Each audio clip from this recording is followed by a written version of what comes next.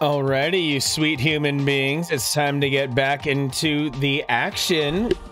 Thank you for sticking around during the break. There was no way I was going to interrupt Streets of Rage, but we do have an incoming guest of honor, Arhanka. It's talk show time with Arhanka.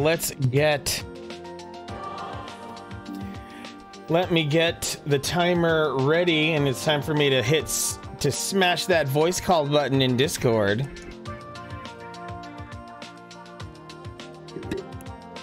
Hi, Monique. Oh, there he is, coming straight from a very cold place. Welcome, the voice of Arhanka. What is going on? I am good. I have waiting for my hair dye or my hair to, not be damp so I can go to bed. so yeah, that probably will take exactly an hour.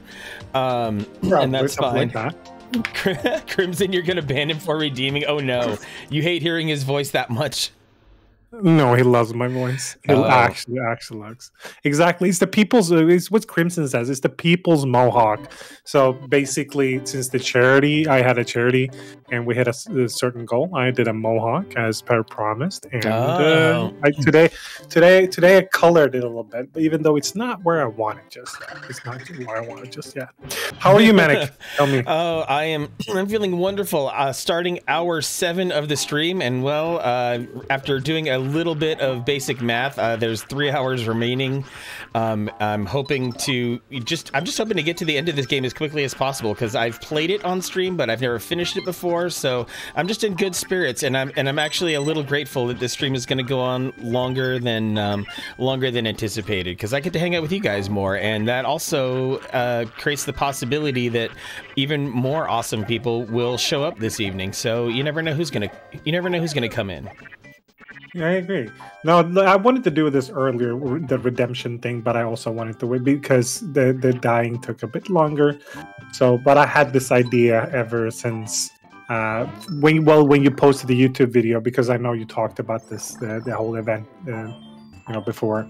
Yeah, about going away for a while. Yeah, exactly. So basically, Manic, I thought that since it's talk show time and like since you're taking a hiatus, I thought that we should talk about your stream.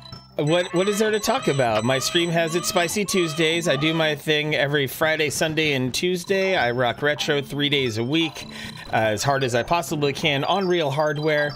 And I was actually expecting to bring up that Arhanka, if you see his channel branding, massive fan of Marvel. So there's always ways to riff on those movies and all of that material as well. Mika in the house. Jack Attack still on. Yes, this stream does not end until this game is over. Tender. Well, what did they talk about? Like people like me who came in, a bit late and so on. Tender. Like for me, since I haven't been around, like, do you remember your first stream? Remember my very first stream? Gosh, my first stream, I only have the faintest memory of one of my earliest streams, and it was just camera plus the capture of my GameCube playing some Wind Waker, because I was so proud of my GameCube HDMI device, and I was, I'd say I definitely, didn't have everything mentally together. I think of my earliest streams and I cringe a lot, but I think all of us as streamers do that, where we fully understand that, yeah, our old streams were terrible and that we work hard to be a better streamer every time we get up here and do our thing. So what, and for, I think I never asked you this either, what caused you to start streaming? What caused me to start streaming, I actually really like that question. I at the time, about three years ago, felt like there could be more that could be done to represent retro gaming, and I wanted to put together the best possible stream for the enjoyment of retro gaming. And I'm really feeling like that is happening more and more these days. The retro community growing, you mean?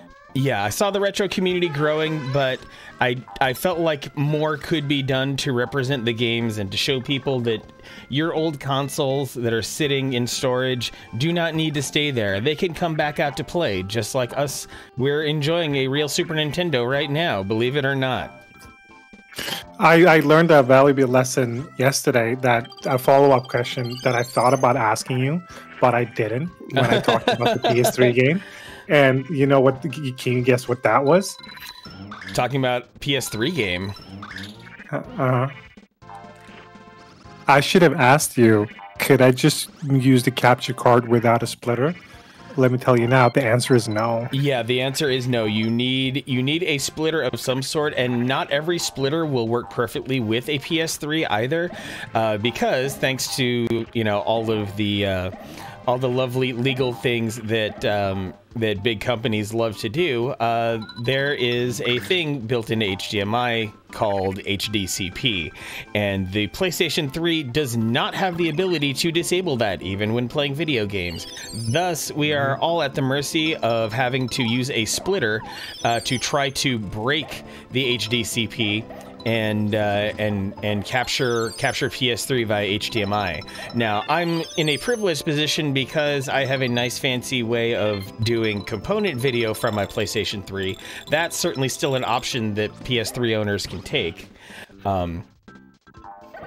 Definitely, but for me, I was just dumb and I didn't ask beforehand, so I had to panic download a game. So yeah, that was fun. That was fun.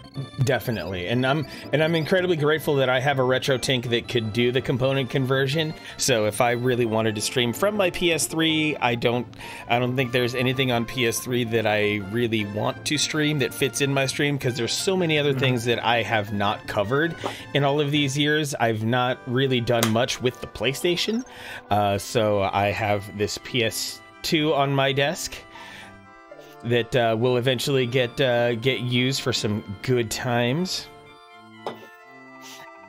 And Zombie, you remember the first stream you joined in on, the viewer choice Retro City Rampage? You can thank my dude Yugitu for that one. He for a brief time I did have a viewer redemption for any choice of anyone. Any choice of game, new or old, and Yugitu suggested that game, and that was an incredibly good time, that stream. I think that was the same night that I played some of, oh gosh, what is the one that's like Contra? I can't remember immediately. Steel, Metal, something. Metal Slug? Not Metal Slug.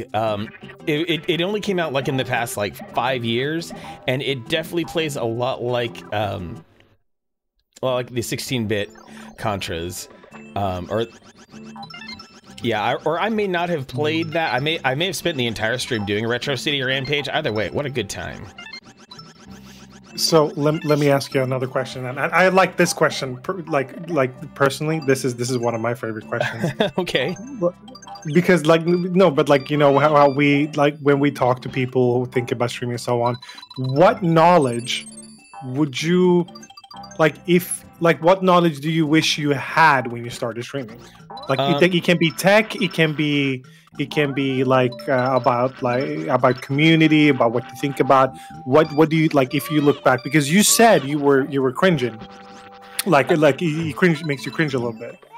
Yeah, the parts that I cringe about is just my own personal performance and how I was convinced of how good I was back then, even though I had so much more that I needed to learn.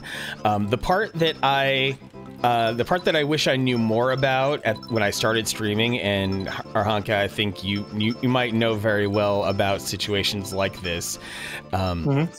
Not blaming you for anything, but I'm just saying we both had our fair share of it. Is that I was not emotionally prepared for the amount of times that I was going to have to make a decision about a person's involvement in my community based on very little information and secondhand information as well. And there's a lot of expectation of needing to take sides in so many ways that can feel very frustrating. And I just think, well, this is happening between two people who I know, but it's not happening directly to me, yet I still have to, and yet I still feel pressured into treating a certain person a certain way, and I hate doing that. And so yeah, anyone who is getting into streaming and wants to do it long term, who wants to, anyone who realizes that there's a future in streaming, that you're really beginning to like it, realize that you're going to make connections with a lot of people, and more people than you can possibly imagine, and keeping those connections juggled in your head, keeping those connections maintained, keeping those connections nurtured is one of the most difficult things that you'll ever have to deal with. And it's heartbreaking sometimes, because you will lose people who you like, you will lose people who you trust, and I just wish that wasn't a I just wish that was avoidable. It's something that I don't feel like there's any easy way around it. I totally agree on that one. Yeah, Phoenix knows too. I know Phoenix and I have had private conversations about certain people who've decided, I don't want to be your friend anymore. I don't want to associate with you, and that's hard. It is hard, definitely. Clear Cryptic, and yeah. Clear Cryptic, you are awesome. Thank you. And Clear Cryptic, along with Rockstar, another one person from Guided Lifetime community. Thank you so much for the sub. Tender. Like that is like one of the things, because I was thinking, like, I think I found you through Phoenix, and the same thing, like in Guided Lifetime, we both know him as well. Like how the communities get around, that is so fascinating for me. It is watching all of the people just move around between each other, the way that they create connections with each other. There's a lot that we don't have control over, and we just have to live with that. Like me and Crimson, we found each other randomly because I have a community member who led me to someone called another streamer, and one day when I'm hanging out in there, she's a Souls player. Suddenly Crimson pops up, and I was like, and I'm thinking, like, how did he get here? Like, there's only one person that I know that led me here, and they don't talk. Like, Crimson and he doesn't talk. Like, how did Crimson get here of all the places? No, baby Mario was crying. But like, I found that super fascinating. I like how Twitch just moves people around, and I've actually learned that some of my friends use the stream. Oh, like I didn't know this. Like, it was like, oh, you're on Twitch? Wait, you're on Twitch? And I was like, it was extremely weird and interesting, so to speak. Yeah. At the job I currently work at, we had a new hire, and then I found out that person streamed as well, and that was a very interesting moment. I actually got my new job thanks to my Twitch curriculum. Oh. Look good on the resume? Yeah, they did. That's the only thing they wanted to talk about during the interview. Nothing else. Not about my previous job accomplishments. Nothing. It was very, very interesting. Like, I feel like a lot of people have heard about Twitch. A lot of people have heard about streaming, but they just haven't actually met anyone who does it. So it's like they found a unicorn when it finally is that time. So they need to know everything, and then you just become so much more fascinating as a result. Another thing that I've noticed, Manic, and this fascinates me for some reason. I don't know. Because it's not the retro community, because I've seen this happening in retro streams. It's you don't get trolls. I mean, you got me, but like you don't have trolls. I find that super fascinating. It really is. I think about it all the time personally. I don't know what it is about my stream, about me, about what I present, but I've been incredibly fortunate that my chat stays drama free. No one is coming in here and saying terrible things to me or at me about me. Evie's a troll. Cabal's insulted. Oh no. Come I on. mean, we're part of the community. We don't count. Yeah. We're like the resident house trolls. Yeah, exactly. We know exactly how to be silly with each other. Yeah. We know where the lines are and we won't cross them. Usually. Unless we don't know Yeah. where the lines are. But like that fascinates, but you thought about that too. Yeah, I've certainly thought about, like, I see so many of my fellow streamer out there who has had to deal with very terrible things, terrible circumstances that happens to them in their community, and that has not happened to me. It really hasn't. And all of these years, like, yeah, there's still the, you know, occasional spam bot, but no actual genuinely malicious things that have come my way. I'm very, very fortunate, and I don't know exactly what the source of it is. Maybe it's just because I'm a guy on the internet, and guys on the internet have a much easier time doing things. Very, very true. Very, very true. So then they'll have this double question, because, and this is the classic question. This is a bit basic. What do you find what do you find the greatest or the most fun part of streaming, and what's the most like boring, tedious part of streaming? The most fun part of streaming is the stream itself. Also, whenever I'm creating materials for the stream, and I have this genius idea that just comes out of nowhere, like the shy guy emote. I did not mean for him to exist ever. I was working on something. I was working on something completely different, and then, you know, I had all of these things up in Photoshop, and then I'm like, wait a second. So I just did a copy paste, and I started laughing because I can't believe that I created this thing, and I'm like, okay, I need him to exist.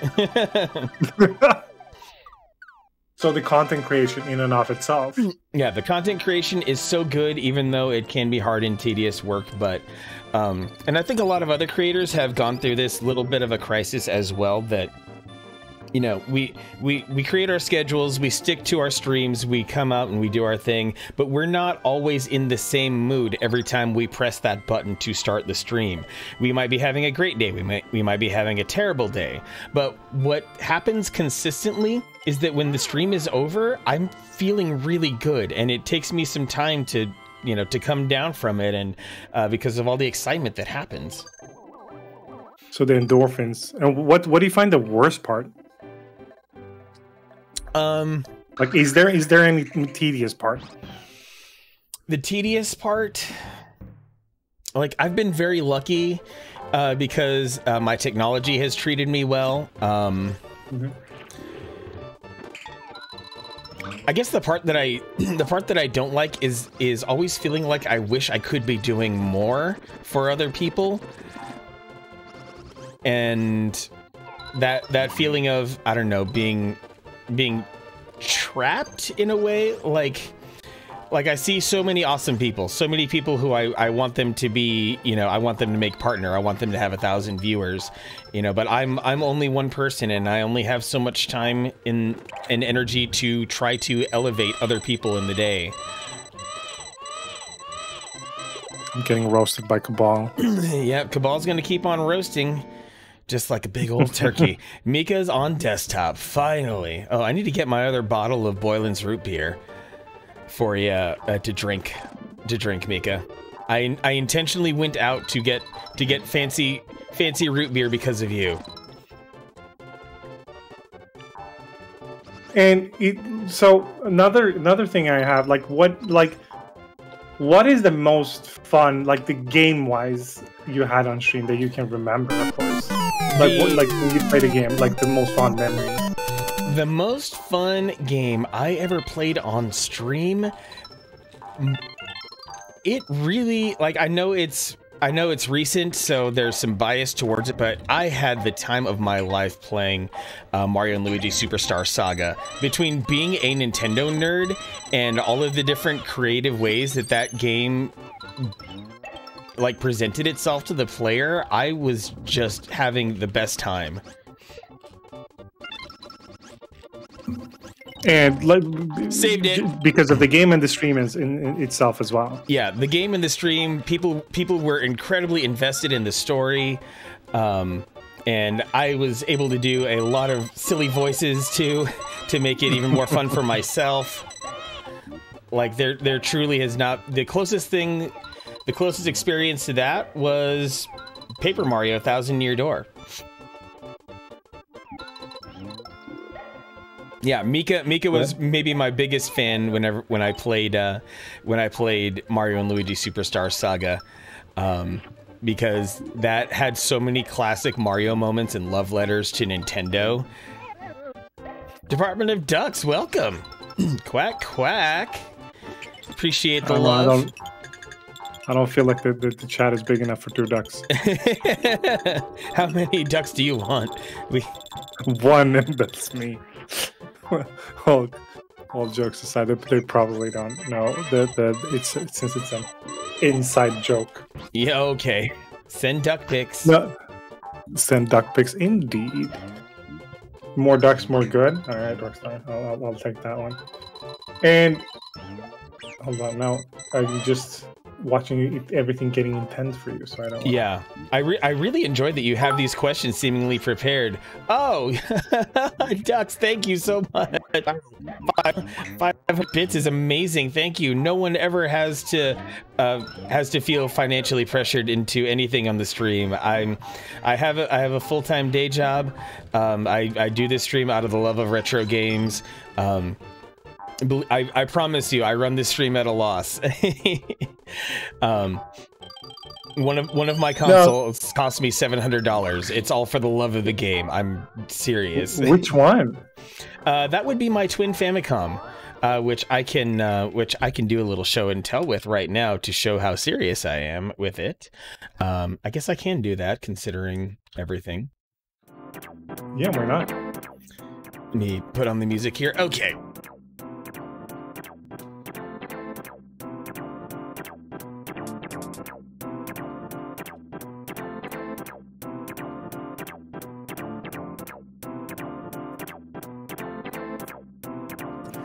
So as we know, as we all know, the early days of Nintendo's relationship with the United States were weird. But you know, most of us know about Doki Doki Panic and Super Mario Bros. 2 and how all of that evolved.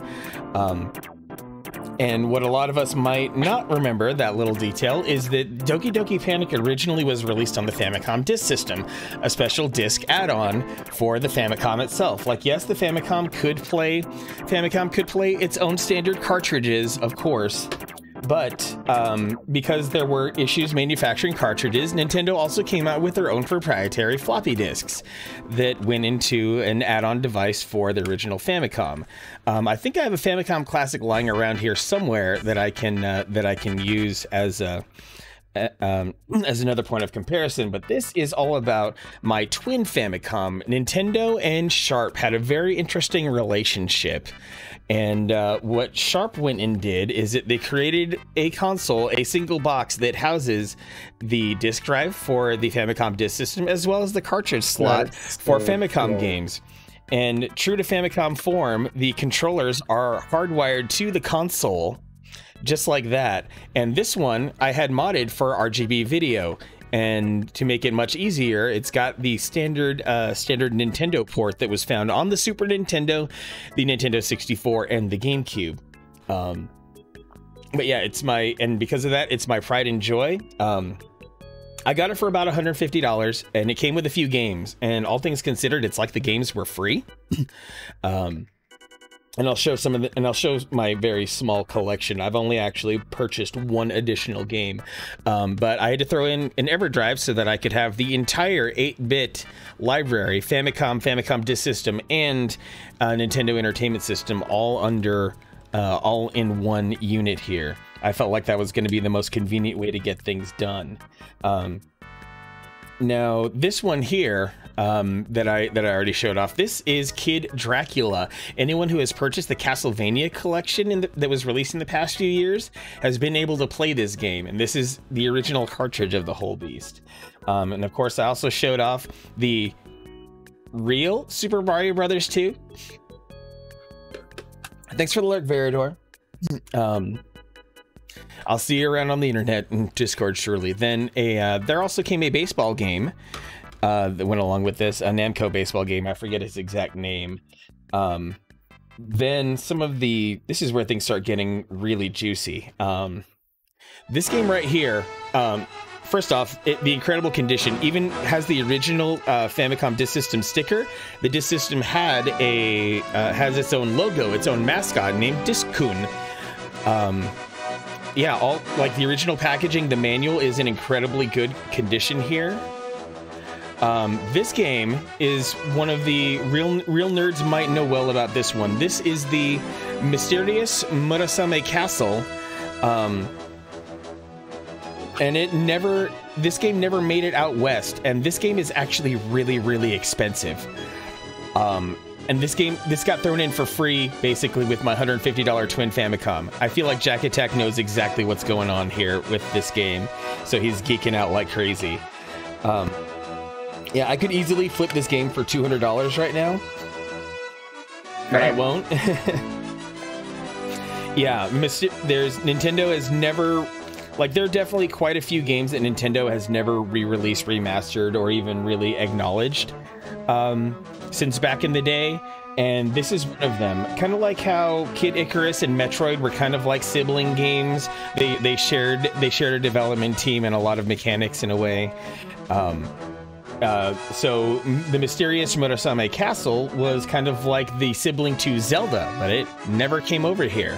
Also included in this purchase was a box copy of Rockman 3, and this one really shows off what makes the Famicom interesting, is how its cartridges were whatever color the maker wanted, and manual, of course.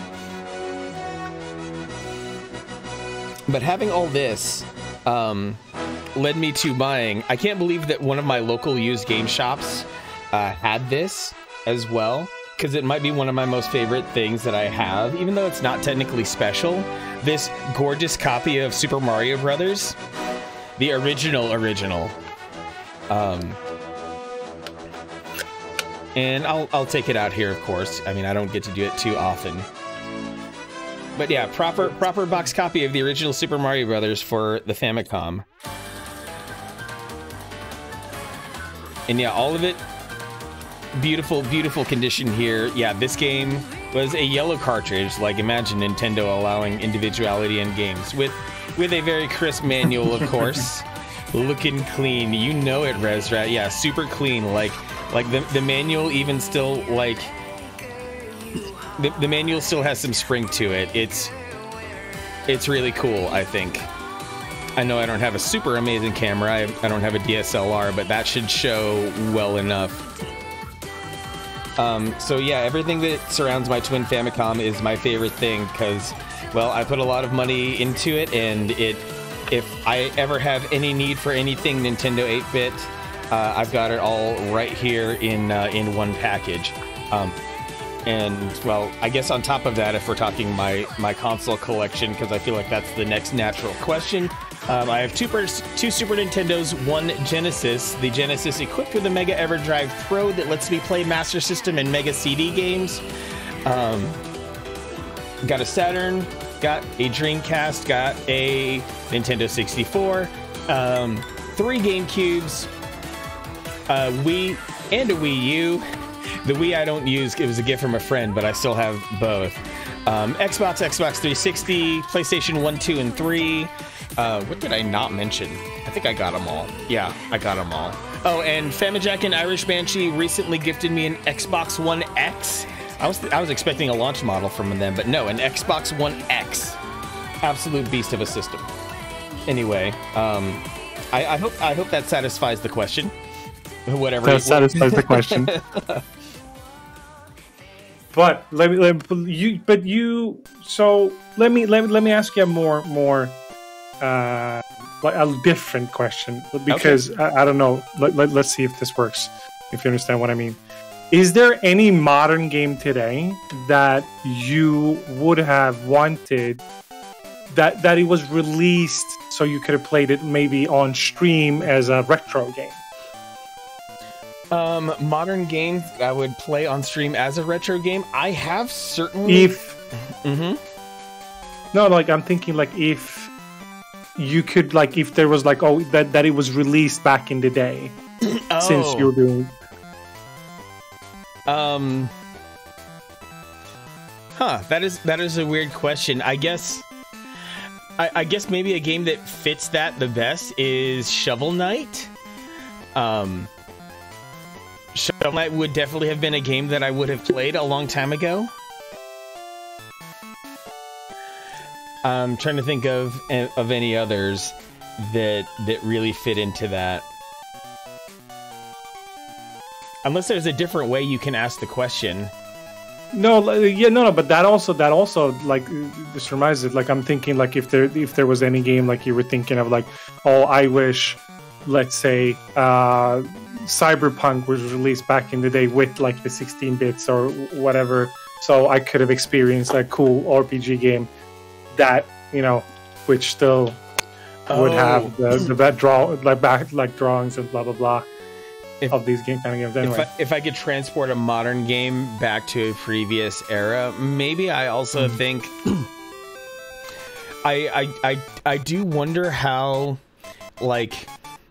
a younger me would have reacted to Breath of the Wild, because I had an incredible time with Breath of the Wild, and I wish I could have played it on kid time instead of on adult time. I was still able to do very, very long sessions with Breath of the Wild, but I wonder how differently it would have gone in my 12-year-old brain or something like that.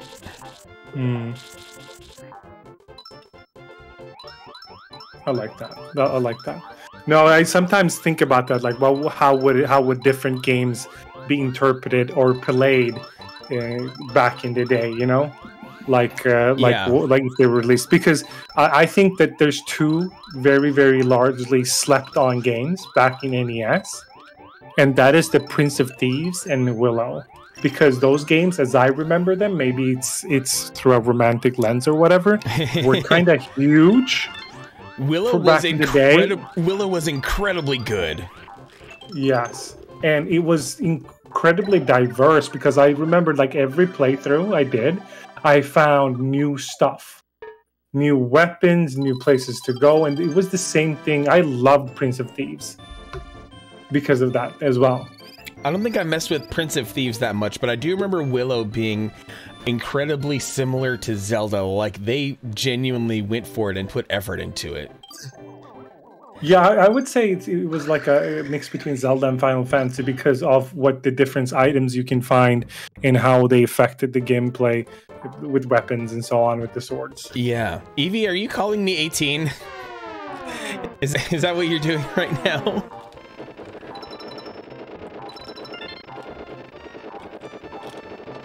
But yeah, no. So I thought about that once. I think that was a good one. And to answer you had a question-ish before that. I have I seem to have these questions prepared. Yes and no. Some of these questions are actually prepared, because when I do stuff with kids, usually I try to invite some streamers that are Swedish, and they what we do is we have these questions. And then we go off of these questions for them to be able to, like, oh, this is cool, or this and that. And I think it helps a lot, because the kids have a lot of questions, especially in this day and age of YouTube and Twitch being everywhere. Yeah, I bet you have you brought in Combat Glue on that? You two would probably be hilarious with kids. I mean, he's one of the reasons that I'm actually working with kids to that extent that I'm doing today, because it started with him inviting me over to coach kids at MPS Center for Kids, and also like a Make-A-Wish Foundation for Sweden. Oh, awesome! With kids with disabilities and so on. And we started working from there and teaching kids how to play summer FPS games that was like tactical shooters that required teamwork and make them work together. That's one of my absolute fondest memories I have, because one of the guy who was one of the kids that were elected team leader he had kind of a temper, but when we told him you have to think of them like everyone is an individual, and I don't know if you ever knew, heard of the Swedish term fika, which is basically you take a coffee or tea and you sit down and you just chit chat for hours and have a cookie or whatever. Okay, that sounds neat. That sounds like a nice thing. I'm glad that there's a word for that. I mean, I guess in England they would probably just call that tea or something. Over here in the U.S. I don't think we really have much of any descriptor for that except maybe just coffee date or something. Yeah. So, but you could visibly see that he was very upset that his team wasn't listening. So he said okay, now we're gonna have a fika and we're gonna talk about what happened and we're gonna find a solution. And okay. This kid was this kid was 12. Oh. And they said and it was very, very interesting, and they actually won, which is super interesting, because they had not because they were necessarily superior players, but they did have amazing teamwork, and it was really, really fun to see. But working with kids, yes, definitely is one of my favorite things. Watching them develop and watching them grasp more complex concepts. Definitely, it's one of my absolute things that I burn for, that and animals. Yes, you and your kitties. I love how you modeled your emotes after your cats. That was the best. That was one of the greatest decisions. That was actually not my decision. That was actually Diable's decision. She told me that because I sent her some of the things they do and get up to, and she's like, "You got to make this an emote." I was like, "Okay." Yeah. Okay. Blessy is super cool too. Yes, she is. She is. There's a reason why she's one of my closest, and she's absolutely amazing in that kind of sense. You also had one thing I wanted to ask you. What happened to the kitty whose heart you're trying to win over?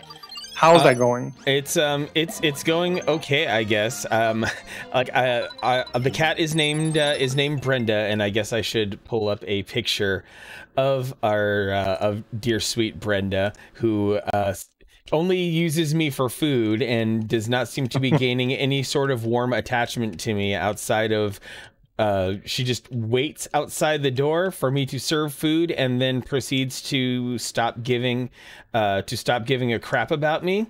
That's all that Brenda ever really does. As much as I try to beg and plead this ridiculous animal to do more, that's she is just happy to eat my food, and that's all.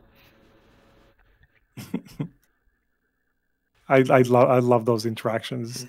I really, really, really do. Yeah, it's so not fair.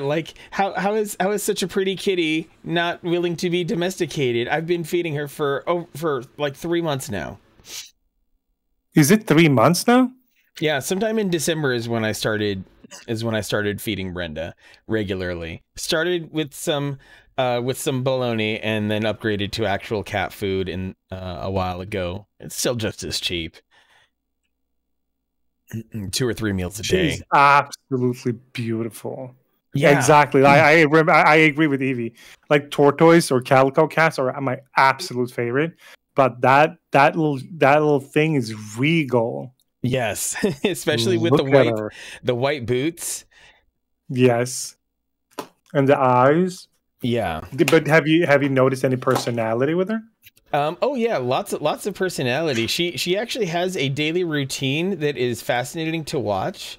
The most consistent thing I've seen is that between about 4 and 6 p.m. there are 2 pots in the backyard, 2 pots that are about 75% filled with dirt, and she chooses one of them specifically to take a nap in at about the same time every day.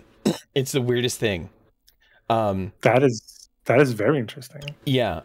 Seems to have developed a preference for food. I tried going back to bologna at a certain point and it was not received well. She ate it, but just barely. So regular cat food seems to be the upgrade that she's been craving for a while. will not let me get close to her, but if I stay still and she starts licking the plate that I use to feed her, she will like lick the plate closer to me and be okay with that, with the boundaries moving that way. But she has amazing fur. Like, is she a feral or is she like? She's feral, as feral as it gets. That, because she has an absolutely amazing coat too. Or maybe you were just good at taking pictures. I was thinking that maybe that's one of the scenarios where, you know, cats find multiple places, because apparently they're very good at finding surrogate families and things like that as well. Yes, I've definitely heard of that, but with all that I've been able to figure out, I don't know where she goes at night. She just kind of disappears. Maybe there's some other place that she hides with all the other feral cats, but daytime she spends in my backyard. Tried offering my kingdom. I mean, I basically tell her that every day, and every day she refuses. Like, story of my life. I've given you the world, and yet you still have no regard for me.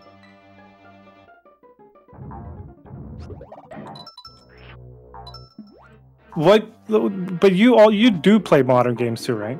This is a question. Yes, offline I do play modern games, and I have quite a few on my Switch.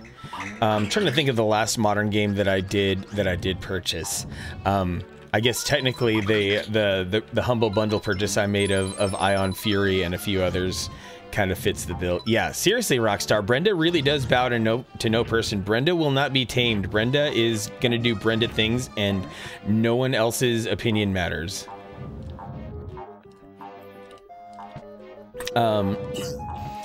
See, as for modern games, like, yes, I really enjoy buying retro re-releases. Like the Night Dive version of Quake has been nothing but incredible. But on the topic of modern games, I have to think really hard about the actual modern games that I've purchased.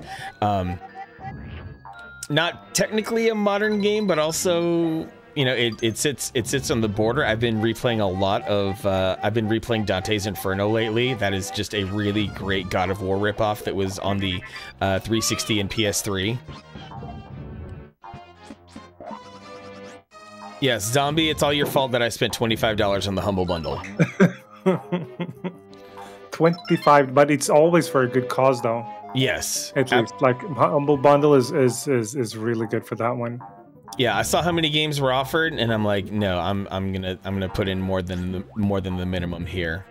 Yeah, that's what I usually do. I haven't bought Humble Bundle for a while, but I saw that Mass Effect Legendary Edition was on there now. Oh wow! So I was actually thinking, yes, I was actually thinking of investing, so to speak. Yeah, I've heard that there's some really good quality of life investments or quality of life adjustments in the Legendary Edition of Mass Effect, like far superior to the old versions. Yes, and I did love the original versions very much so. So that'll be very fun. So wait, I lost it. I did have a question. I did have a retro question, but I forgot what it was. I know I could probably come up with a much better modern game that I have been playing. There are just a lot of really neat new retro style games that are on the Switch eShop for like $5 to $10. And I've gone for those too. And yeah, Phoenix Zombie does have a delightful voice. When he co-streamed a few weeks ago, it was a good time.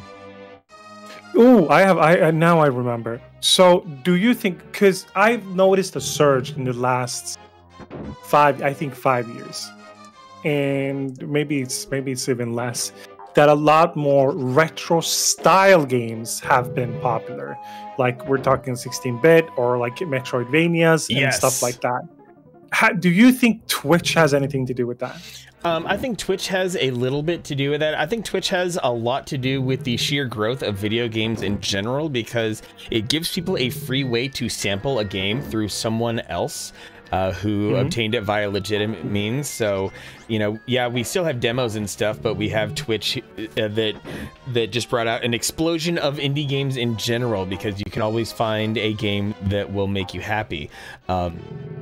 more than anything, I think, I know this sounds really, really weird and specific. I do want to give a lot of credit to Shovel Knight for doing things for retro, that brought back, that really let people know that a retro styled game can survive and be done incredibly well. And it helps people, and that game also helps people to remember very specific games from long ago, because of the way that Shovel Knight very clearly borrows things, Mega Man, Castlevania, Rygar, geez, so many others, Super Mario Brothers 3, and a little bit of DuckTales as well. Shovel Knight just took everything we loved about retro game mechanics and did the absolute best job with them. So here's the thing. I never actually played Shovel Knight. I think you should. Did you ever at least play Hollow Knight? Yes, I did. Okay. Hollow Knight, Hollow Knight was gifted to me by Kessler, so I played it and loved every second of it. Every second of it.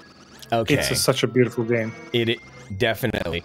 And not that they are exactly the same or anything like that, but I feel like if you can love one, you can love the other.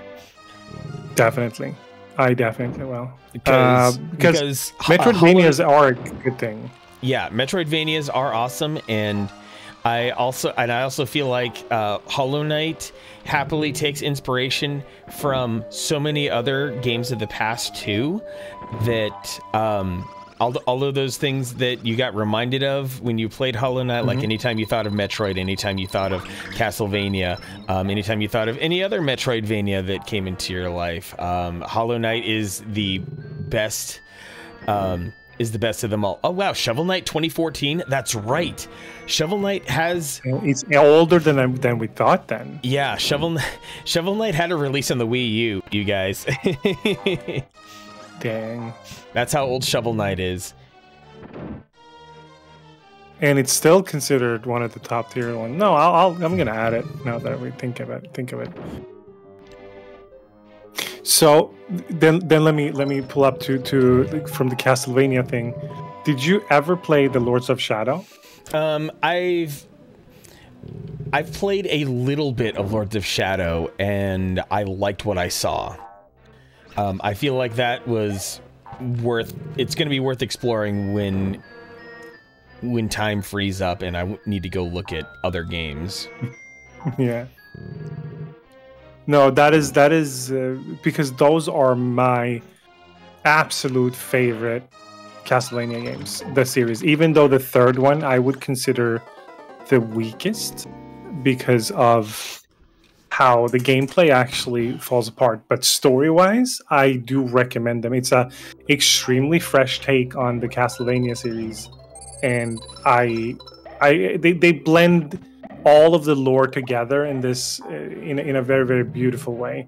And the music is probably the best music I have ever witnessed in a game. One of the best, not the best, of course, but one of the best. Absolutely fantastic. Yeah, remixes of classic tunes as well as their own new tunes as well. Yeah, I gotta give them credit. They did some great stuff with it.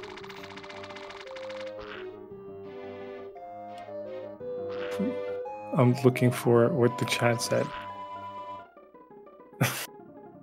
And now I got a DM saying like, wait, I was lurking in Manic's chat, then I thought I heard your voice and I was going insane, but you are actually there talking in Manic's stream.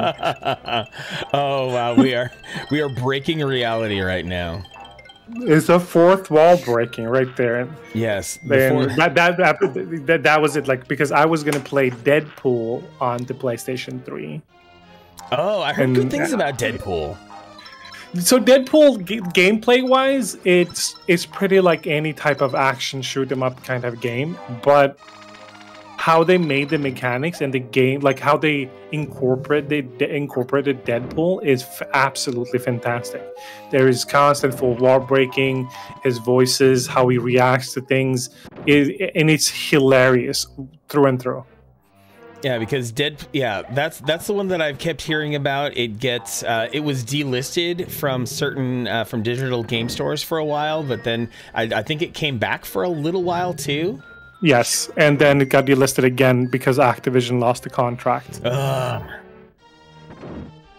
That is one of the things that I know you and I talked about it, and you had definitely talked about it on stream before. The bad thing about having games digitally. Yep, the bad thing about having games digital is that you are essentially leasing a game. You no longer technically can own a game. All you can do is use a game for whatever length of time the publisher wants you to have it, and that's it.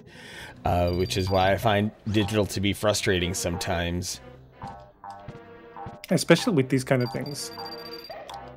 What's a Barrow Pizza? Contrix Barrow's Pizza is fantastic, and I think you should eat it. Their wings are also very good. Barrow's Pizza is... There's a reason that there are so many Barrow's Pizzas locations all around the city, so you should definitely eat some Barrow's Pizza. Very local chain of pizza, but very, very good. Ooh.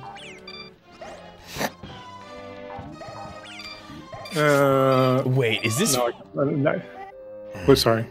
I'm just wondering if this game is forcing me to do these keys one by one, and I don't like it. I'm actually Googling Barrow Pizza now. Yeah, it's Barros. It's the Barrow family pizza. Award-winning pizza too. Yes. I know it seems really crazy, but when it comes to pizza here in the United States, the my beautiful city of Phoenix is shockingly one of the best places to get pizza. I know it doesn't. I know it doesn't make any sense, but this is truly a pizza city. Just as good. Oh, just as good as Chicago and New York, if not better. LA can't serve you good pizza. They're also doing charity at the same time. That's really nice. Yes, Barrow's Pizza does do a lot of charity for a lot of local charities. Zombie, easily seduced by delicious pizza. Well, you have Pizza Luce over there, so you're good. LA was probably the worst food I've not ever had like that, but I was disappointed in LA's food culture. LA is good for specific food. If you eat Mexican or Asian food in LA, you're going to have an incredible time. If you get out of that, you're going to have problems. I noticed. That was the thing. Because LA is one of three cities I've been in when visiting the United States. So it's been LA, Philly, and New York. I've heard great things about Philly. Philly as a city was not a beautiful city, but since I grew up on Fresh Prince, so of course I had to go try the cheesesteak. So we went to King Pat's cheesesteak, which was the best at the time. And I had 3. I cannot believe that. If I eat one, today I will probably not be standing because I'll be wheezing in a corner. But yes. I actually ate 3, and they were so delicious. Oh, I'm glad to hear that. Yeah, fantastic. That's why I had 3. I ordered 1. I was like, I want more. And at the last one, even the guy was like, dude, are you sure? Very different tastes because of the way that your sense for food developed differently. But I'm glad. Cabal, this was 2007. This was 2007. I said at the time. Wow, 15 years ago. Yeah. We asked the locals, and that's where they sent us. Oh, the locals sent you there. Okay, yeah. Cabal knows Cabal knows East Coast things very well. Yeah, no. If you have many other recommendations, I'd love them because I want to eat that. Because that was the thing I tried in LA, and it was really good. The cheesesteak there, but it wasn't that good. Yeah, it wasn't that good. Can't trust a cheesesteak outside of its native homeland. Yeah, it was. American food culture. I still want to explore more. Yeah, especially the Tex-Mex.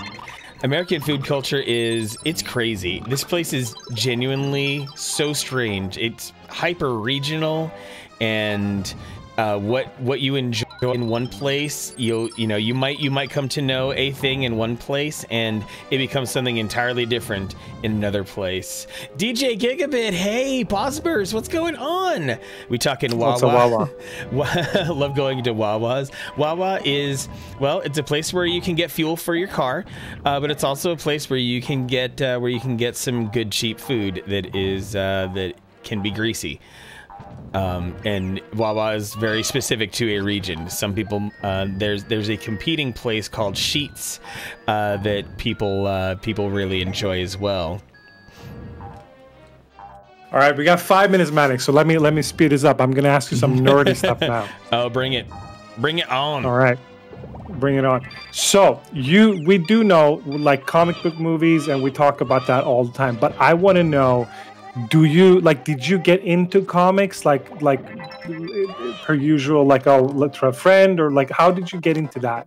How was that your thing? I was never truly into comics. I was so deeply into video games growing up that I didn't really have time for comics, but I definitely became aware of all the things comic related, especially with the X-Men cartoon, with the Batman animated series and all that. So it's not like I wasn't aware of the world of comic books, but so as soon as these movies started coming out, well, I worked at a movie theater. I definitely gained a great taste for movies in my life, and I saw the first Iron Man, and I was very much hooked on it. And like when I watched that first Iron Man, I'm like, okay, this Nick Fury guy shows up in the end. Let me go catch up on Nick Fury, because the last time I saw Nick Fury was playing the Punisher beat 'em up game in the arcade. So let me go check the significance of Nick Fury showing up here, and then I find out about the he talks about the Avenger Initiative. I was generally aware of what the Avengers means to people. I'm like, okay, so they are trying to build the Avengers, starting with Tony Stark, and it's been a huge obsession, huge amount of love going towards those movies and studying their lore. And sometimes information will be dropped in a movie that makes you start thinking about things. One of the more interesting rumors that came out over the past couple of years was in Endgame. And in Endgame, there was this little scene where they started talking about these random tremors that started appearing over the Earth, and one of those tremors happened to come off of the coast of Africa, which apparently is close to. Had a lot of people excited because. Namor. Namor the Submariner, and that had a lot of people really excited. Like, oh, we're actually bringing this character in. Then okay, we're really going deeper. We're not doing just the most popular characters now. We're really giving the fans everything they want. He was confirmed before that though. Namor was confirmed in cast. Okay. Which I find very interesting that they never actually have used him in the movies, but now with Multiverse of Madness on the way, I feel like they are going to really, really give us some incredible things. Because I think, if I'm not mistaken, he's going to be in Black Panther 2. I could see that. Mika wants Richard Rider Nova.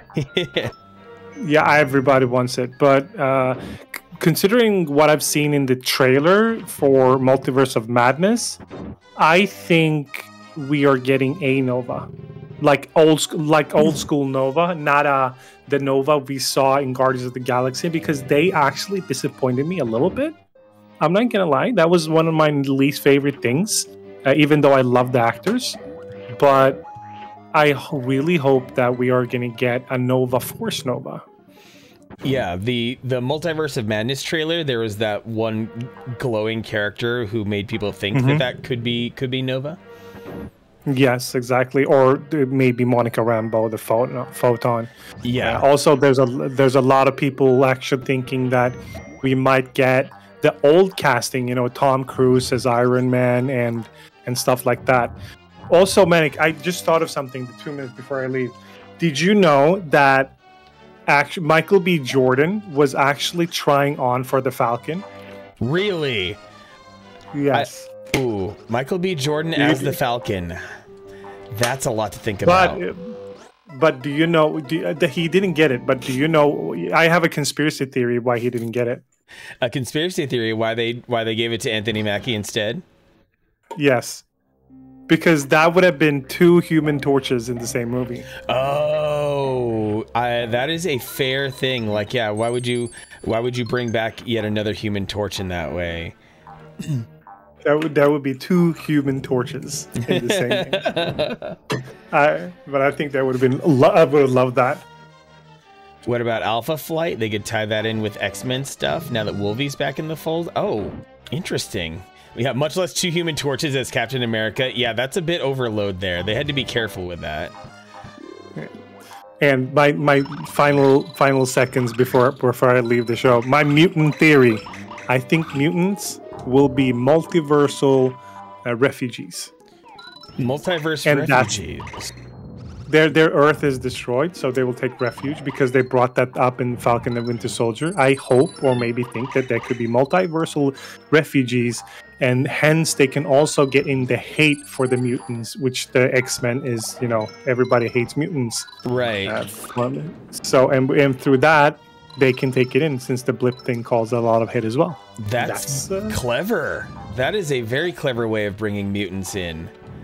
I like that a lot, because yeah, when you rip apart the multiverse, then let's see, you might have Dormammu successfully going and destroying some things. I think they're still saving Galactus for another day, but we've at least got Dormammu, who is like, isn't Dormammu like almost on the Galactus level of power? He's more. I think he's more in his own dimension. Okay, but we do have Celestials, so Galactus is coming in, and since they took the Celestials from the Earth X comics, that our Celestials are birthed through planets. And Galactus is a force of nature keeping them in check. So I think that's what they're going to use. But I don't want to overstay my welcome. Right. Now it's 1 hour and plus. So I'm going to take my leave, and thank you for having me. Oh, thank you for everything. You made this very interesting. I appreciated those questions so much, because I don't often find myself in a situation where I think about that stuff too much, but I think you may also have brought to the surface a lot of stuff that I've been thinking about that I've never had a chance to touch on. So being able to relay that to the audience has been really cool as well. And thank you and good night. Yep, good night. That is our Hunka, everyone. One last shout out for our Hunka. Thank you very much for co-streaming and being awesome. Bye-bye.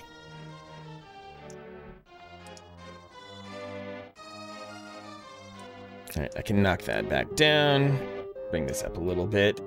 DJ Gigabit, how are you doing? More love from Seattle coming my way. DJ Gigabit, I'll have you know that that Nux and Manta and Imagine Oddly were here earlier.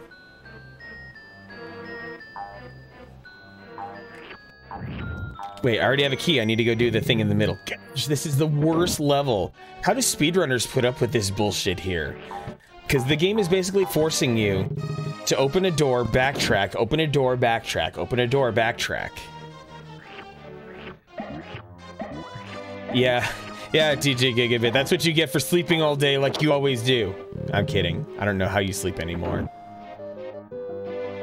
I don't know if you're as sleepy as you used to be or what. It's okay. I can carry more than one key, like I don't doubt that, but it also feels like but also it feels like the keys do not spawn. The keys only spawn one at a time.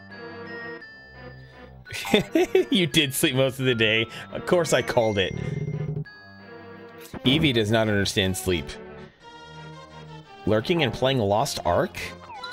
The masses want to know more about Lost Ark. I still need to watch Eternals. I feel like Eternals is opening up an entirely separate plot thread in the MCU that will eventually make sense, but The Eternals is just really weird and feels kind of standalone right now. But maybe the Eternals builds upon the stuff we've seen with the Celestials too, from what little I can gather. Lost Ark is like Diablo. Ah. Ooh, I'm spitting hot fire like Dylon.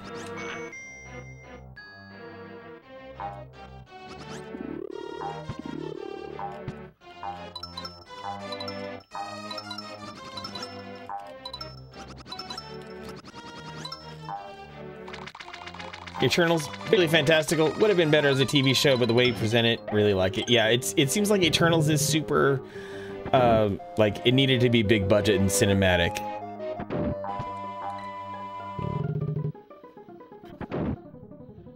It's okay to not know anything, Evie. Thank you for sticking around, even though there was just a lot of stuff that was, you know, sounded like we were speaking in a foreign language. And I know, DJ Gigabit, you've got a solid foundation of comics knowledge, too.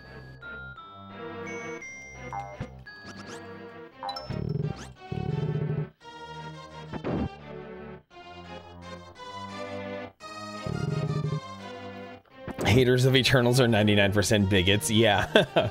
Like, just like there's, oh gosh, I can't believe, like, I actually stumbled upon a video of someone who's hating on the Batman because Catwoman and the Commissioner were not white. Wait, was I? Oh, that's right. I don't think I ever figured out. I don't think I ever figured out this room properly. Spiky boys. Yeah, because Eartha Kitt and Halle Berry. Yeah, I mean, well, with Halle Berry, like the movie was terrible, and you know and all of the racists could easily make that fit into their narrative. But yeah, the Eartha Kitt part. Come on now. Like so many crucial portions of sci-fi have been built on sci-fi and comics have been built on the backs of women. It is pure idiocy, and you're a fake nerd if you're not going to acknowledge how many women made sci-fi, fantasy, and all that other stuff so amazing.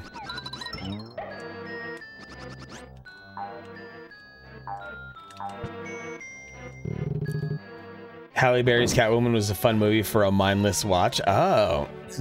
Yeah, woman created sci-fi. You want to go back? You want to go all the way back? You go back to Frankenstein. She-Hulk show? Yes, She-Hulk should be a lot of fun.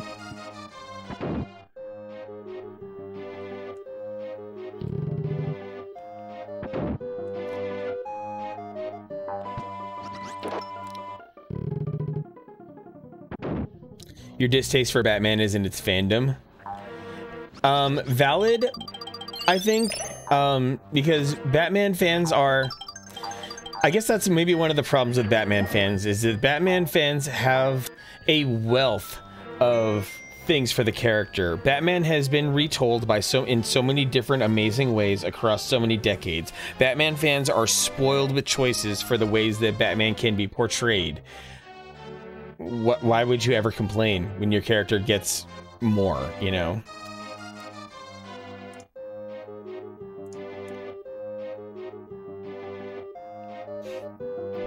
Escape, going the Kevin Conroy route. Used to the cartoon Batman, totally valid. One absolutely is known as one of the best Batman too. Actually, Arhanka, you hope that the Batman is finally a detective Batman? The answer is a resounding yes. 100%. This movie puts the detective in Detective Comics. This is the first DC movie in recent memory for me that I'm like, wow, they are finally living up to Detective Comics.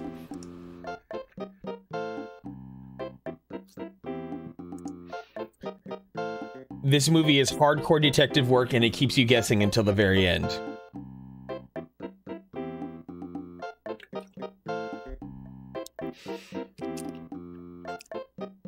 Yoshi! Oh dear! Well, marching Miles will pound you to bits! Miles or Milda? Anyway. Yeah, Dark Knight trilogy were fantastic movies, but shitty Batman movies. Totally.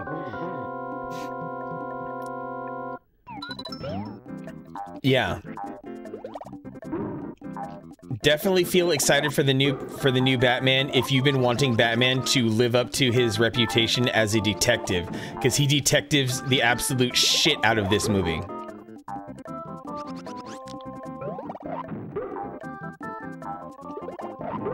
Oh, this guy's annoying.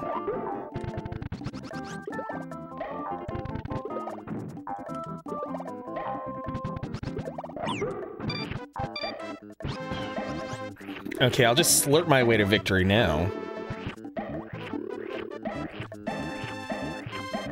Slurp, slurp, slurp, slurp, and one last slurp. Ooh. Ooh, that delicious, that glimmer coming from my mouth as I eat something. I'm like, wow, that's exactly what a McDonald's cheeseburger feels like when you're stoned. Just, oh, give me that fat and salt. Gosh, that was just the halfway point of World 4, and that dungeon was an absolute monster. Batfleck was good, was detective work there, but the way Reeves and WB did him dirty kind of left a bad taste, but that's discussion for another time. Yeah, that was a really good Riddler they had there in the Batman too. I gotta give him credit for that. That was a heck of a take on the Riddler.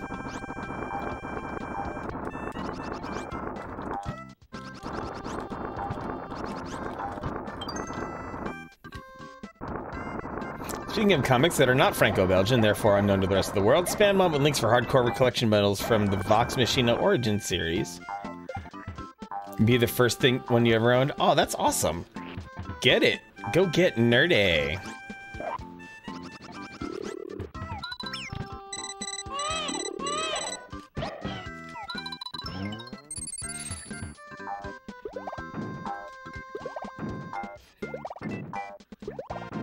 More Colin Farrell's Penguin.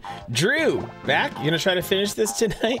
Yes, indeed, I am, Drew. This stream does not end until this game ends.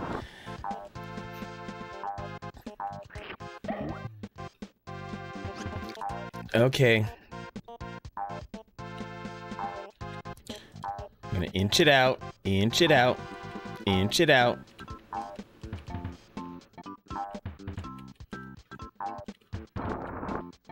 Oh, there we go. We got movement.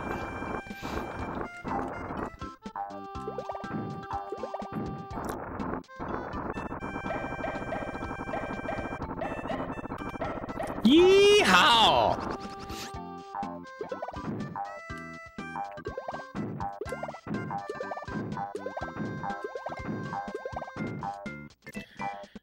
Now, seriously, this is what's crazy about this game. Well-seasoned speedrunners, even the most well-seasoned speedrunners take 2.5 hours to beat this game. And I am clearly not that. Oh, wow. Oh, interesting.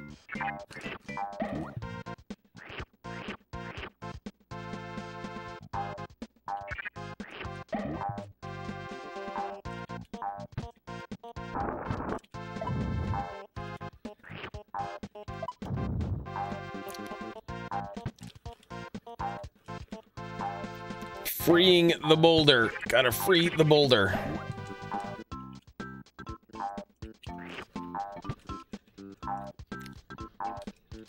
Come on.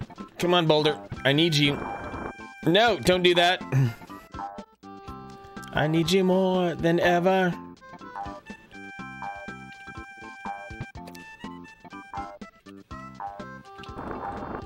Ah, screw it. We're going boulderless here. No more boulder dash.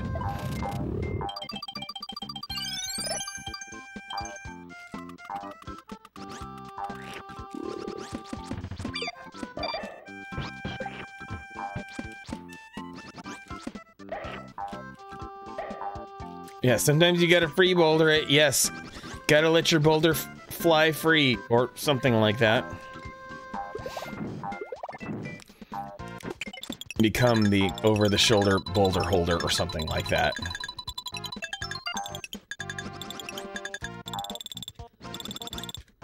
Oh, it's a door.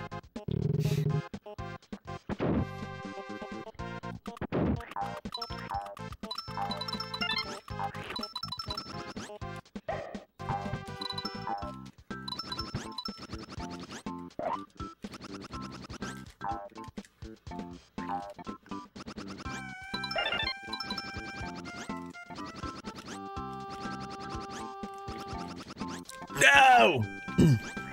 Oh well. It was worth a try.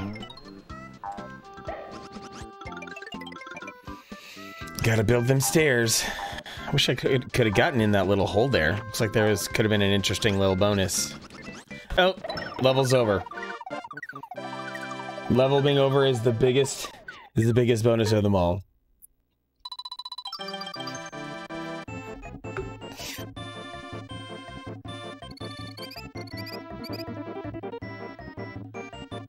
$40 points, hooray! Think, look how deeply you half-assed this level. Yeah, there's World 5 and World 6 coming up, so buckle up, kids. I guess this is probably going until 10 o'clock. I know, like, for the past 3 hours, I've been saying, oh, I've got 3 more hours to go. Like, this game keeps getting longer and longer. As it should, but still. Vastly exceeding expectations here.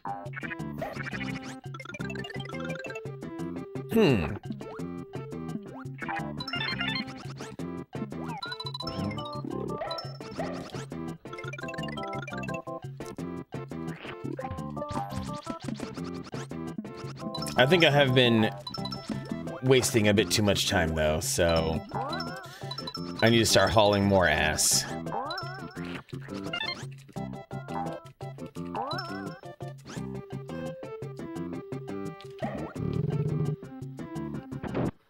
Don't know where this door goes. Hope it's nice. I just hope it's more level. Oh! We have a ring. Famijack, there you are. I heard you were sleeping earlier.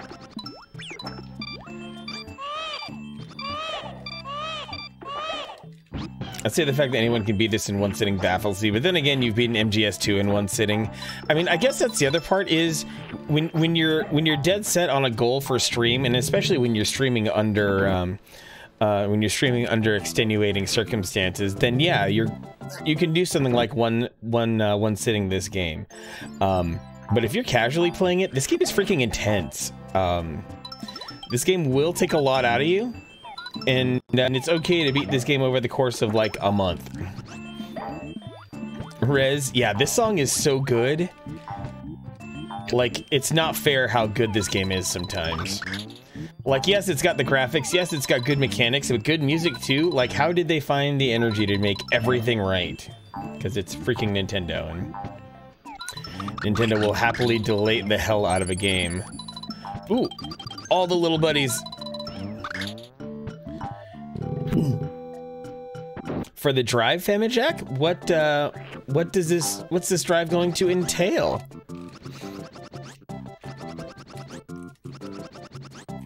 Oh? Oh, just had to go lower. No!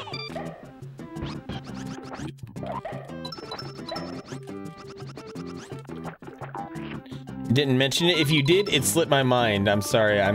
I am also a smidge preoccupied myself too, so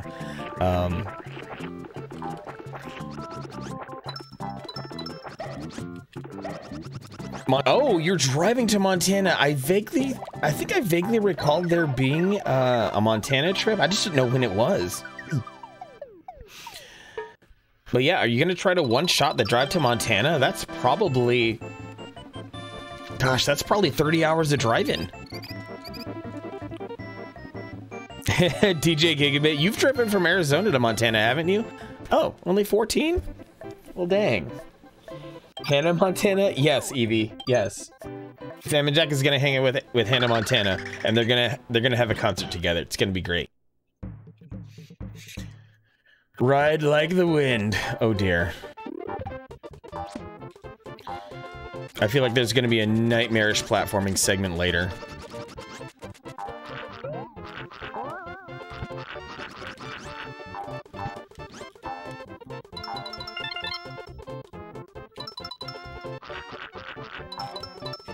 Yikes! Okay.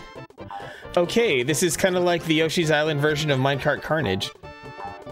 If you're living in San Antonio, it would be 30 because Texas is so fracking big. Indeed it is. Yeah, because you'd have to get from... Yeah, if you were in San Antonio, just kind of trying to mentally do the math a smidge here. Yeah, it would be... It would... Yeah, because you'd have to at least get... to a from San Antonio to one of the more northbound freeways, but then still track yourself west a little bit.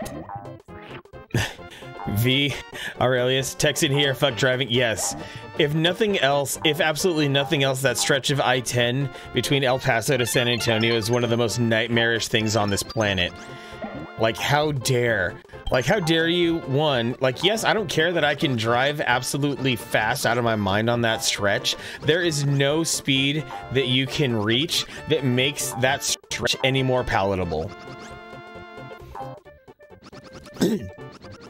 35 is awful too? Interesting. I never really spent much time on I-35 though. SA isn't on the border, close enough for horseshoes and government work. That's one way of looking at it. Like San Antonio, probably, geez, 3.5 hours to the Mexican border.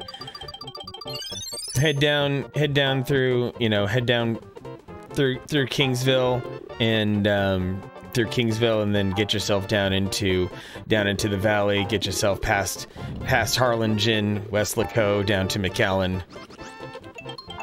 One guy, hey, good to see you, that one guy. How are things? How's work? How are you?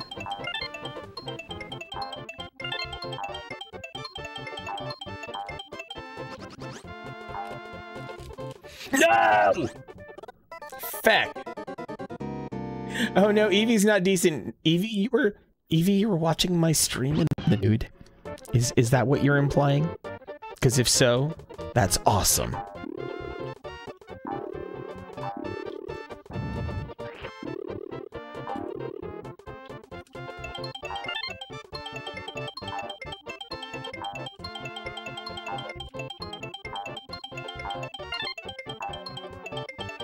It's okay, Zombie watches me while showering. No, not again, damn it! I'm using real steel here. This is a proper Nintendo SNES controller. It's not supposed to betray me as I mash the B button.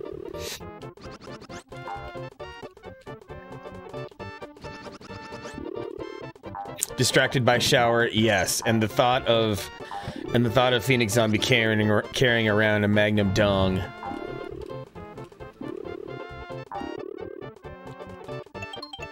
Phoenix Pearl Corazon, have to go to bed. Thank you so much for stream. Good luck and all the things. No dudes en mandarme un mensajito. You got it, Phoenix. Yes, I appreciate you. Thank you for staying up late for me. Thank you for watching my stream. Thank you for the raid. Everyone, please follow Phoenix Pearl. Phoenix Pearl will make you feel so warm and cuddly inside. Her streams are amazing, and she plays awesome games. Give Phoenix Pearl all of your love. If you're not following her, I will find you. What? What the hell did the game just do to me? What?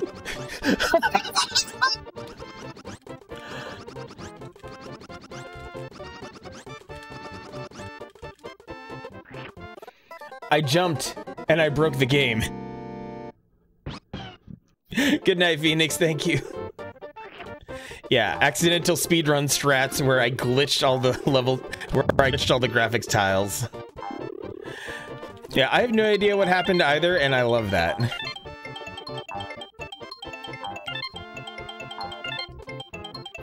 Yoshi's Woolly World, more like Yoshi's Wacky World, indeed. Yes, kids, let's explore the wide world of memory corruptions together. Heard the ground slurp when I died. Okay, I have to chill, and I have to just let this thing go. Gosh, the momentum on the jumping Not a fan. Not a fan. I get so skittish. Yes! Level end! Woo!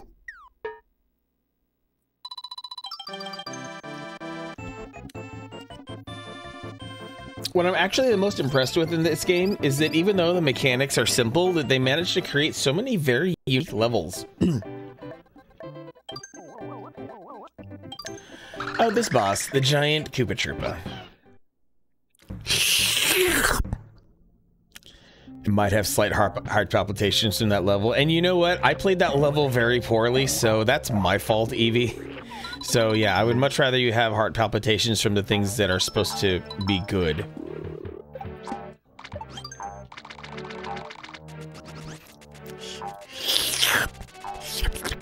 Yeah, right in your ear holes. I mean, if you want any other holes violated, you gotta ask permission. But I got you on the ears.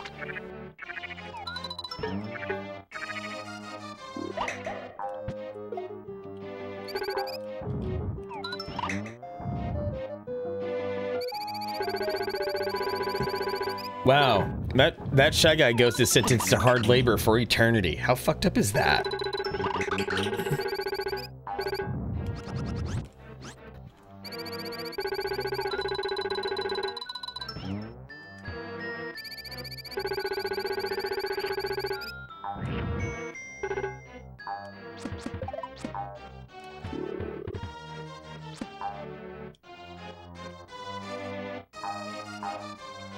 I'm gonna be rebellious.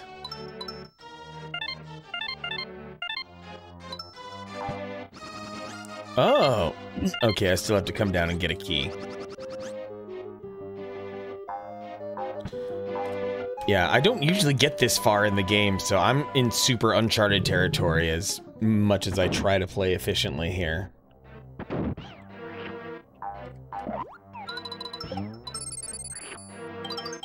Okay. Oh, this is a maze here. This one is...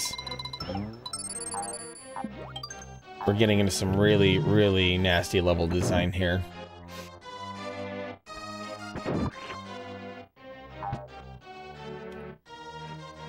Fine, I'll play by your rules.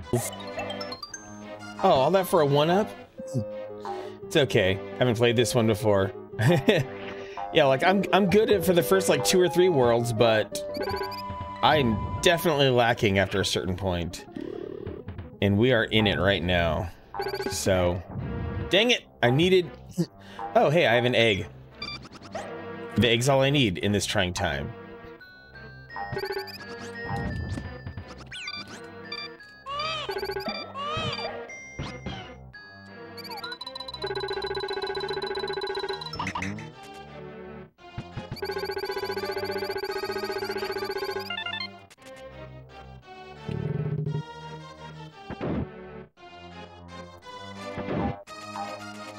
Oh, now I'm on the other side of this mess. Oh, stairs, how helpful. More stairs. Okay. You've not technically solved my problem, but you haven't sent me back either, so I will accept this.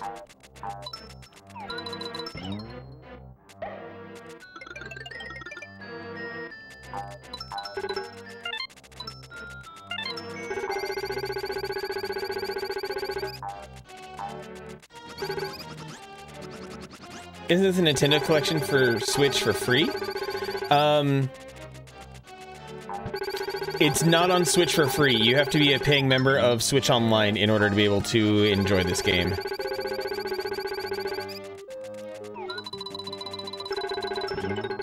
But you should be able to play it for a relatively affordable price. In the United States, it's $20 per year. Wow, Buttspot really went in on that one.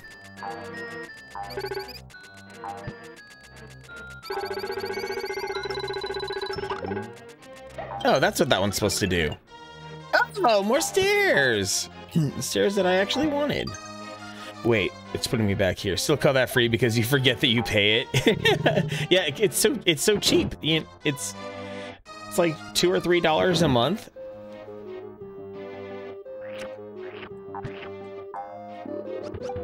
Yeah, the NES and the SNES packages for Switch Online are so good. Just no words. Okay, there was probably a path, an alternate path that I needed to go on. Actually, I wonder if that's a shortcut that I just blew open up there.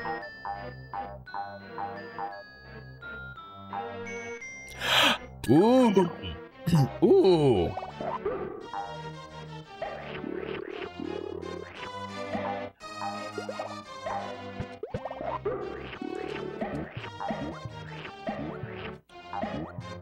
What happens here?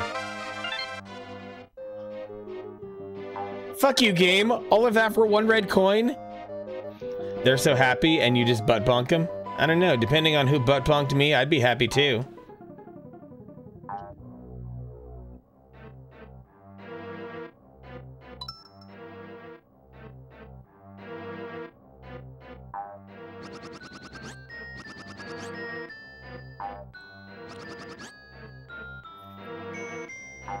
Wait a second.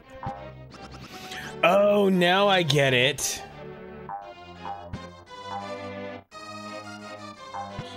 Now I get it.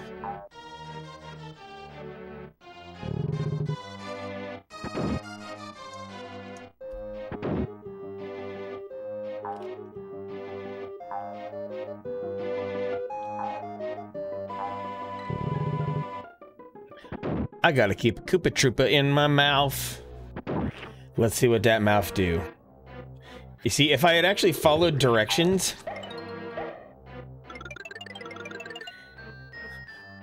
Here I was, not trusting the arrows entirely when I should have trusted the arrows entirely.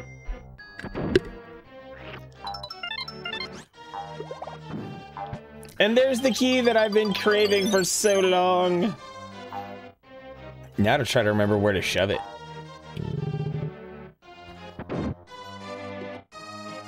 Insert key and prosper.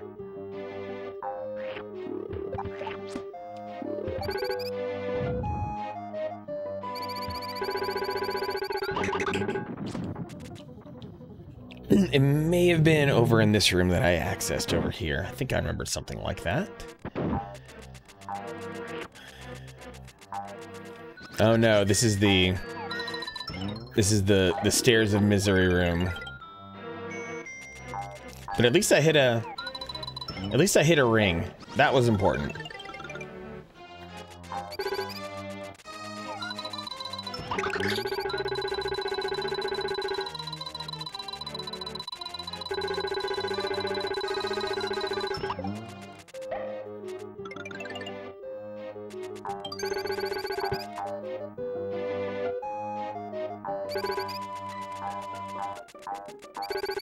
Just need to examine everything. Okay. Yep. Now the hardest part is remembering where I needed to drop this key in the first place.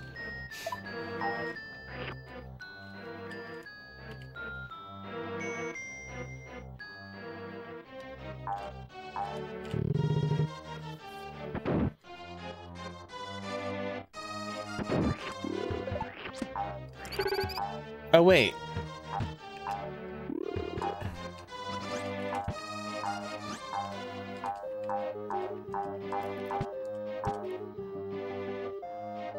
Nope. Yeah, just gonna let it respawn. It is gonna respawn, right? I was worried that it was just not gonna respawn. Eee, that was scary. Finally!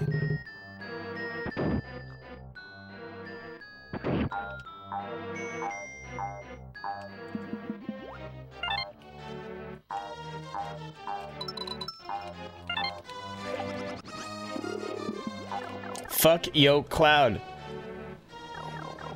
Oh, this looks fun.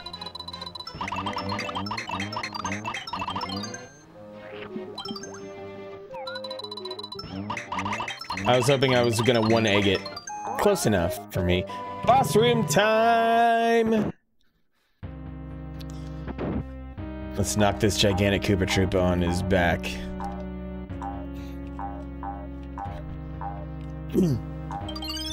There's the ring I was hoping for. Jeez.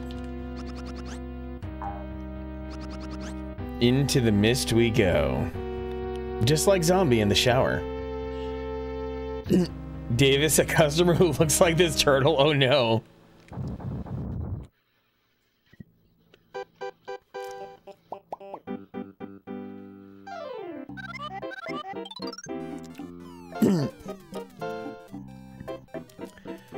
Little Koopa, come through for me now. Go forth and rock Yoshi's world.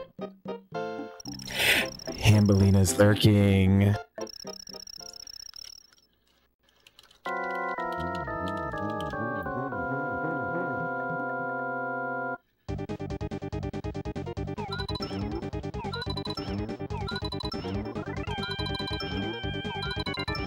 Oh, gotta hit him in the face.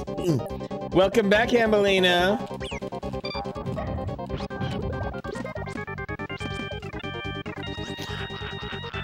Yes, puke out all the eggs for me, you freak.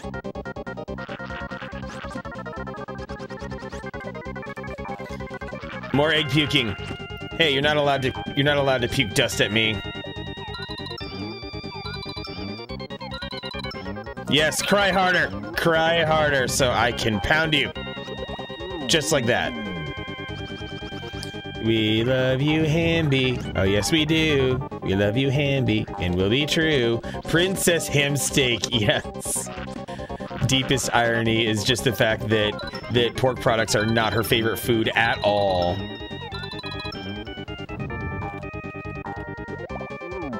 Doing her best from work. Hey, the fact that you showed up from work at all is amazing.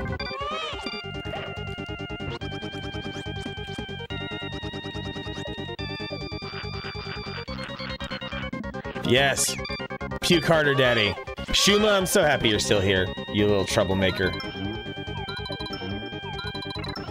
Yes, I called you little even though you're older than me. I don't care. Third time's the charm? Ooh, Yoshi's doing some extra teabagging there. Oh my god, it is kind of spacey. Tsunami! Oh shit! Spacey and Tsunami back to back. What did I ever do to deserve this goodness? This Hammy coming back. We got Eevee in here. Spacey, Tsunami. This chat is way too sexy and I don't even know how to deal with life right now. And because you're back, Spacey, I have to do this real quick because I know you can still only peek in and you're still working. Gotta do a shot. Gotta do a shot of something in the presence of Spacey. Tsunami dropping me 100 biddies. You show me your tiggle biddies, and for that, I shall appreciate every last one of them as they land on my face. Thank you, Tsunami, you dear sweet soul. Please, if you enjoy chaos, if you enjoy really, really wonderful eyeshadow, you should hang out with Tsunami Sam. Finishing your dram? Aw, snap. Cheers, friend. Cheers.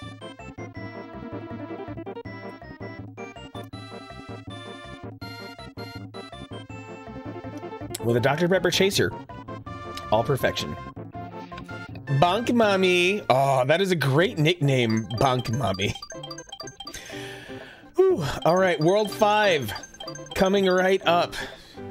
Actually, I really think it's due time for a break. I'm starting to lose my shit a little bit here. I should take a break. Maybe I'll get one level in. Ooh, Tsunami, you hear that? You are bunkable.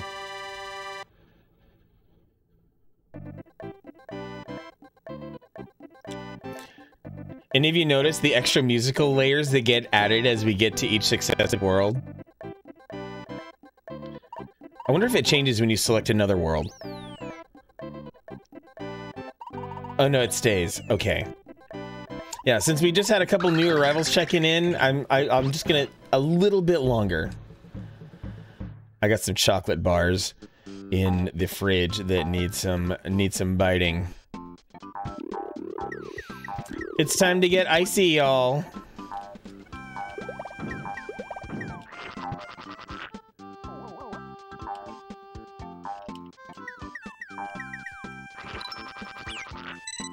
Whoa! It's a little bit nipply out here in Yoshi's Island. Yeah, Zombie, unfortunately you're not going to find much in my fridge because I have had to strategically eat everything in preparation for being gone for an entirely undetermined amount of time. So enjoy some old beer, let's see what's in there, some old beer, then some of the some P3 snacks. I think I still have a couple of energy drinks. And if you want to get stoned, I guess you can have some of my edibles. Yeah, don't want to come back to a moldy fridge. You can make yourself some scrambled eggs on toast. That's gonna be an option. But yeah, otherwise, very little going on in the fridge. Don't want to waste food. This level looks like Minnesota right now. It's rain snowing. Lovely.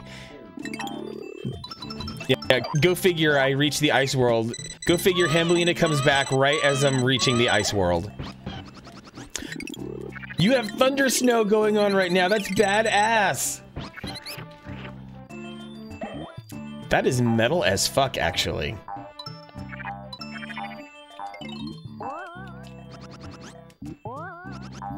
You were wondering why you heard thunder? Yeah, it wasn't just... Yeah. Yeah, the thunder sound was not me. That thunder sound was not, well, I don't know what time you heard it, but nevertheless, like I was trying to make a really inappropriate joke, but I also didn't want to step on the toes of whoever I was going to make it against.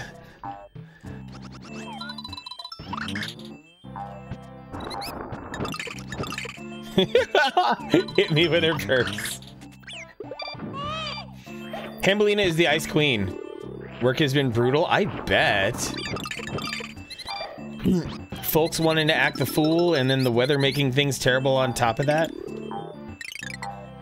I think I just froze a penguin to death, y'all. In terms of off-color jokes.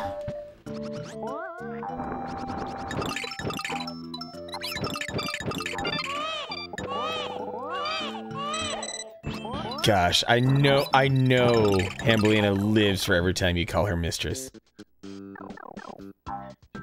I've seen the boots she wears, Zombie. I know she will step on you with aplomb. You could even say it's colder than a witch's tit out there in Minnesota.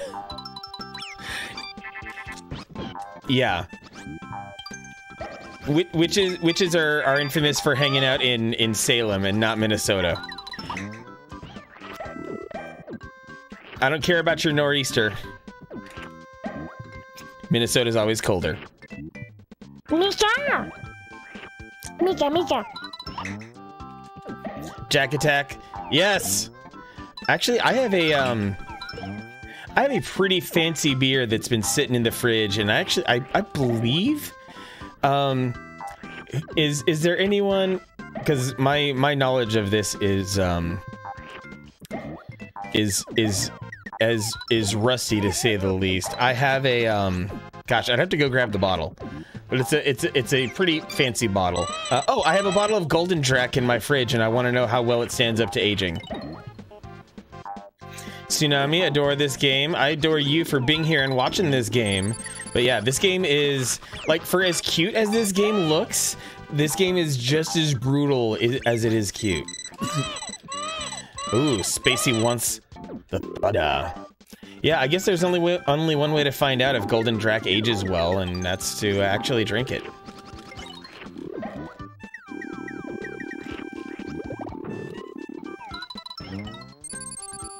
Sippy time. Yeah, something to really make me tipsy in addition to the amaretto shots that I've taken. Lovely. That'll go over well when I'm trying to find the end of this game at a reasonable time.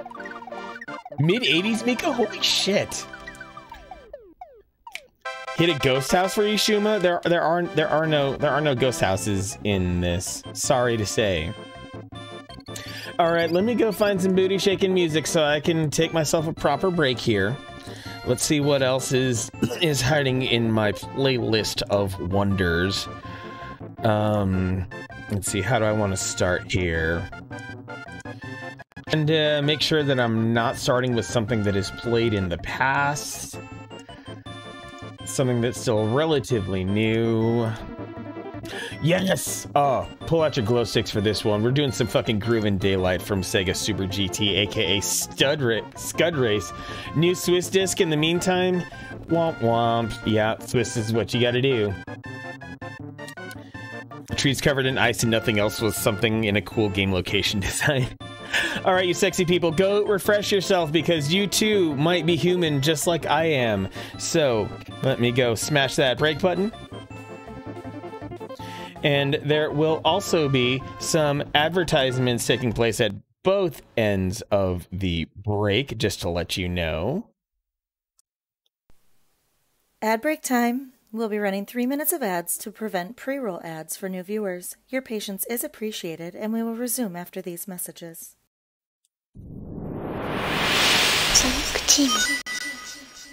Yes, I shall refer to Watashi desu. In any case, I'll be back in just a smidge.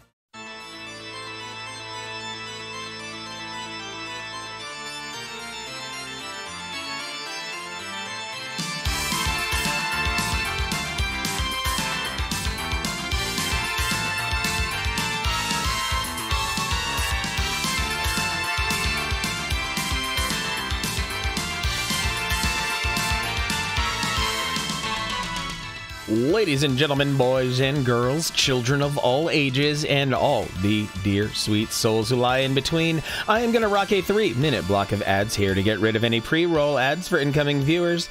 As always, your patience is deeply appreciated. And we will resume Yoshi's Island right after these messages.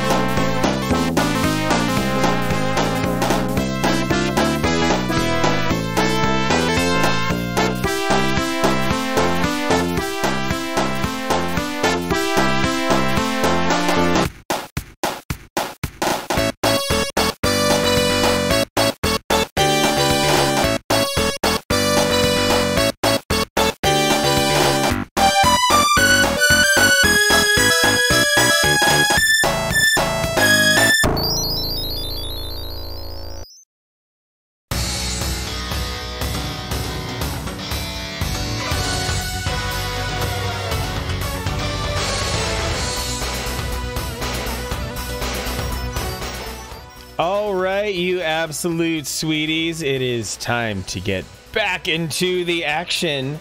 And I have a couple of beverages here, one of which you have seen in the viewfinder here. But on short notice, I figured that I would do some.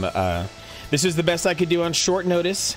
Some exotic boiling root beer made with cane sugar, and this stuff kicks. This stuff is so nice. Yeah, if it comes Mika recommended, yeah. As far as root beers go, this stuff absolutely shreds. And it's thick. You wouldn't expect a carbonated beverage to come down thick, but it really does.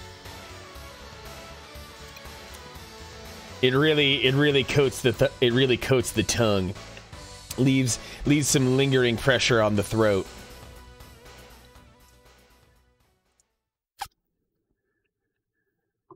But also, Eevee, strawberry green tea, a good choice. But also, this is the fine bottle I was talking about earlier. Some Golden Drac. Dark Richterpel, product of Belgium, as I believe Eevee is as well. Oh, tsunami going right down my throat. So yeah, I might sip this for the remainder of the stream. This beer is named in honor of the dragon perched atop the belfry in Gent, Belgium, a symbol of power and independence.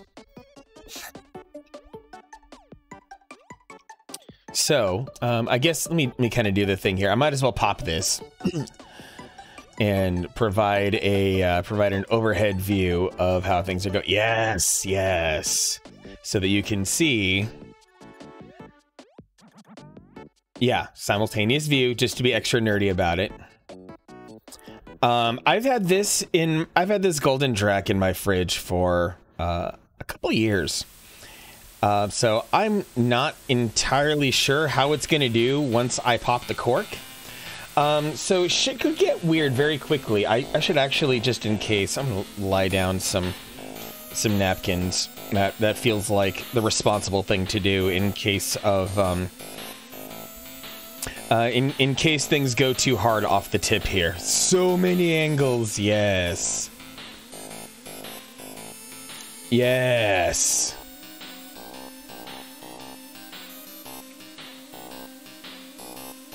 There we go. Yeah.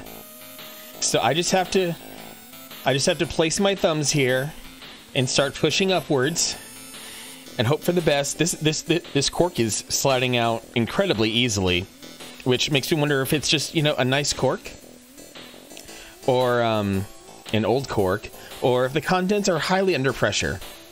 Caterwall, what the hell is going on? I am this is a bottle of Golden Drac that I've been sitting on for a while, and I figure it's time to pop this bad boy and have a few sips for the remainder of the stream. Glad to have you back, Caterwall, you sexy thing. Cork sliding out of a hole. Actually, now I think I can grip the tip and if I twist gently, I think I can feel the pressure pushing against it. Glad to be back with a margarita in hand. Hey, you got your margarita. Eevee, you'd say one thing Belgians do well is explode, but that'd be a lie. Gentle twisties, because I have no idea what's on the other side of this. As I twist it, I can feel the cork. I'm not actually pulling, I'm just twisting, and the cork is moving, so I'm scared. I should, like, move my keyboard entirely here.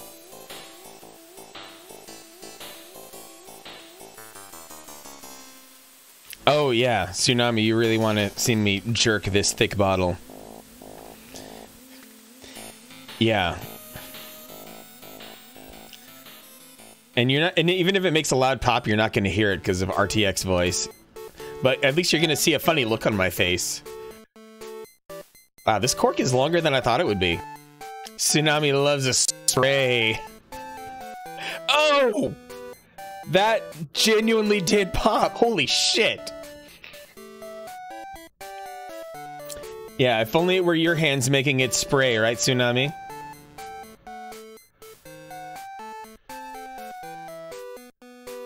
I should call him. Yes. His middle name in your cell phone is the Fountain.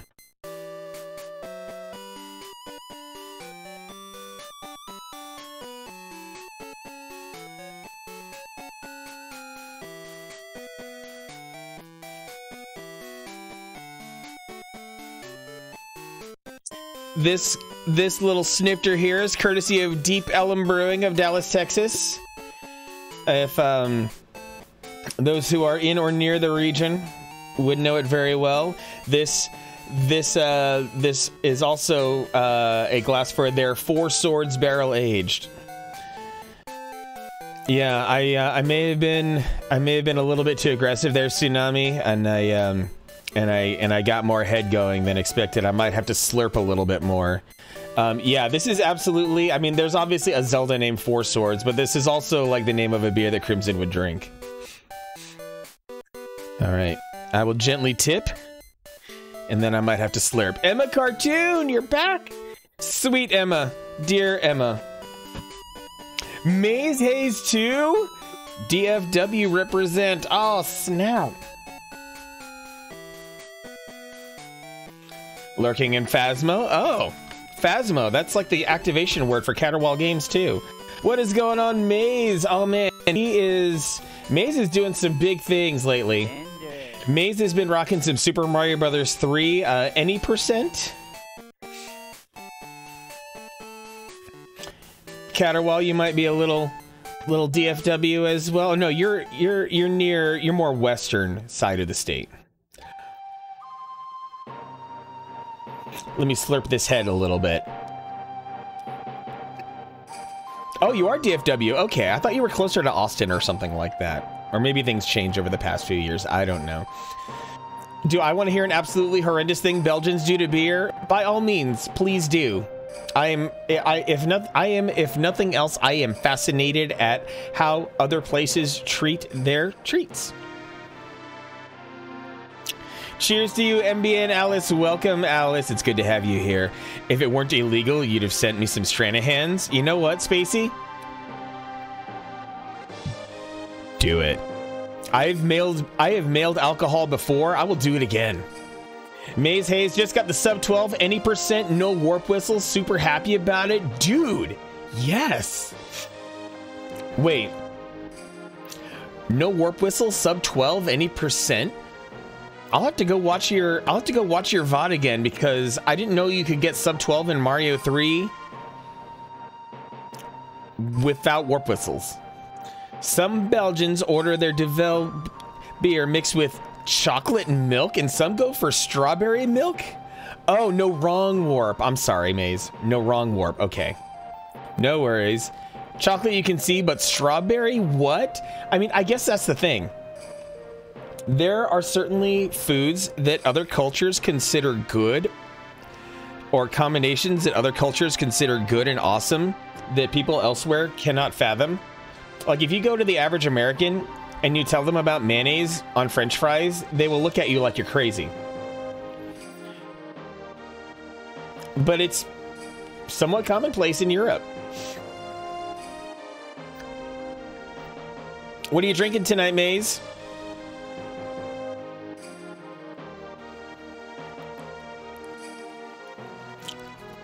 Yeah, mayonnaise on fries is yummy, and oh, this beer is absolutely awesome. Holy shit.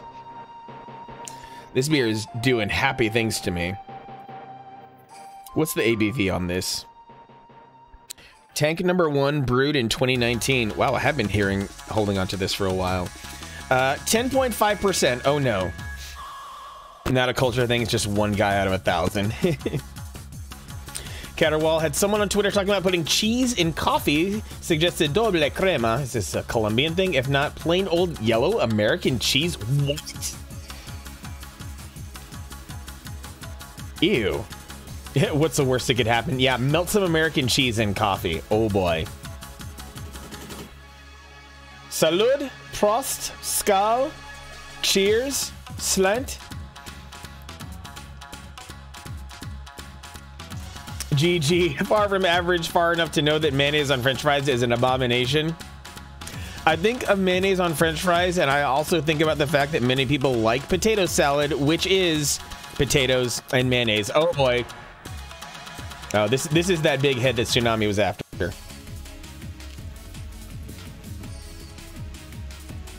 I believe I say some Polish coming out of Caterwaul and prison. Fart Ripple! Why, yes. Farty, my boy! Delirium Tremens? Yes, if you've not ever had Delirium Tremens, Delirium is so good. I can't recommend it highly enough. Oh, that's the Czech. Okay. Actually, Caterwaul may have gone Polish. Caterwaul, did you go Polish and Crimson you went Czech? Is that how it went? Lil Man just said cheese and coffee. Innocent reaction. GG, your favorite potato chips are Utz crab spice chips. Oh, you have a brother in Mika with that. Fart Ripple, Hopaloosa by Huss. Oh, Huss Brewing is so good. Huss Brewing is never the best beer you've ever had, but Huss Brewing will also never disappoint you.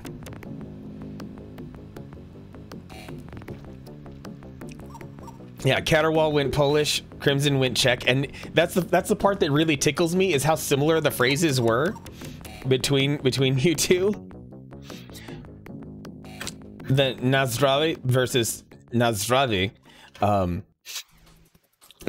Day's been awesome, Fart Ripple. How are you, friendo? Check out Fart Ripple if you want some Apex Legends. He's also played Dead Space. I need to, yeah, the crab spice chips. I am very curious how that goes. I should certainly like the thought of potato chips with Old Bay. Basically, sounds awesome. Lay's Carolina barbecue, really? See, I dislike the texture of regular Lay's chips. That's my biggest grievance.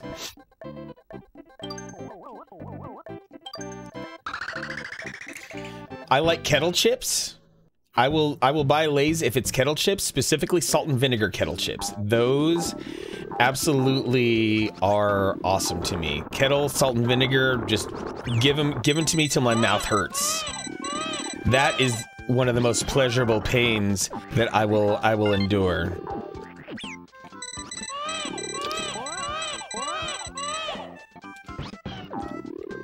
All dressed? Yes, all dressed is fantastic for those of you of the Canadian persuasion. If you're in Washington, you can, for whatever reason, probably because it's regional, you can get some all dressed and they are good. Even with the annoying baby. Yeah, Lil Mario can cause some problems. Belgium banned Takis, not because it's too spicy, just has the wrong food coloring. You know, that makes sense. I've certainly heard things about certain food colorings first and foremost, but yeah, none of those cheap, low quality American Ruffles goes. Yeah, I've certainly had all dressed here in the States, just not all parts of the States get it. At least you get it in the mid-Atlantic. Oh.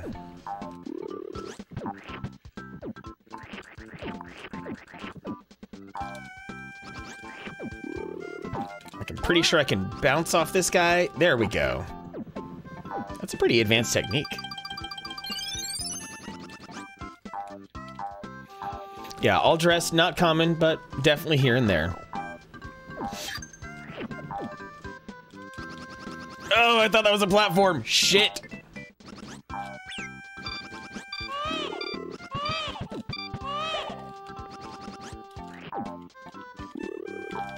Nope, Lakitu, you're not ruining my day. Poor Brothers chips. Oh, I miss... Poor Brothers chips are fantastic. Poor Brothers had this steak and onion chip that was out of this fucking world, and I'm so salty that they don't make it anymore. Especially because it literally was one of the saltiest chips I've ever had in my life. More lives for the life god.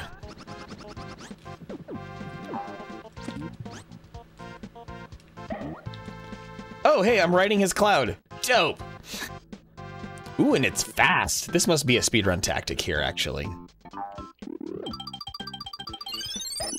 Fart Ripple, haven't played this game. I know you had a Nintendo 64. I didn't know what else you had in addition to that, though.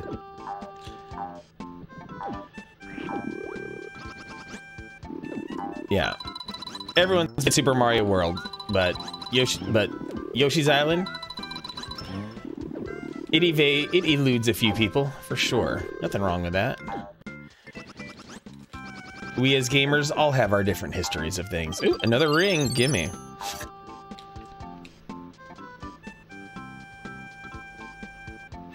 At that time you had a PS1 and Dreamcast. I remember your Nintendo 64 as well, Fart Ripple. That was a thing in your life.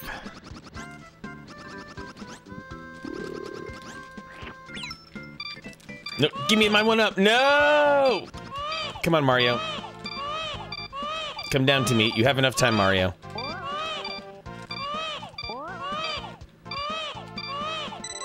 Yes! I scammed the system. Fart Ripple, no clue what happened to your N64. Oh, and you had a really, really good good collection too. And I'm dead.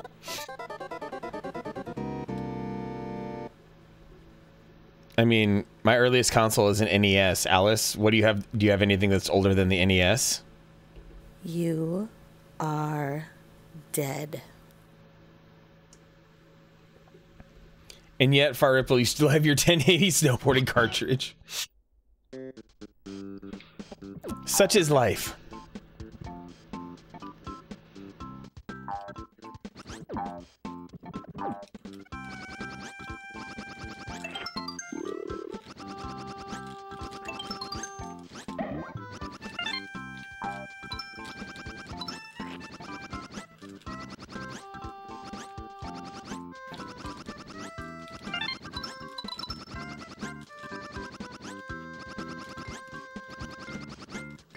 Oh no! Okay.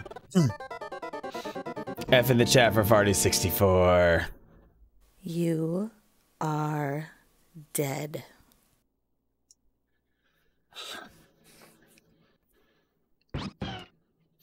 Mika, slight bit abnormal. Everything.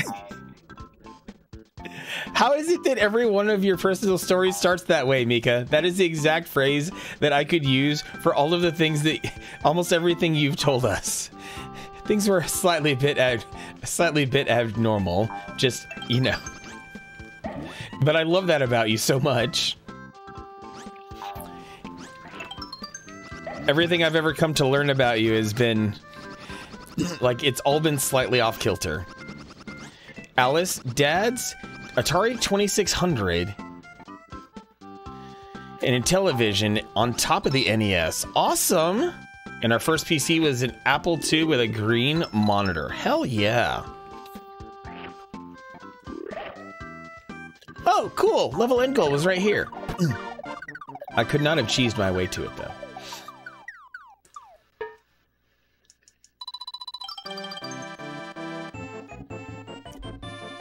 Mika, your first gaming system was a Game Boy Color. Excellent.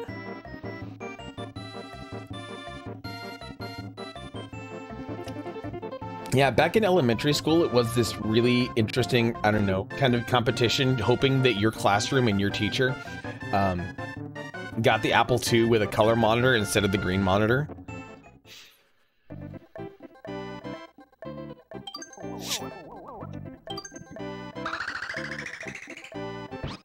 Bunch of stuff on relatives' consoles, totally. The point is, you gamed, and that's awesome. Zombie, dang it. Dang it, zombie. Why is everything about your life just always like the tiniest bit like teenage sex comedy? I mean, who wouldn't want to look at Sigourney Weaver? Just in general. Yeah.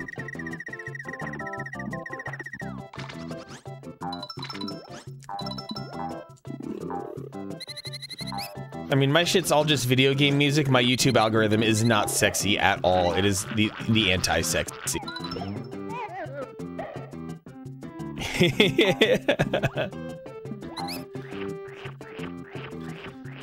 Sigourney Weaver just has a certain way of being majestic that's good for anyone.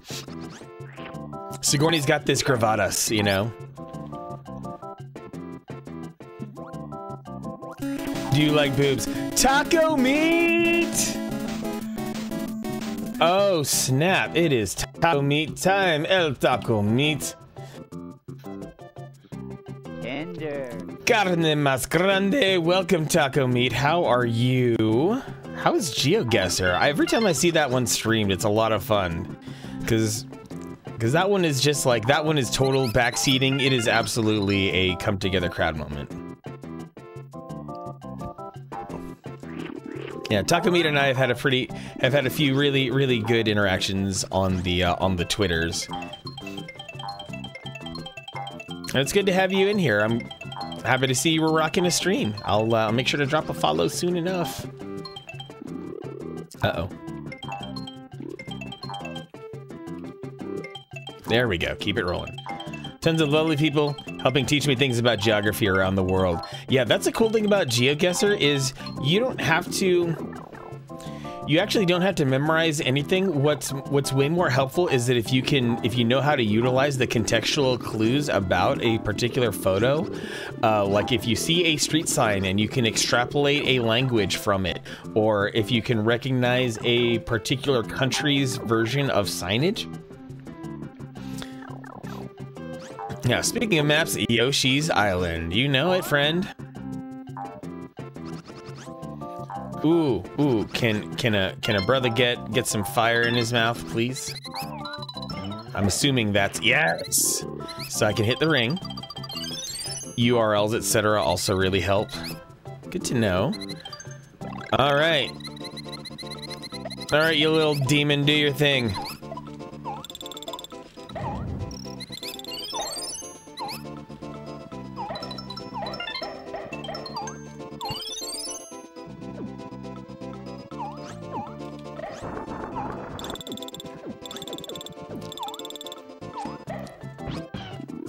Yes, fire in my mouth. Just make sure that it's aimed correctly, you know. I hear the gears turning in your head too, Hambelina. How dare you?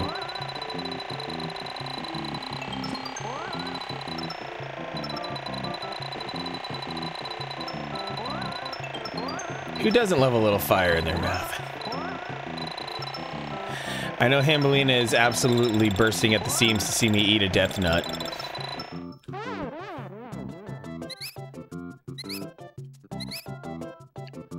I'll at least say that.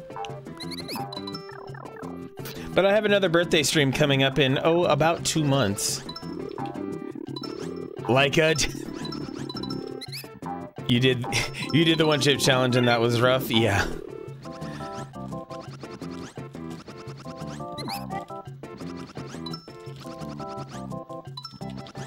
No! Fuck. Far Ripple, you have a Pocky chip? Oh man. It expires soon. Yeah, quote unquote expires. Whatever that actually means. That chip is being deeply preserved by being caked in capsaicin. There's nothing that's gonna cause it to go bad. The packaging will biodegrade and the chip will still be spicy.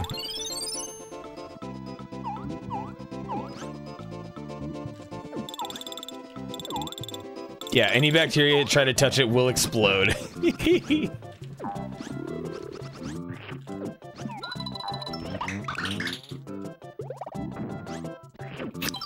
Yeah, it's poison. It is poison to any living thing that tries to eat it, except humans try to turn it into a game for flavoring. Caterwall, haven't done the one chip challenge, but you did get Pocky ghost pepper chips. Ate one bag, then used the rest for chicken finger breading. Oh, that is brilliant. I support this endeavor.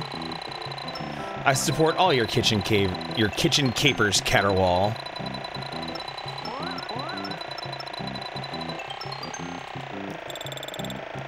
Yes, Bench. Evie doesn't celebrate her birthday? Dang, well I guess Crimson, you'll have to celebrate twice as hard.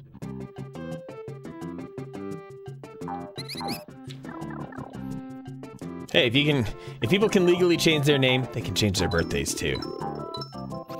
Frenemy suggested eating them on video together. Think he thought you were about to be owned, but alas, he was not. Yeah, if there's one thing that I will never doubt is Caterwall's overall fortitude, Caterwall's her constitution, as it were. Very, very, very strong and stout will to live on that Caterwall.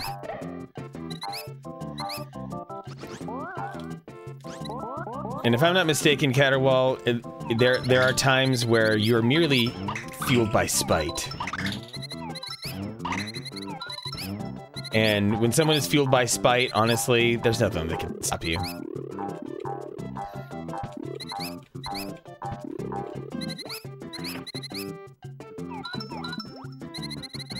Oh, that was close.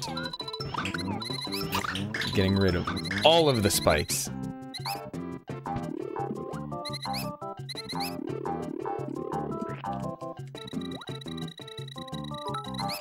El Taco Meat dropping a very nice 69 biddies. Thank you so much for that, Taco Meat. Showing me them tig old biddies. Drawing to escape from reality.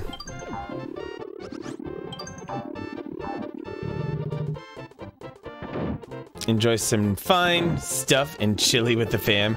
Oh, we're skiing. Hang on, do I have something for this? No, I have to bring up YouTube. Thanks for the raid, Taco Meat.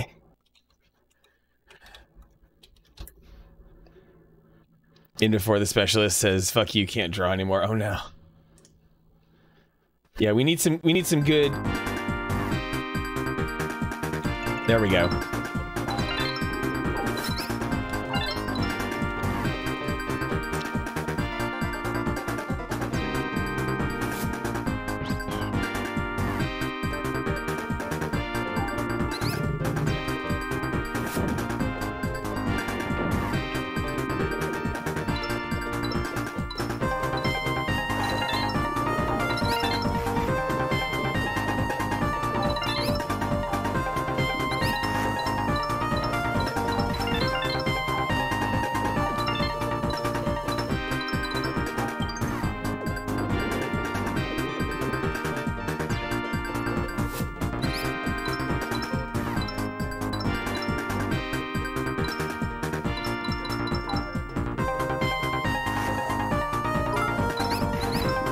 Thank you, Sultry.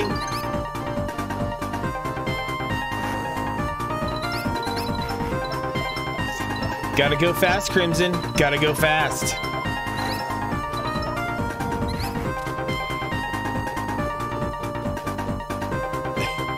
You don't have to apologize. No one has to give up any biddies. At least I'm accumulating lives here in this game. Rip to a real one.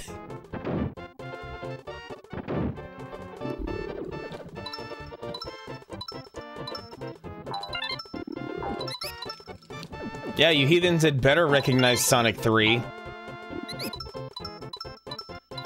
Have I taught you nothing? I mean, I've never streamed Sonic 3. Well, actually, I did stream Sonic 3 at one point. I got to Sonic 3, I got to the Knuckles part of Sonic 3, and then I think I cut stream. I got to the very end of Sonic 2, but never beat it. Ah, good old OC Remix. Between OC Remix and Zophar's Domain, you'll be up to your eyeballs in video game music.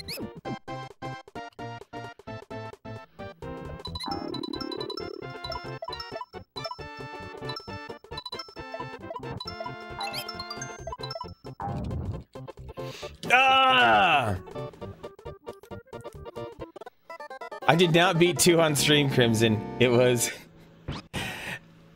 I got to the very final boss and I got a few hits in, but I did not beat it. I did not get to the top of that mountain.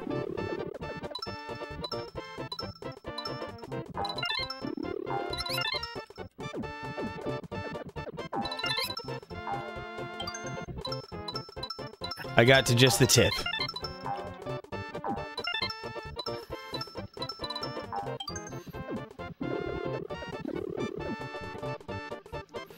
Yeah, I'm with you, Crimson. I know it felt like I beat it because I spent so much time and energy on it, but I did not actually roll credits on Sonic 2.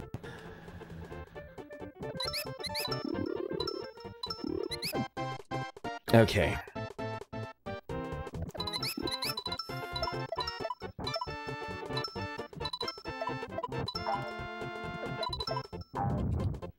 No! Yeah, Sonic 2's final boss is one of the worst. One of, if not the worst.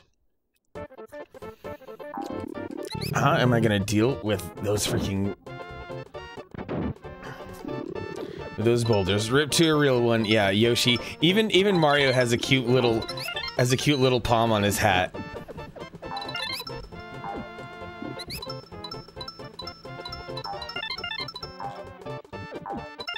I am dead. Thank you, Resident Evil. And thank you, Hambelina. Hambelina always wants me dead. It's almost like you're Morticia Adams or something. Craving death.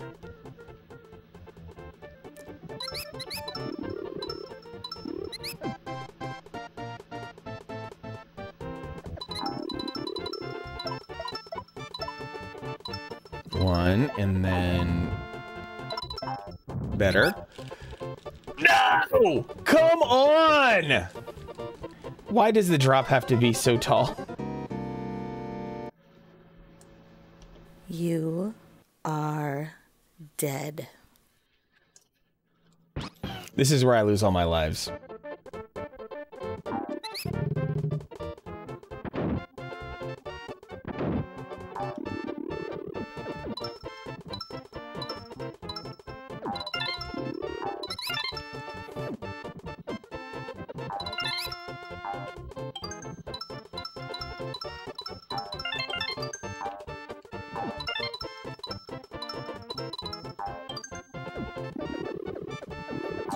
Crimson, try to give you life. What is this, an Evanescence music video?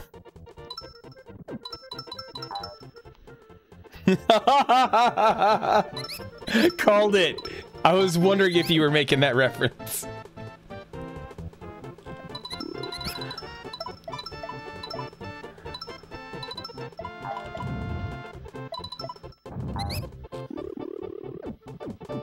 And what's gonna kill me now?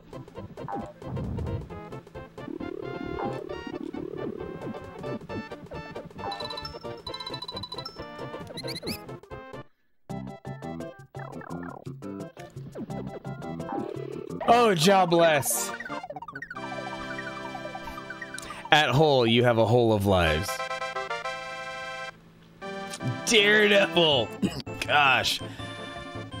I was slinging film for Daredevil when that was out. That was a very interesting time in movies, about 2003. Flip cards, flip cards.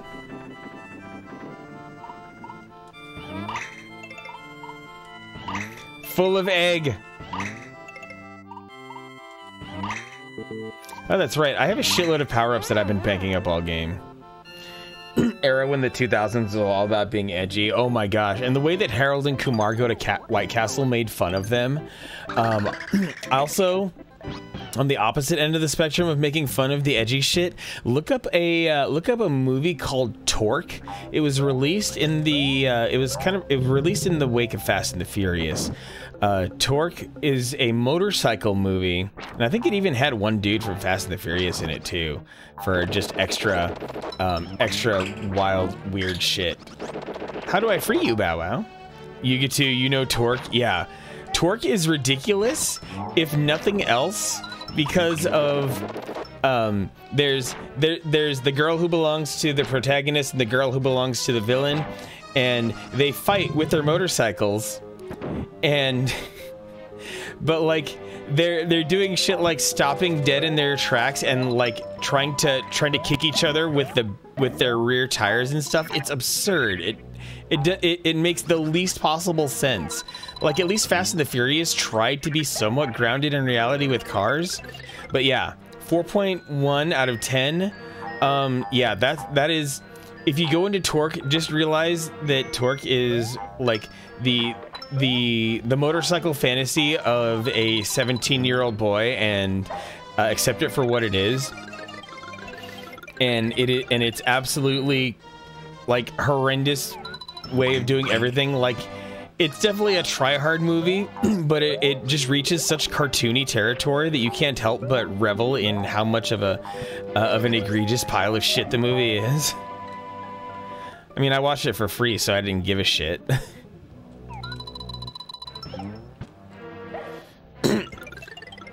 Yeah, it's probably from like the producers of Fast and Furious and Triple X, and Triple X didn't come till much later. Death! Long time no see, friend. More Canada in the house. Whispers in sultry 90s super Eurobeat. Initial D. Oh, you say Initial D, and that's like the secret agent activation trigger for a lot of people. Yeah, Triple X was solid.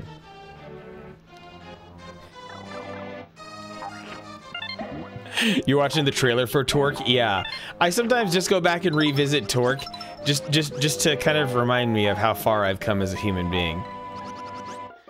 Game looks as good as you remember. That is such a compliment, Death. I don't even have the words. That lets me know that I'm doing this right, because this is happening on real Super Nintendo hardware. You've never seen the Riddick movies? Dude, at least well, I think there only is 3, but watch them. Pitch Black is low budget, but does not look low budget. You only played the games. The movies are just as cool, I think. Ah, yes. You know we're watching a 2000s movie where the first thing you hear is, "Oh, what's that?"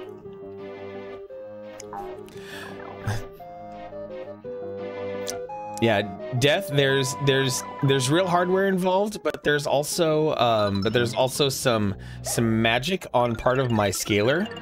Spacey, you want to torque us? How hard do you want to torque us? But a little post-processing with some scan lines and adding on the slot mask really brings out the art in this game. Spacey, are you gonna pour some Mountain Dew on me? Might be a 5X. Indeed it is. Indeed it is, Mr. Death.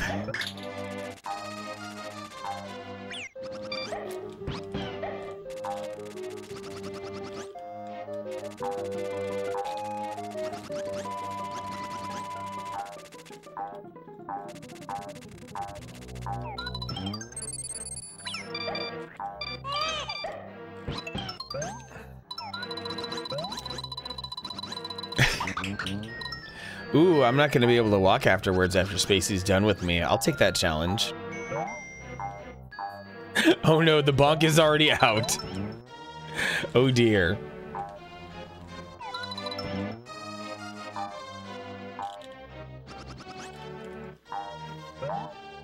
Assuming you can walk to begin with. Oh dear. No! Oh, I thought I had iframes. You cannot honk me in a way that matters. You cannot bonk me in a way that matters. Death might need to send me an extra Voodoo 2. Ooh. I do not have anything that can properly leverage a Voodoo 2, but I have no that the sheer generosity of that. I love it. Bonking, honking, I mean, two sides of the same coin, right?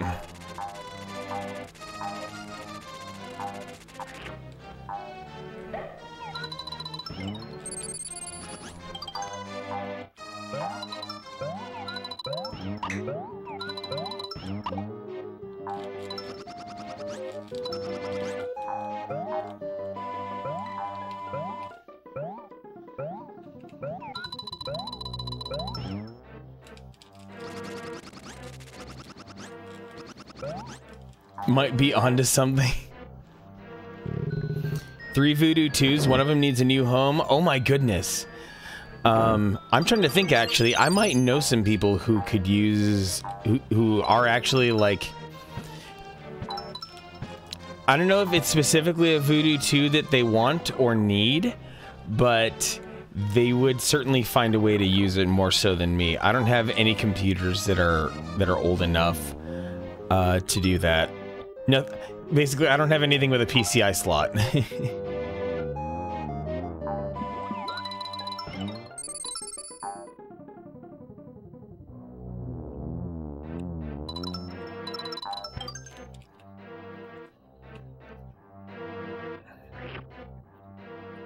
Because if there's one thing a Voodoo 2 could do, it's choke a PCI slot.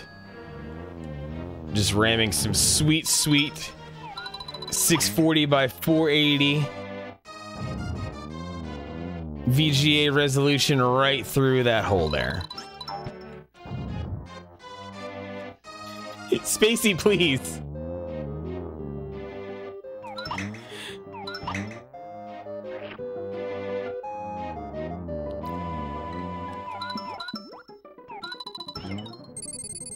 Oh, screw that. just gonna keep ducking.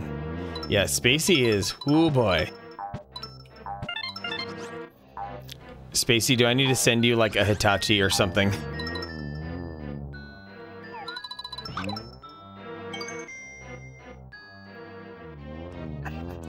Jack. Glad you're still here, Jack. Good to see you. The king of the bonus room. In my stead, being that I will be, you know, gone, I gotta say, the best, closest stand-ins for me, if you want some really good and fun times, hang out with Jack Attack DX, hang out with Nina Lee, and your needs will be met. Jack brings the retro, Nina Lee brings the fun. Handing out Hitachis.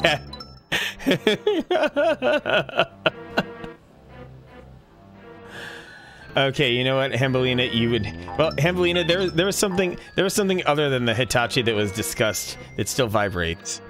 Yeah, I bring the Hitachis, and it happens to be their variant of the Saturn. How about that?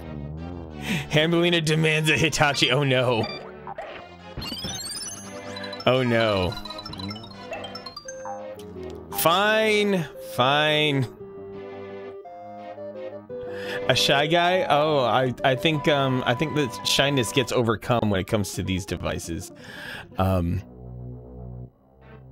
I mean, with such a profoundly profuse request like that, I don't know if I can ever deny Hambelina such a thing.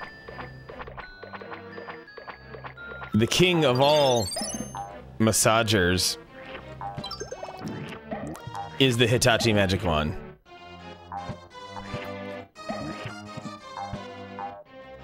An egg for these trying times. I have two eggs sitting in my shower, Hambelina. Spacey's OnlyFans is Itachi and Hitachi no Sharingan. So Spacey's OnlyFans is for weebs.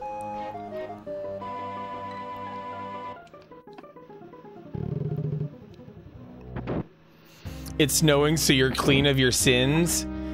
Just by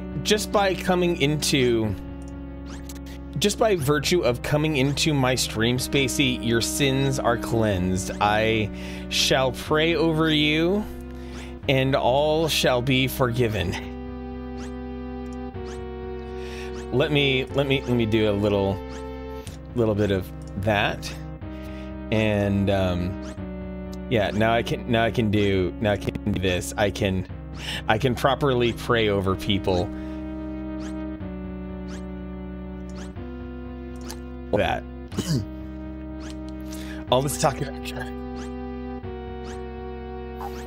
Hey, no kink shaming in this stream.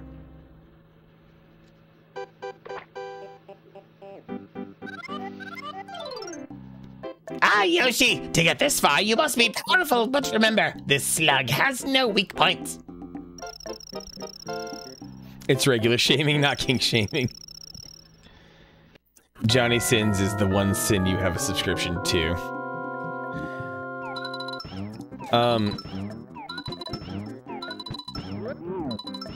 Yeah, this thing does have a weakness, and it's got a tender heart. All you have to do is sing some Johnny Cash at this enemy, and then you'll find its weakness. Hambelina's kink is kink shaming. Which really works which is a very interesting contrast to go along with a praise kink. So, do you want to be praised or do you want to be shamed? I guess it depends on who's doing it and how.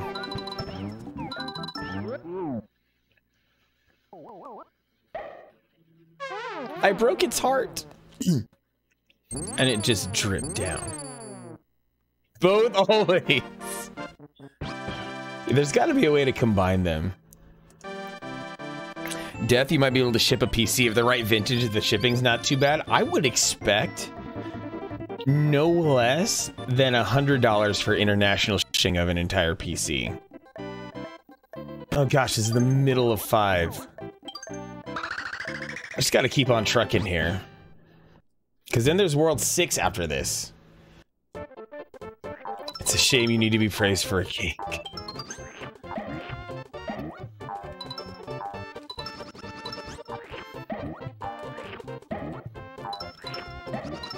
Who's a good girl? The one who knows her limits.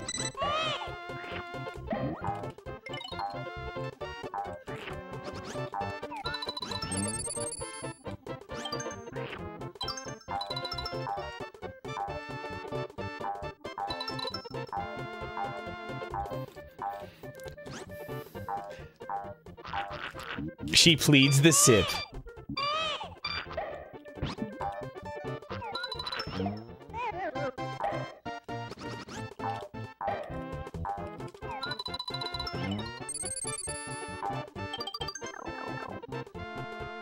Spacey wants ramen. Why has no one gotten Spacey any nudes? Nudes with a soft-boiled egg and some pork belly. Zombie, please! Oh my god! Zombie, what the shit, dude?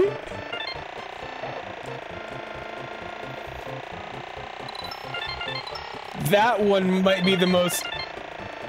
Holy shit, man. You even left me speechless. Evie can't afford nudes? Nudes should be cheap everywhere. At least you can draw your own. $100 a bit steep, might have to flat pack some of the parts. Yeah, I wonder if that's a good way to circumvent shipping such a thing. But I guess the other problem is you're still having to ship the case, which is big and bulky, and is going to be expensive, so you might as well ship it fully intact. At least that's the way I view shipping a PC.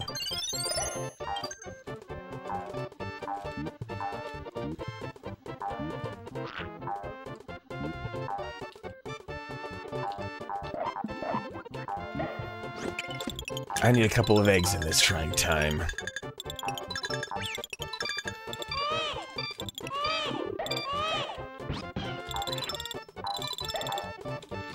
No!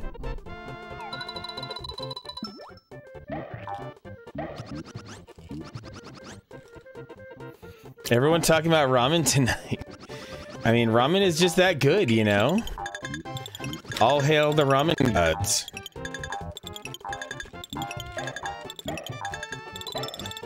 Ah! Fuck! Fuck! Fuck! Fuck!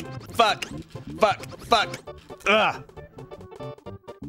If you keep an eye on Twitter in the following days, you should be focusing on making not safe for work men drawings. So I think this one's actually good. I've been seeing you working hard on a shirtless fella lately, Evie. Someone who looks a little bit Twinkie like Link.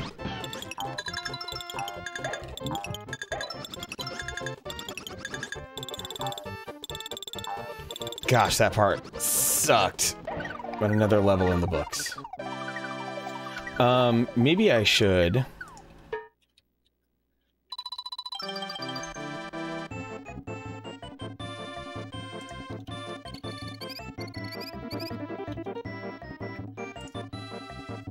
I mean, why don't I just... Yeah, that moment when the abs have abs.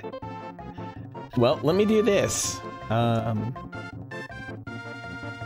Ooh, yes, this is a start. This is a really good start. How does that make y'all feel? What sensations are brought up within you upon seeing Evie's imagery here?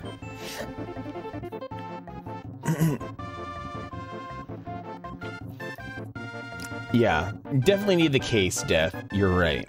Oh, Hambelina needs whatever Evie is dishing out. Well then, I think we have our answer. We've established Hambelina's type. Even though you have a lot of types, Hambelina, you have a very wide palette. Bet those nipples cut glass along with his 8-pack and his cum gutters. Lincoln Cloud discover Atlantis and become the new leader, combined body and soul. Oh boy. Fusion, ha. Permission to share YouTube link for the vid, sharing your reaction to opening the KO edition? Yes please, Mika. Hit us with it. Give us that good Scott Pilgrim action. Welcome to Cloud World. Oh, fuck, an auto-scroller. Fuck, fuck, fuck, fuck.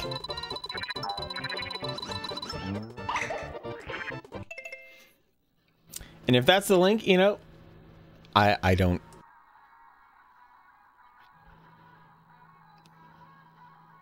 That is immensely badass. That is the KO edition of Scott Pilgrim. Oh, this is great. There's your voice. This is so awesome. Oh. This is so awesome. Oh, this is great.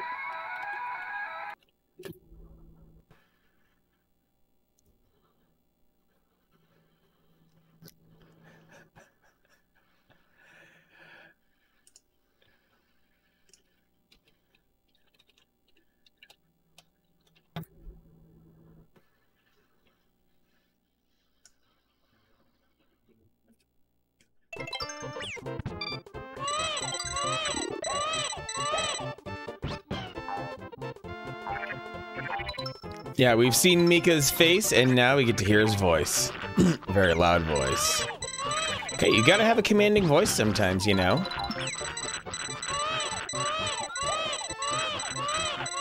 No! I'm done, I'm done! Oh, holy shit! How did that work? On that, oh, that was bad. On that note, last call. Oh gosh.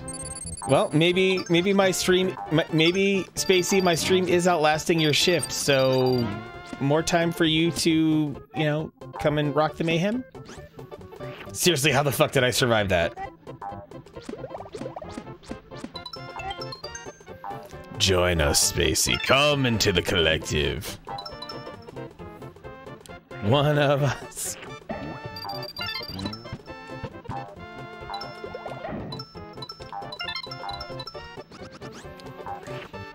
Freaking auto-scrollers.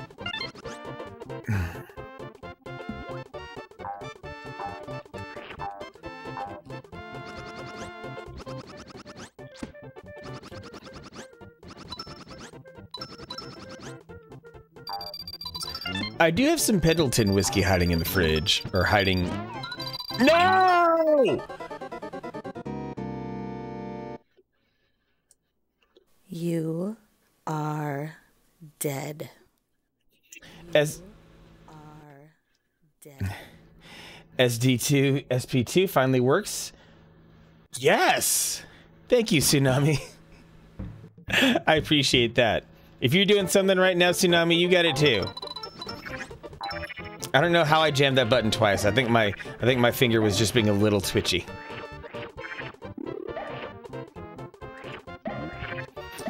I've been known to make my fingers move quickly. In stream. MLG strats. Let the game win for me. You know it.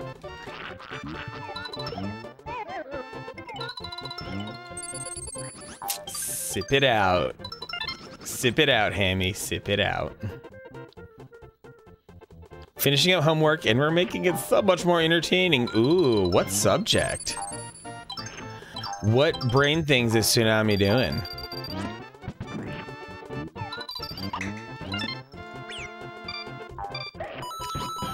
Clear Cryptic. Oh my goodness. One more time before bed. You do not have to do that. Oh my gosh. Clear Cryptic, you are so generous. And heck, all of Guided Line Times community, Clear, I'm you know, I know we all have our own things to do. You're just as much of an awesome part of this community as anyone else, truly. I appreciate you, Clear. Thanks for that donation. That is amazing of you to do that. You do not have to, but you did it anyway, so I'm so grateful. Stupid stuff. Tsunami, we have another scholar in the midst of this community as well, so it's not all stupid.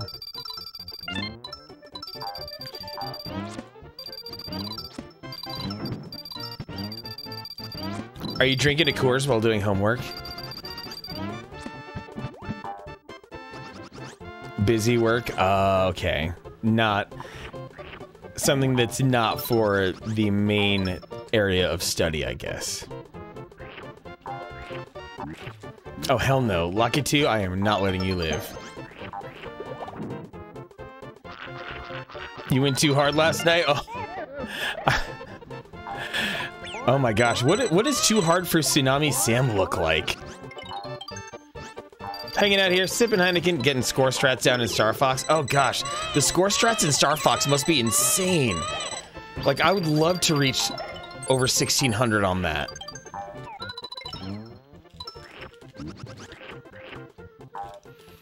Yeah, Jack, you definitely inspired me to pony up, to steal out my right hand and get better on Star Fox 2.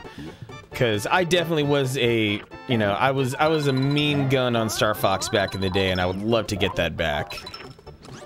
Gosh, when Star Fox came out, I was 14. No, it came out in 97. I was 13.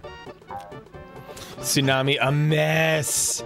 It's not a mess, Tsunami. It's a beautiful disaster. We are talking about Star Fox 64, Contrix.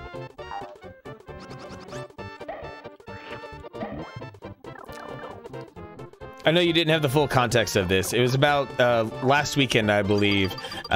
Jack Attack put on a stream of just I think Jack, I think you wanted to do all medals.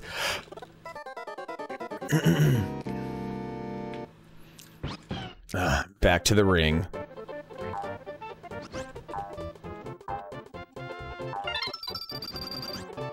Yep, all normal mode medals. That was the stream. Should need to get an SD to SNES. Yes. Yes, Death. Yes, that is, I'm not playing on one right now, but an SD to SNES is, or an FX Pack Pro rather, is one of the best things you can get for your Super Nintendo. Not that I have the time right now or anything, but the things you can do with it are absolutely crazy pants. And, specifically, there is a beta firmware out for the FX Pack Pro right now that lets you do Super Game Boy. So that's, if that isn't worth the price of admission right there, I don't know what is. The fact that it's, you know, everyone loves having Master System and Sega CD with their Mega EverDrive Pros on the Genesis. Well, this does, you know, something similar for the Super Nintendo. There's also, you may have heard of the MSU1 enhancement chip that adds CD audio to Super Nintendo games, and the FX Pack Pro will do that, and it's glorious. I have the port of Mega Man 4 for the Super Nintendo, and it's fantastic. Oh my god, look at all these biddies! Look at all these biddies from Cassidy Rose Firefrost. In addition to cookies, I'm getting biddies too. You are too kind, Cassidy. Thank you very much for all those bits. Spacey doing tip breakdown at work. Coworker pulled in 340 and in total shared 200. Oh, snap.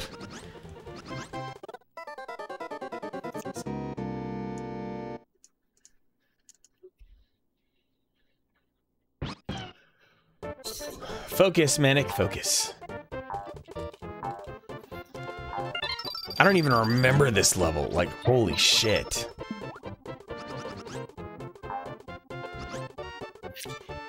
Yes, Cassidy, the Cookie Queen.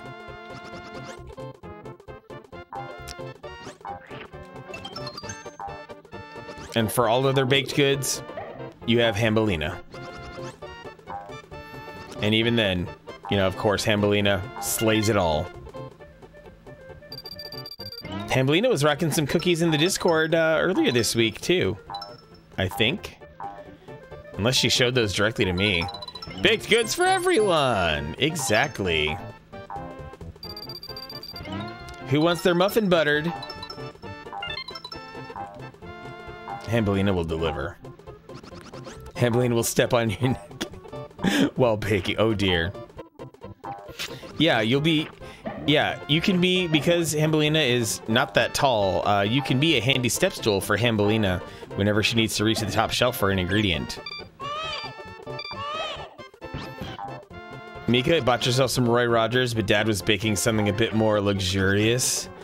Like, I totally forgot that Roy Rogers was a chain. I need to go see what's going on over there.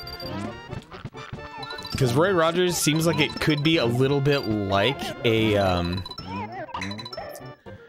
gosh, it's already, the name is already falling out of my head. A Bob Evans, you know. but I have to investigate. You know, it's basically as, you know, comfort food AF. Hambly needs a step stool. Yes. Who wants to be Hambly in a step stool? Yeah, Kenny Rogers Roasters. There is...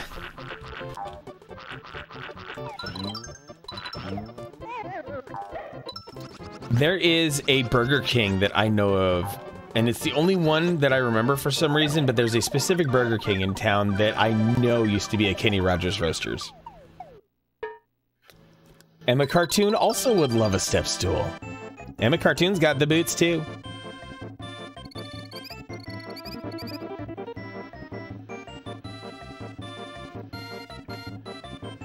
Emma is also seeking a kitchen slave too, apparently.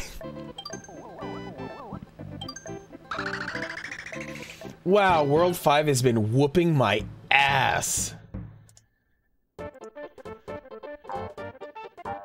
Why am I going left?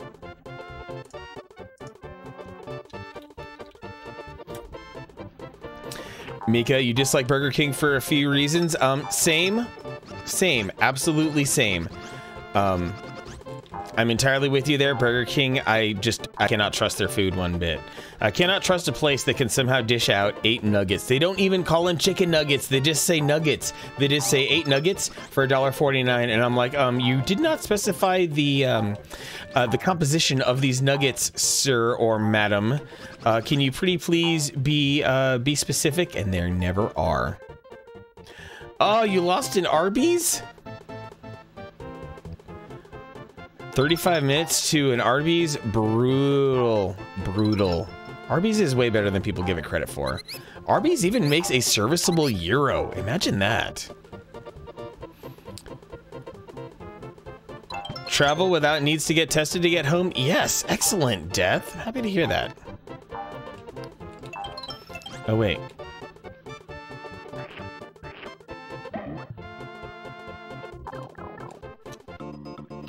Arby's curly fries in the frozen section. Gotta get them fresh. Unless, of course, you have an air fryer or something like that. Ooh, wait.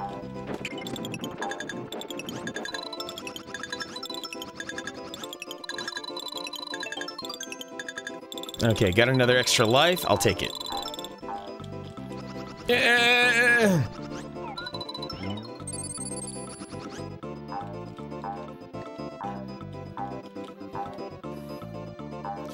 Of all the weird things to have gluten. Yeah, it's so dumb, the things that end up having wheat in them for no reason whatsoever. Wheat in French fries? Like, there's no structural, textural, or flavor-related need to use wheat in a potato product. Seriously, Famajack, there's something special about just a beef and cheddar. And I actually really love those Raphael Raven enemies right there that are basically foreshadowing the final boss of this area.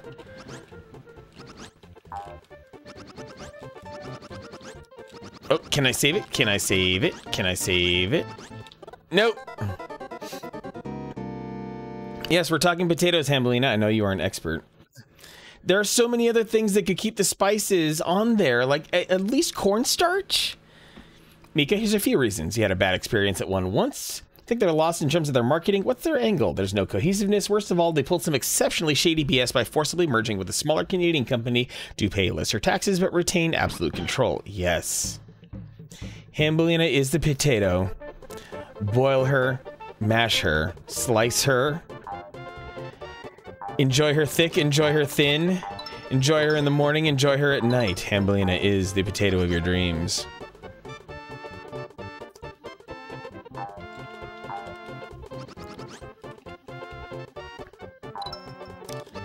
Like, I've definitely had beer battered French fries, and I'm like, yes, these are great, but I've never found it so super compelling enough that, like, that needs to be the default way of doing a potato.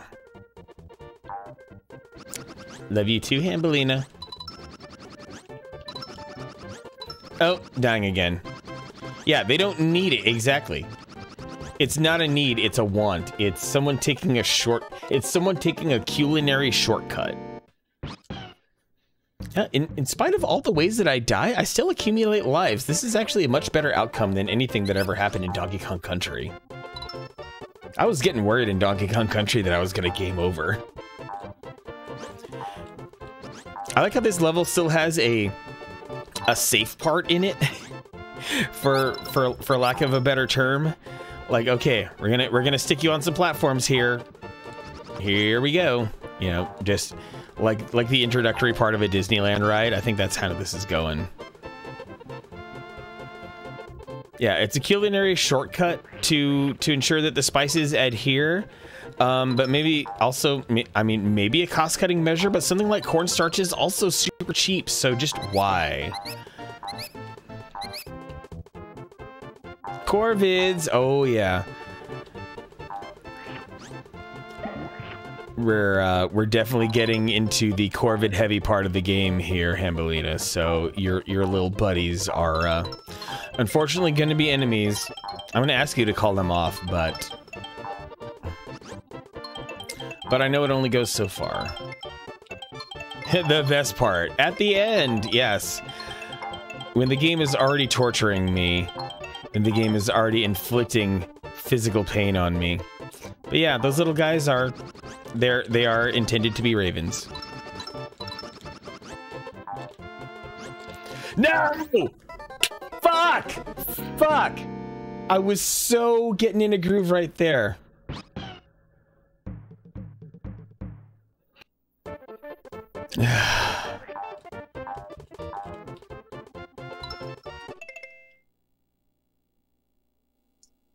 You are dead. You are dead.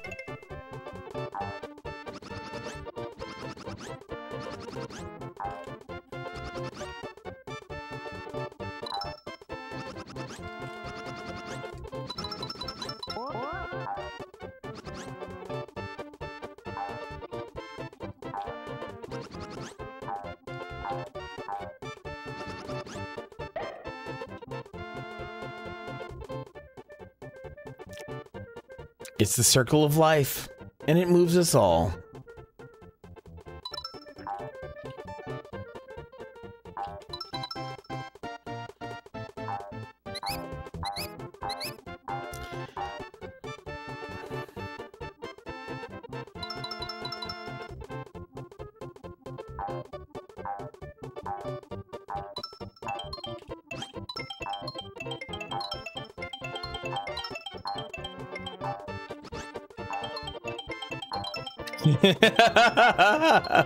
Nuts, you're back.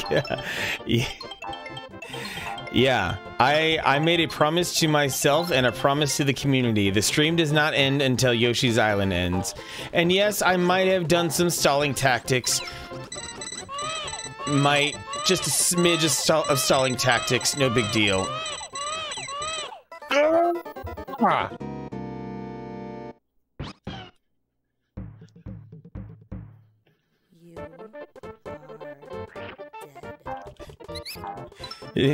Damn it, Counterwall! Damn it! Damn it! Haven't seen me turn this red since Death Knight. Yeah, I was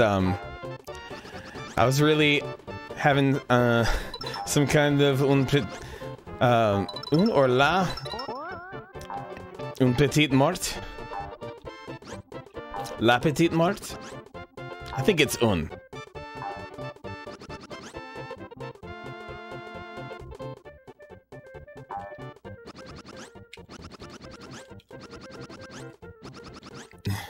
I do know how to unf. Yeah, I may have unf a few times in my day.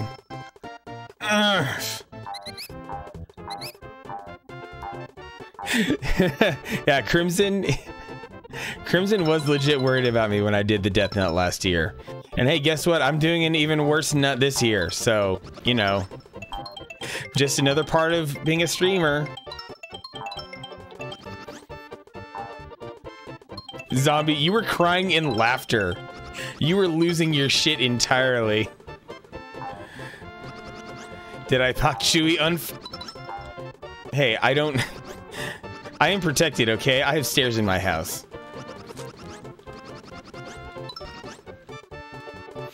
I mean, it wasn't so much praying as much as it was...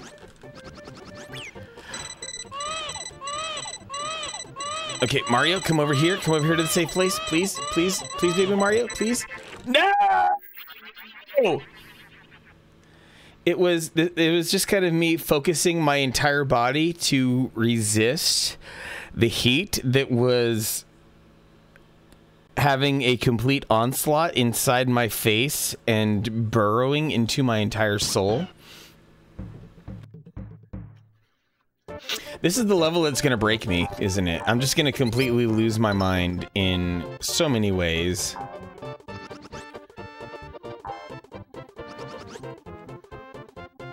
Tears of laughter. Indeed. Hambelina, you seem to have derived the most pleasure from my pain.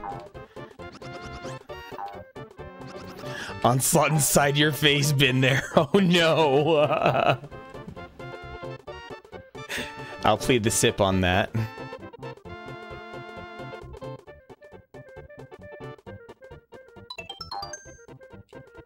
I keep getting these one-ups off of all the insane amount of coins I get.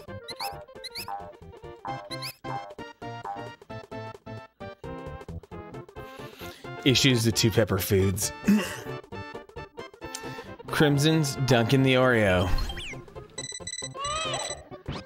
Oh wait, how about I give myself a smidge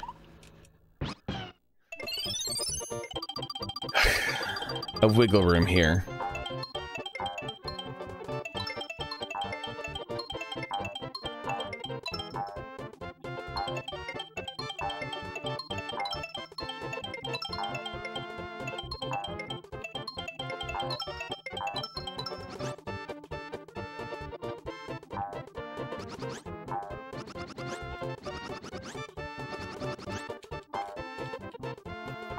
Playing it a little safer than I would normally.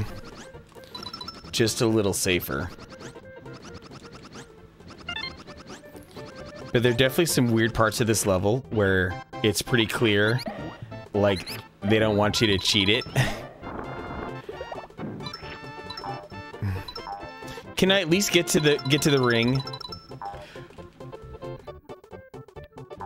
No!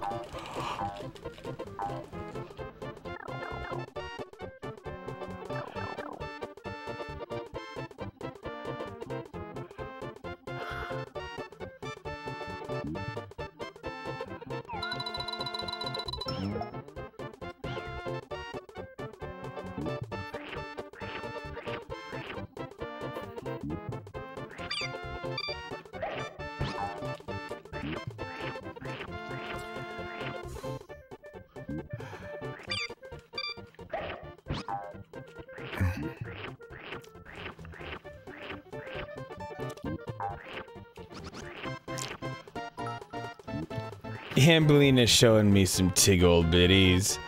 Thank you.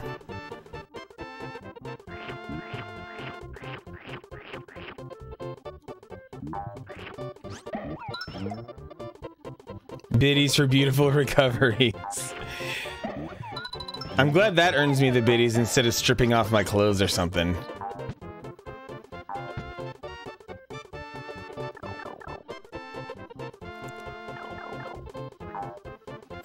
Oh, there's the ring. Sweet Jesus, finally the ring.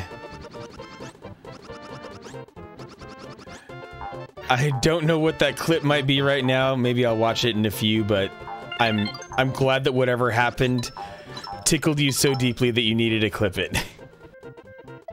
Spacey, no, don't take another shot. Don't worry, I'll see it in the Discord, clearly. Spacey, you've already had enough shots.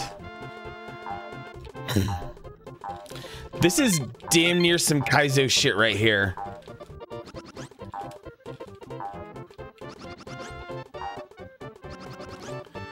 No, Spacey's liver is already fucking gone. Spacey is definitely shooting her shot tonight. Oh, she is shotgunning it. Watch your DMs. No one is safe tonight. Tsunami, Hambelina. All of you. Spacey's on the prowl tonight for mischief. Spacey keeps going till she's actually in space. I mean, that seems to be the goal. Checked out. Maze, you saw what was going on. That was solidly Kaizo shit right there. With all the falling platforms and stuff coming at me, this game is messed up, man.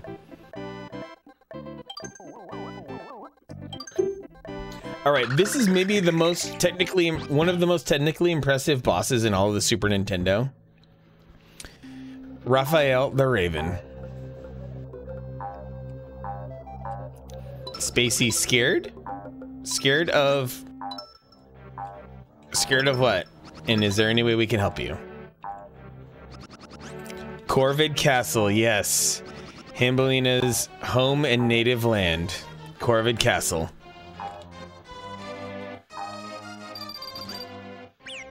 No! Fuck! Mario baby boy. When do I start getting swifty while streaming? I mean, I haven't shit on the floor yet, but I am drinking a golden drac.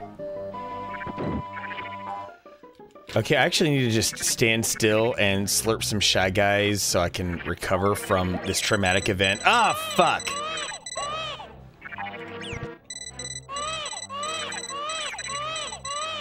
I'm being so reckless right now. Just keep licking, just keep licking.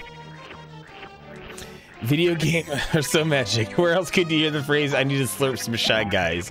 I mean, maybe at a D&D tournament?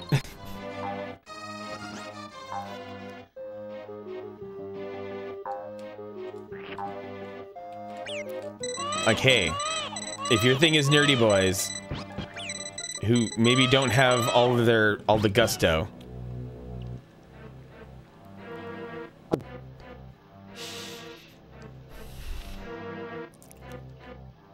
I'll plead the sip.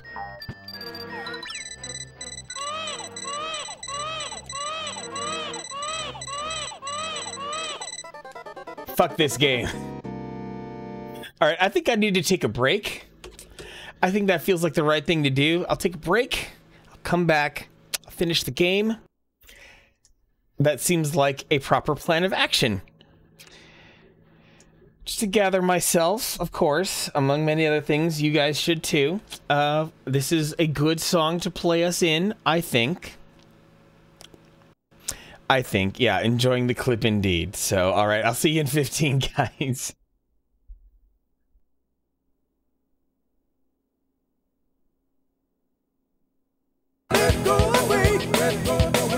Ad break time. We'll be running 3 minutes of ads to prevent pre-roll ads for new viewers. Your patience is appreciated, and we will resume after these messages.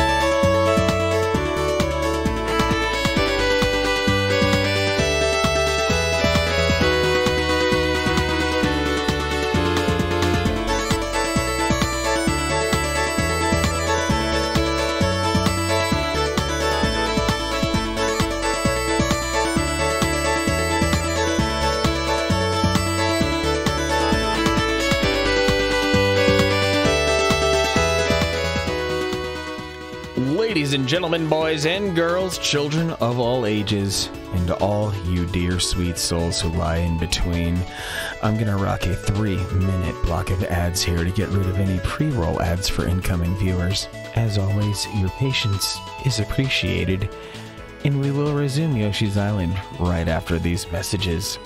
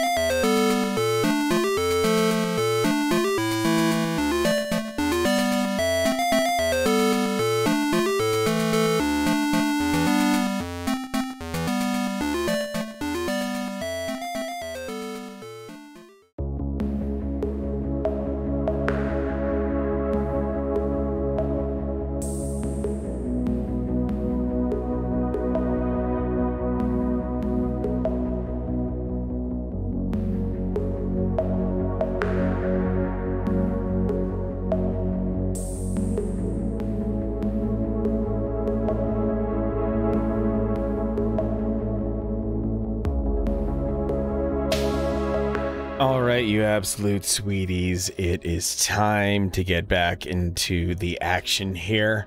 You've all been fantastic. You've all been amazing. I can't believe how many of you have spent basically all day with me on this insane project. So here's a drink from all of the drinks that I have next to me right now. Water to clear the palate. Some sugar from the Boylan's root beer.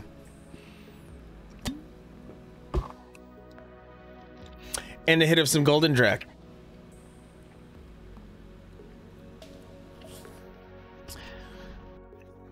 Yeah, I think this is going to be a 12-hour stream, assuming a lot of things go right in World 6. But I got nothing but a shitload of lives, so let's fucking murder this thing. The blade of evil's way. Going for the Mel Brooks reference there.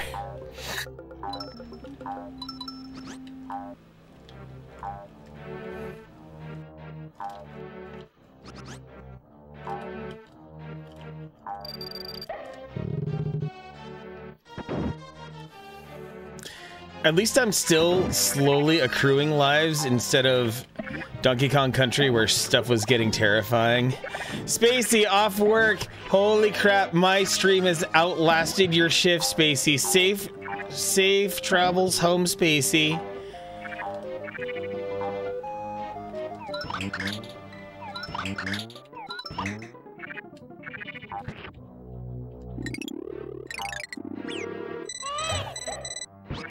Mika, getting sleepy? Totally get it. Spacey is a free elf.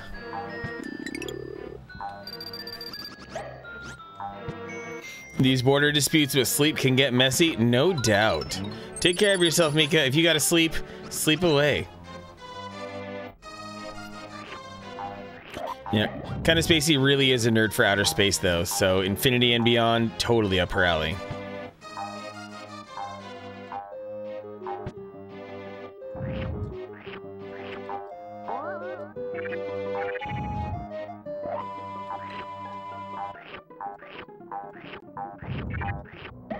Spacey got a fat set of tips and gets to go home. Nudes and raw men. Yes, go raw on those men.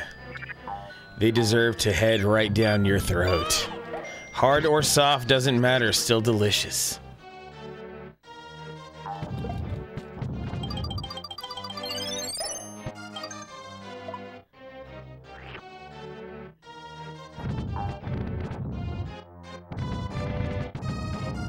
Hambelina went raw on some man for dinner as well.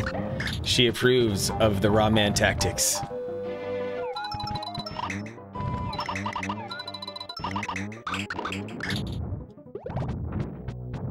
Hole on vacation. Oh no. Greens in an egg for these trying times.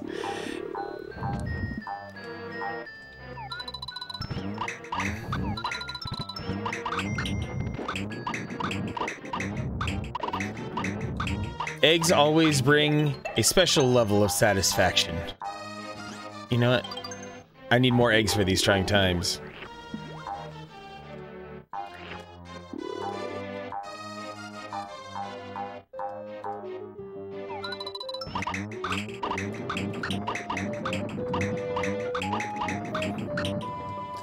Any brand of eggs better than the other?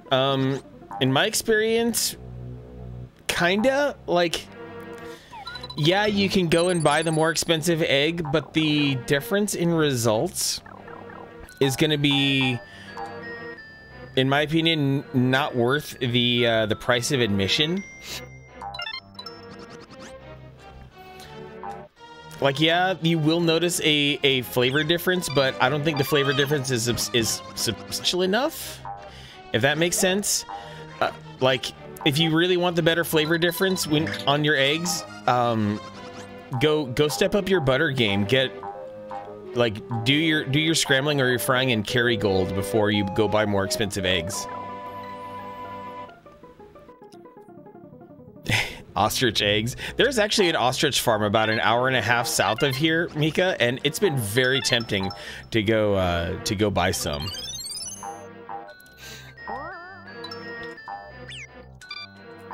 What a cool graphical effect right here, by the way. Just gorgeous. This game. Eggs will be seasoned Cajun. Oh my. Yeah, if you're gonna be seasoning your eggs all fancy like that, then yeah, I'd say it even matters less. Why, thank you, new follower. I appreciate you very much. Oh, hey, there's the boss door, finally. Good lord. Yes, give me the little star boys. Not involving the weekend. All follower alerts are kept anonymous to protect the lurkers who wish to continue lurking. Here's your Corvid, Hambelina. You can, will, never enter the Koopa Kingdom. I banish you to forever twinkle in the heavens. Be gone! Oh boy, Spacey's in whiteout conditions. Oh dear. Be safe, Spacey. Be kinda safey. Yeah, Denver area. Super snow. Gosh, this is a gorgeous boss fight right here. Like the audacity of Nintendo hitting us with this.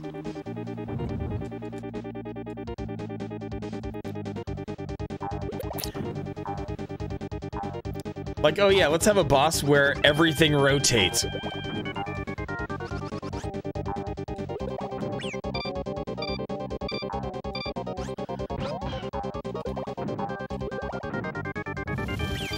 Ah!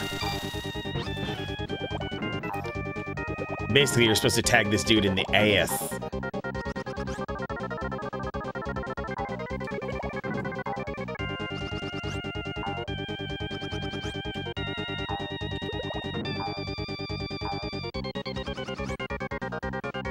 I have to peg this boss to defeat it. Oh my god. I'm losing it. Yeah, this boss it's not any easier on me, I promise, and I don't get seasick. There we go.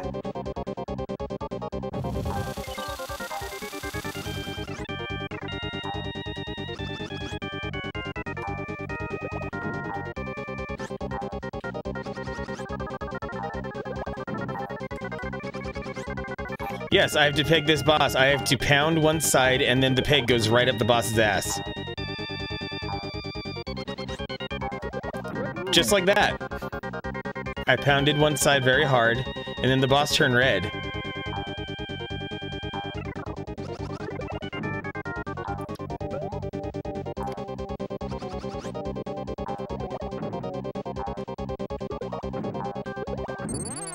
Ah, just like that. Woo! I pegged it so hard it flew into outer space.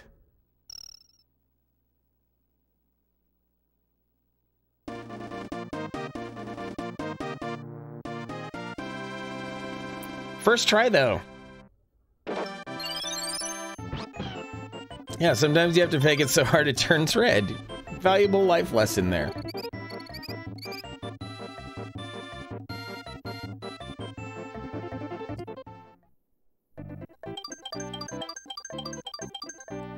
Strap in, strap on, bite hard, and hope for the best. Maybe you'll cry out mistress a time or two.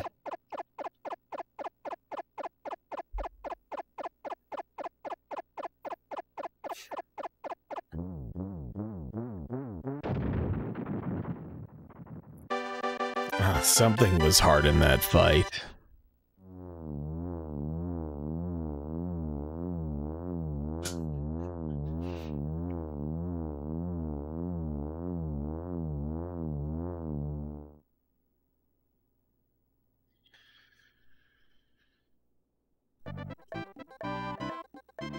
Oh, you Eevee. All right, the final 8 levels, World 6, let's go. Maybe I finish in just over an hour. Scary skeleton zombies.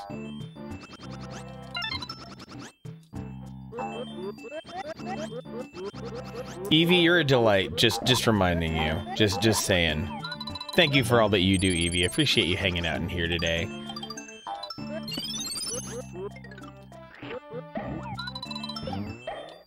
Hmm? Oh, I created a brand new hole. Hard moral implications of you sending this poor creature to the vast emptiness of space. Hambelina is here for spicy and Evie. Yes. Let Evie, the spice must flow. And let it flow through Evie.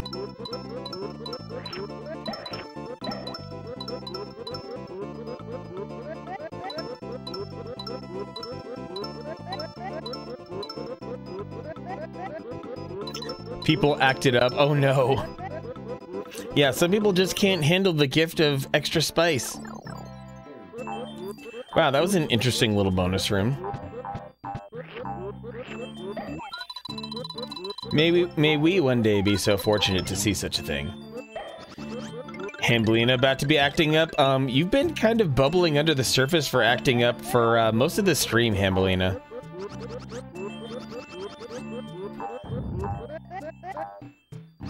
You've been looking for an excuse to go full on, to go full spice.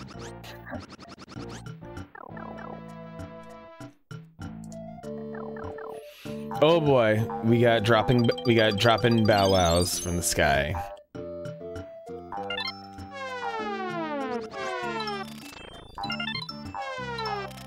Fuck!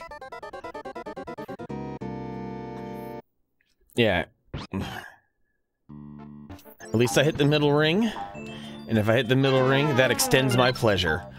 How did I survive that?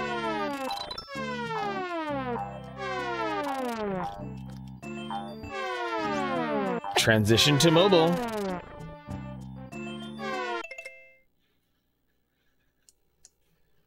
You are dead.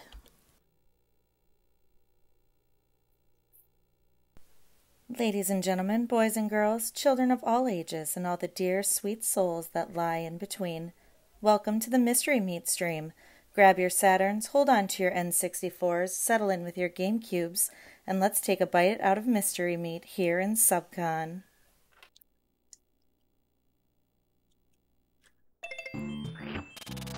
That was a good stream.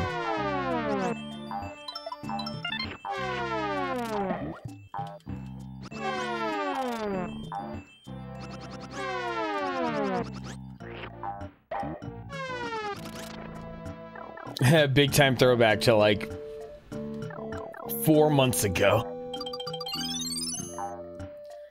Ooh, I hit another ring. Spacey, focus on getting home safely. Don't be in chat. F! F!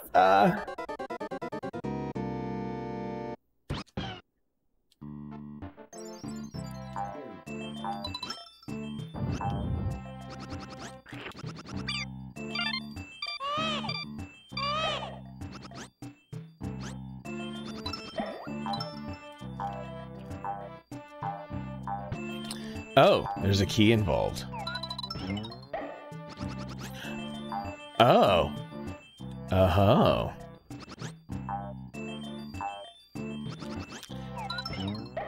How does one make it up there? Huh? Oh, oh, that's dirty. Oh, this fucking game. If I wanted to get up there, I had to pound this bone into the ground and then make it back. Ugh.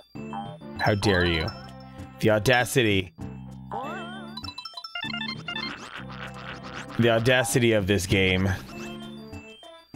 The lion, the witch, and the audacity of this bitch.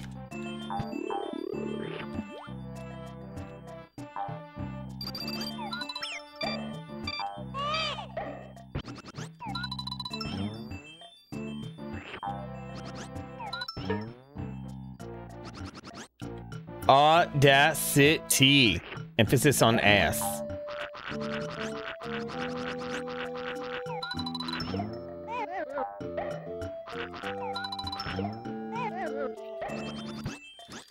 Oh hey, Kaizo style, you can land on a single tile platform.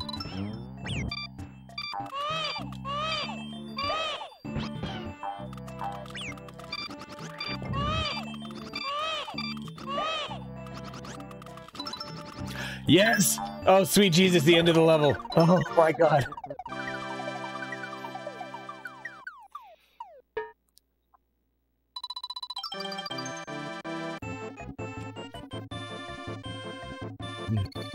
These levels are getting filthy, y'all. These levels are getting real nasty.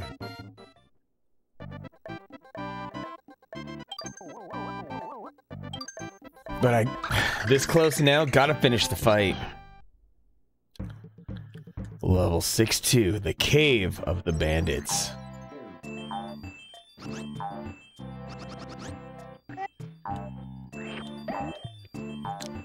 BDS Mario. Yes. Super Mario CNC.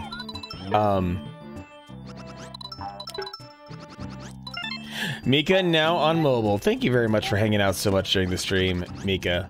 Especially on a work day, it means a lot.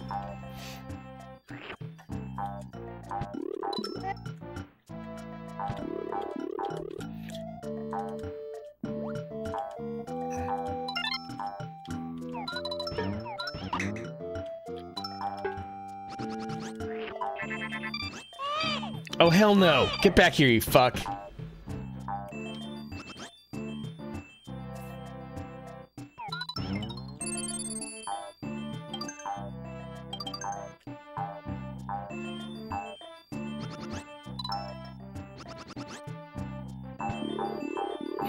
I can actually, this is finally the point where the game, I can see the game actually starting to slow down. Like, this is finally the point where we're starting to break the Super FX2 enhancement chip.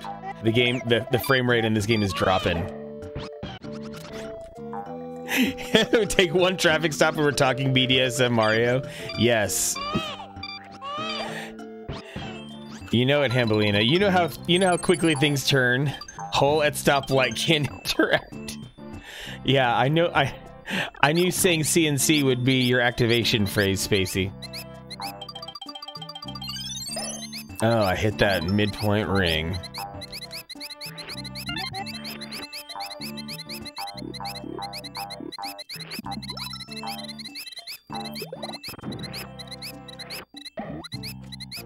At least, Spacey, at least you got done doing some awesome stuff to your car, so you're as safe as I know you can be. Your car is in good tip-top shape, so yeah. Spacey, behave. Yeah, Spacey. All you have to, you only have to behave until you get home, and then you can cut all the way the fuck loose.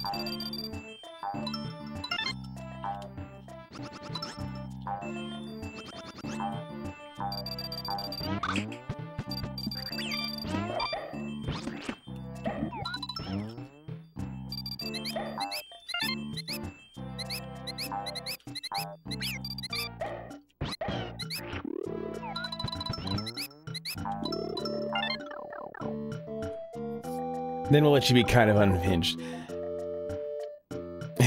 Safe word. The safe word is don't stop.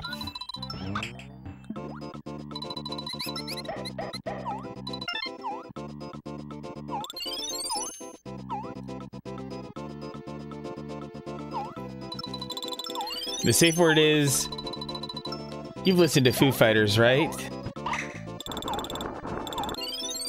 Gotta promise not to stop when I say when.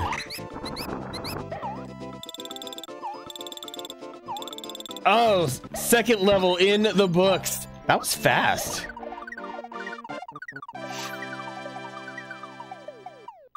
That was a fast second level. I'm here for it. You know, I don't care that I was supposed to be wrapped up 3 hours ago. I fucking love hanging out with you guys. This has been the best miscalculation of time ever. The safe word is supercalifragilisticexpialidocious. Now, try to say that with a ball gang in your mouth. Even though the sound of it is something quite atrocious. Ooh, starting with a cherry. And we got a second cherry. No! I didn't get my third cherry. Yep, the FX chip seems to be working. You know it, Death. This is an actual cartridge, though, not the FX Pack Pro. Safe word is.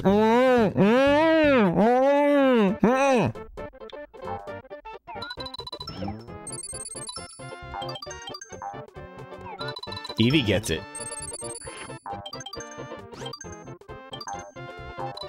Sounds like the voice of experience, Evie.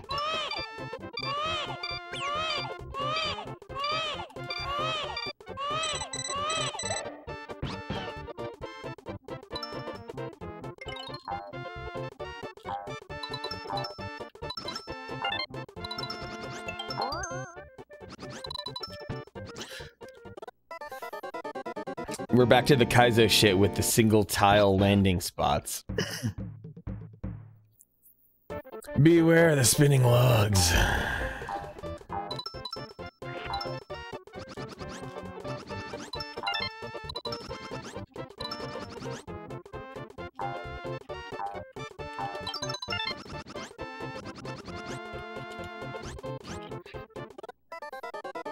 This is why I racked up 50 lives. For moments like this, where I try to put too much dip on my chip.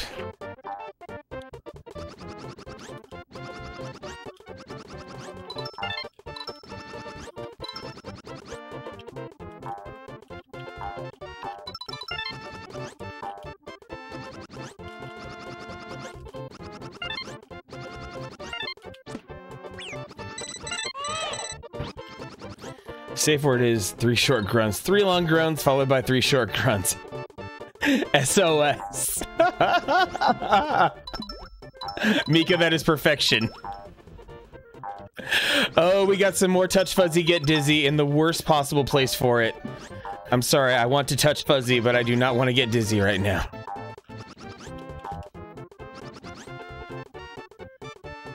Parksy! What is going on, dude? Holy crap, it's Parksonian!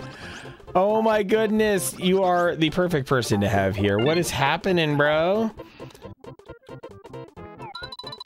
Another disciple of the Combat King is in the house. Parksonian. On a big delay, been lurking. Ah, Lime! Yes, oh my gosh, Lime. We've had Rockstar and we've had Clear Cryptic in here too, and I believe also from your community. Oh goodness, who was it? Department of Ducks, I think, or the safe word is you'll stay, right? Oh. Pinball Junk Normal Saturday. Yes. Oh, there is. I've shouted you out several times before because of your community showing up for me too. Safe word is cake because safety is a lie. Oh, what was the phrase?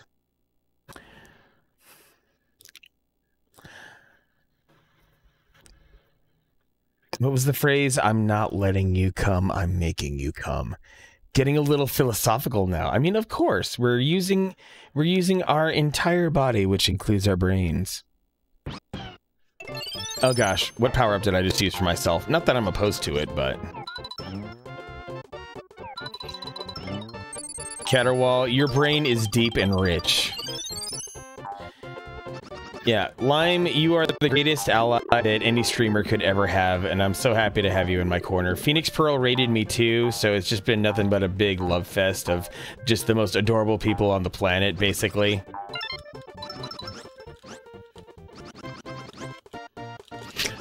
F!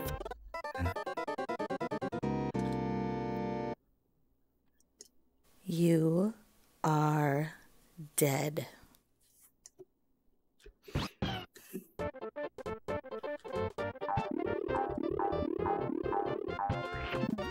Alright, what is the most, I'm actually, like, out of power-ups. Great.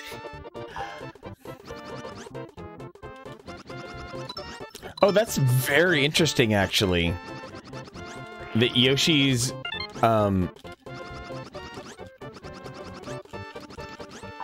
Jesus, that jump is terrible. Yes, that F comes courtesy of Princess Za, which her streams are fantastic. Princess Za is just the most adorable thing ever. It's such a wholesome stream, and she streams nothing but TurboGrafx 16. So she's just one of the crown jewels of retro streaming in general. If you're not following Princess Zop, you're not doing retro right, in my opinion. And her husband's a moderator, and they have really good chemistry, and it's just a chill time. Yeah, I believe that F is... Oh, that F is from some TurboGrafx 16 game, right? It's not specifically from Bonk, is it?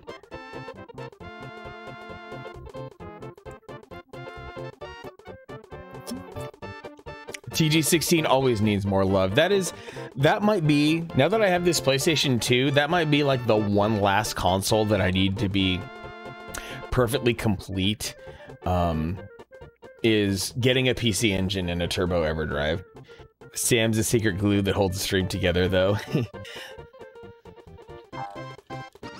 Oh, zombies full of nudes tonight. Yes! Another level in! Oh gosh. Okay, that's 3, so now it's time for a dungeon.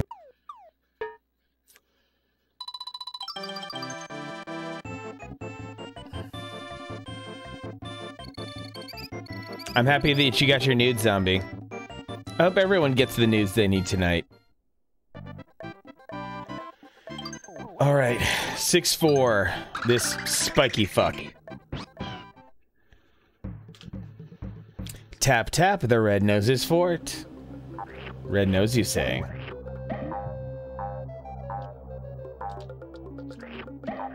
Oh, it's tap tap the red nosed. Okay. Like, are they telling me to double tap? No, it's tap tap the red nose. That's its name. At least I think that's how it goes.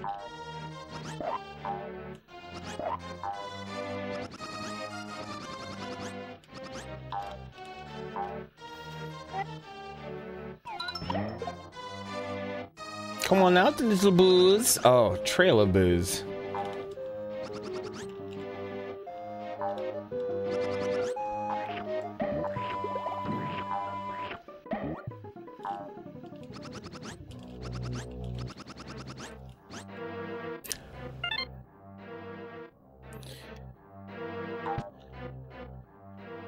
No nudes for hole in the Jesus chicken line.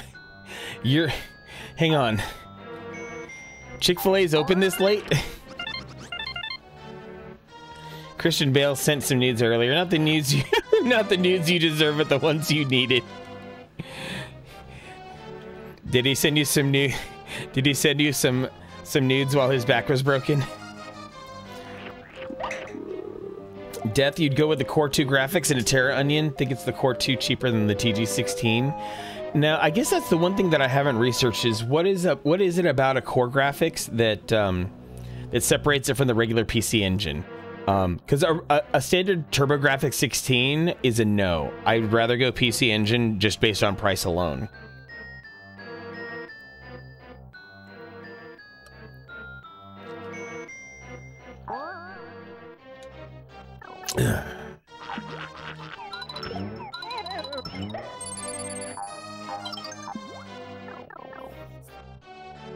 The pinout on the cart. Oh, interesting. I guess with the Core graphics, it can handle more things.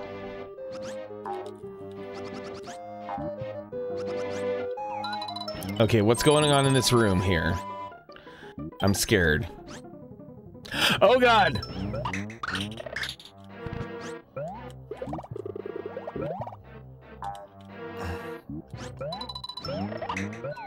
I'm basically fighting a previous boss here. Great.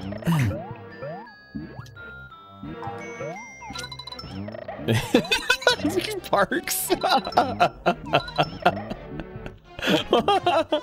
Very lazy sexter, that Christian Bale.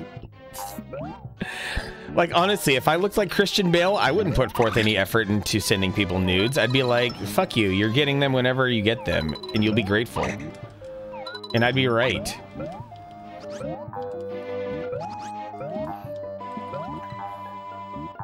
Getting nudes from Christian Bale, like any version of him. Knowing my luck, he'd send me nudes from when he was fucking Dick Cheney.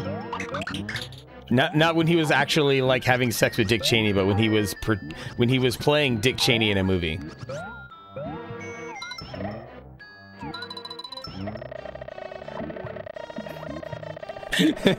Zombie, you read my mind.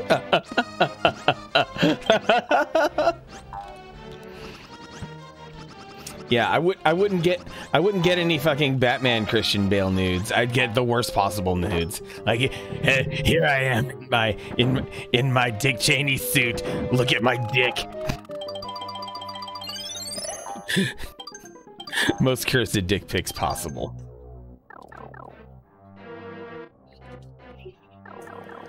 Whoo. Woosah, woosah.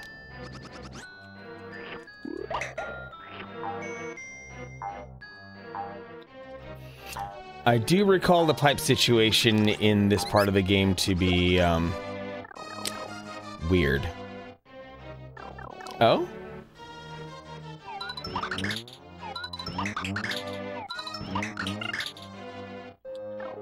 Did my job.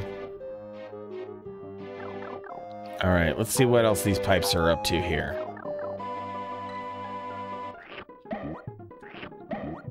It's just, ooh, there's a plug in that pipe.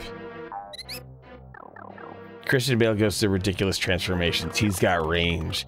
Yeah, and apparently the ability to manipulate his metabolism in ways that we can't even comprehend.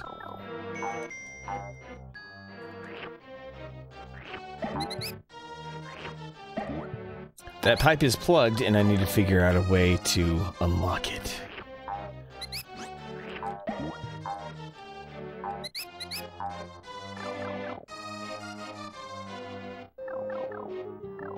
Nope, don't need a flower. Spacey waited and waited, pulled up to the window because Noah's taking your order, and like, sorry, we're closed. Oh no! Yeah, they probably like just closed. They probably closed 5 minutes ago. But it's supposed to be their pleasure to serve you.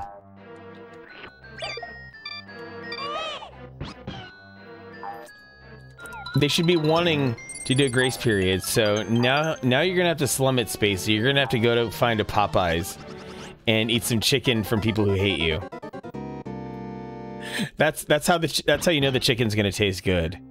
Don't take the chicken from people who pretend to like you. Take the chicken from people who hate you. Oh, it said 10:30? Brutal. Sorry, Spacey. I know that Polynesian sauce was gonna tingle your titties.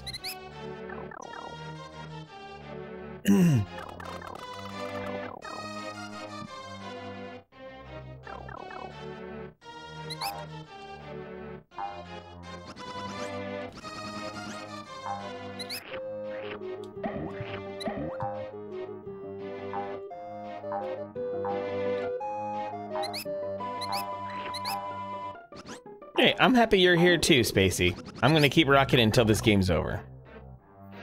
Grilled chicken club, pepper jack cheese. Ooh, that does sound good.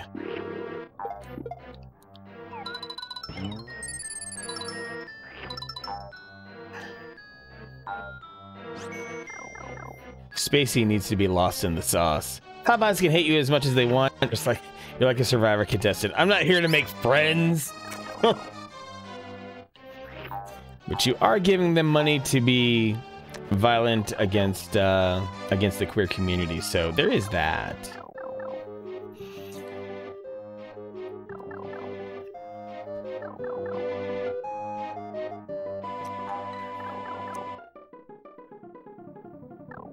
Oh, hey, a different pipe this time. Oh, I just need a key. Please, game, give me a key.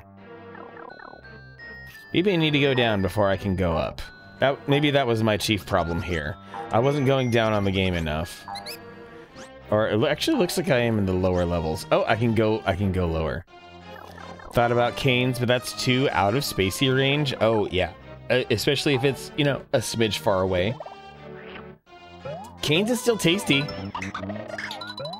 Canes is, I am all about the Canes life. Canes sauce is phenomenal.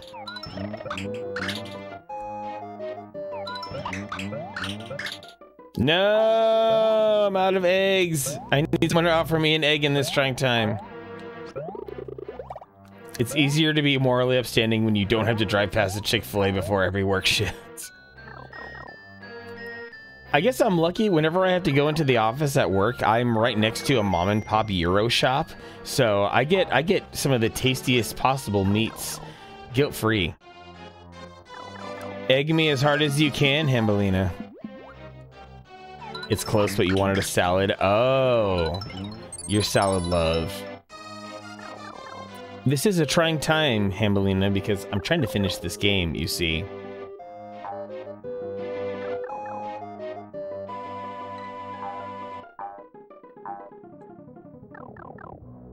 Yeah, the key is probably hiding inside this enemy. Rockstar, egg me on, Rockstar. Egg me as hard as you can.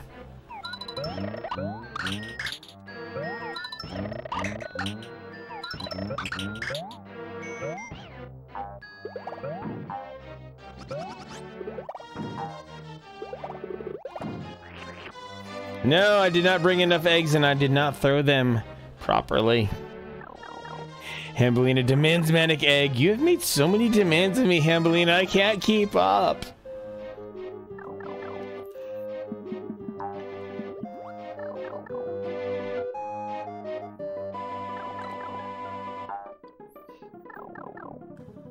Hambelina, you are needy.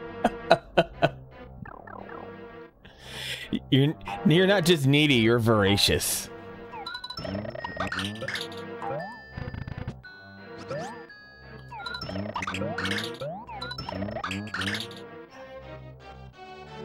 Man egg Socrat egg. Damn it, Parksy, you are on one tonight. And before I get partnered, oh my gosh. If I got partnered, that would be crazy pants. That would legit be wild. Because I feel like to be partnered, one has to possibly sacrifice a little bit of their creative energy for the sake of exposure, and I'm too much of an iconoclastic dick for that.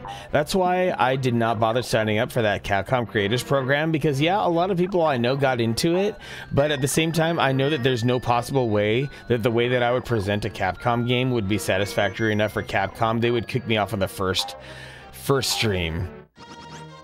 Just for one occasion, a trying time. Ooh, that one egg did a lot of damage.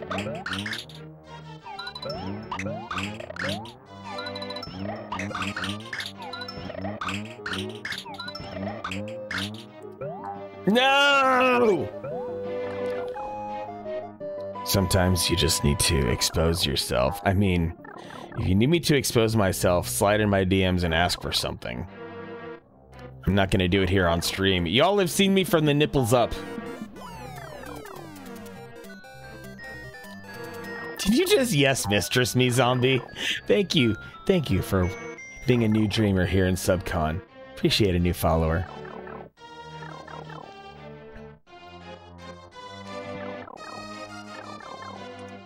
Because, I mean, it's once in a blue moon, but yeah, sometimes I scrape together the occasional decent dick pic here, so, you know, live it up while you can.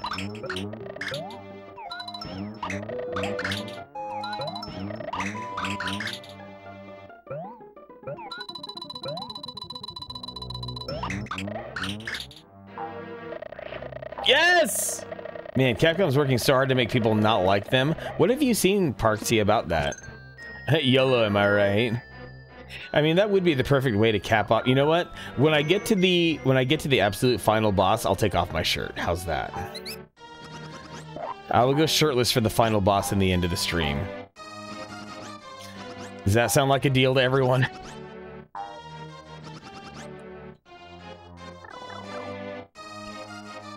Hambelina, did you just hear dick pic? Excuse me, Hambelina. You have enough. Think about forcing Street Fighter tournament organizers for licenses. Ooh, that's right. That is a thing.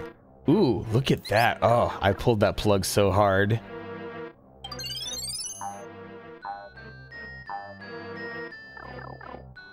If you want fresh dick pics, I need some motivation.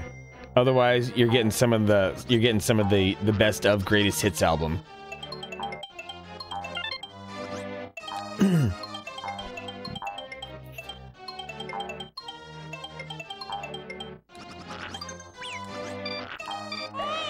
The mind is willing, but the flesh is weak.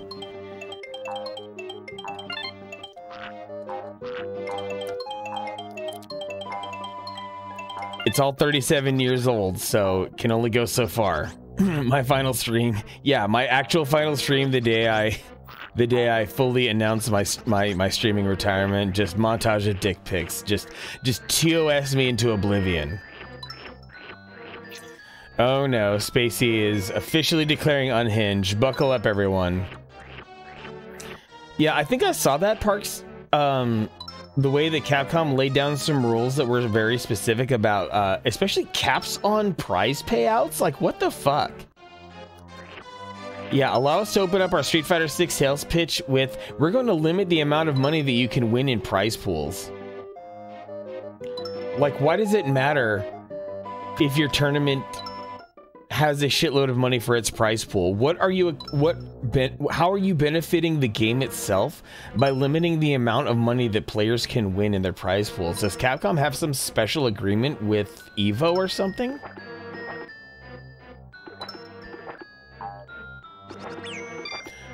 Oh, come on! Okay, hit another ring. You can have higher prize pools as long as you pay Capcom enough first. An undisclosed amount? Oh my god. You just got back to the Symphony? Hell yeah, Collins. And we're talking Street Fighter. How about that?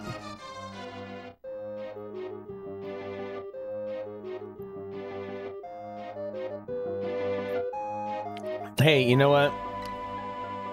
If the Symphony made you come, then that's a good night.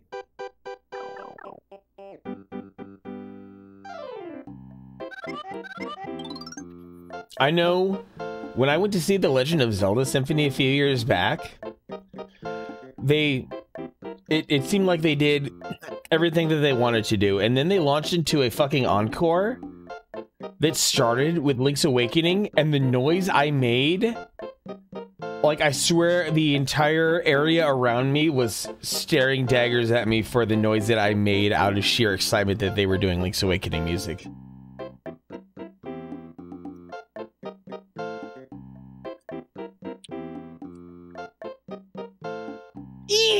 How did you? I never expected you to get this far. Now it's over. Your game ends here.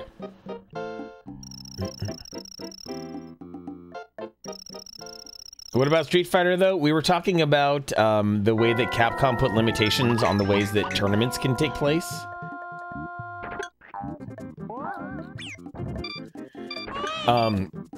Especially the undisclosed amount that you have to pay Capcom to run the tournament, and for what it takes. Then there's the cap on the payouts too. Do the noise. What? I don't even know what noise you're talking about.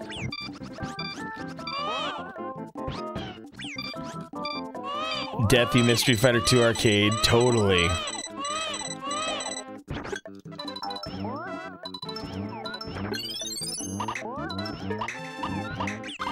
Oh fuck, oh fuck, oh fuck. I need to get to a safe spot and rebuild my time here. I need my refractory period.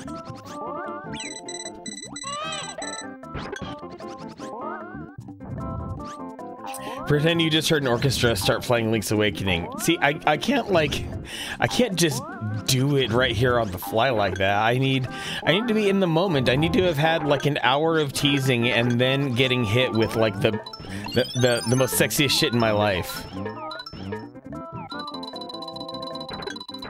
To my earballs. For those curious about Capcom Street Fighter licensing thing, yeah, and it's the, you know, having to pay Capcom a shitload for tournaments, which I totally understand. You know, it's a licensing fee for their intellectual property, sure, but putting the caps on player payouts for you know, people who win the tournament, that seems weird.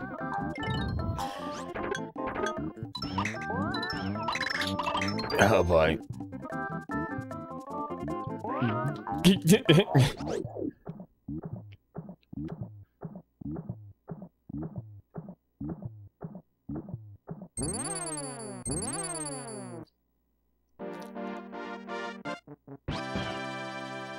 You guys have put me in a very tight spot.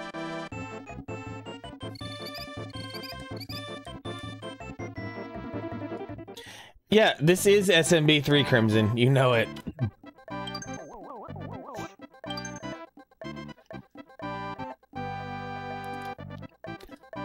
If Hambelina were at home, I know you would redeem a co-stream to help.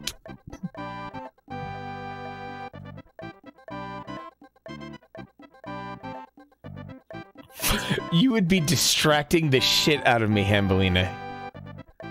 You would be doing everything in your power to make me flinch. The very long cave. And it's an auto-scroller, too.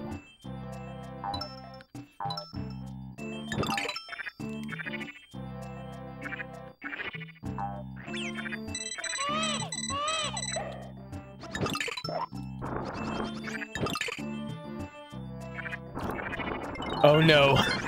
Oh no. I just got tag teamed by Zombie and Ham, and now Spacey runs in here with some all caps spicy. I'm fucked. I can't win. Evie, you just like being a brat sometimes. Oh no. You should talk to Hambelina about that. Sip.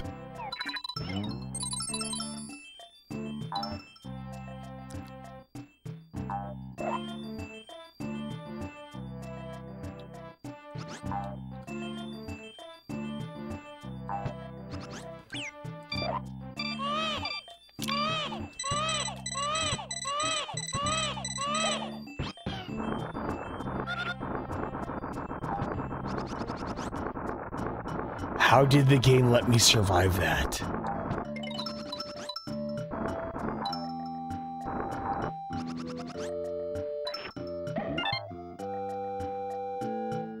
All right, Collins is here to dispel the FUD about Capcom stuff.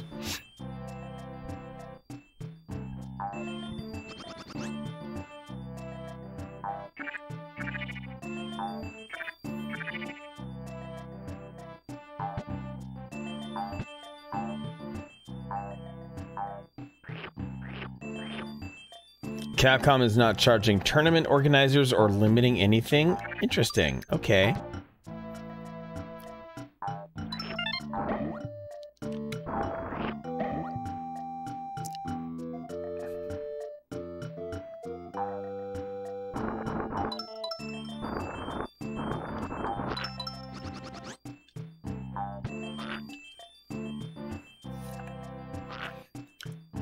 The only time Hambelina is naturally red is after a spanking.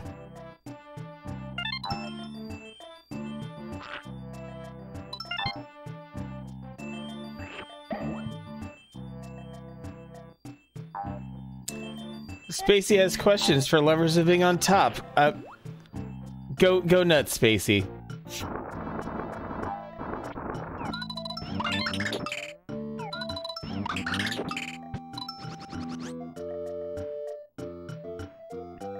Whole back and abs hurt after a session? Negative. That, usually I just end up having, usually my hips end up, being a little weird. That's all.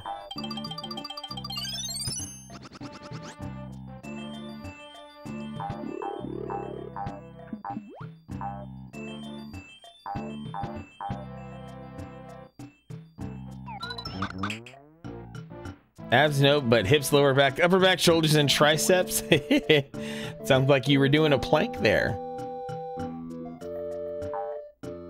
Because you were laying down some wood. Hey, yo.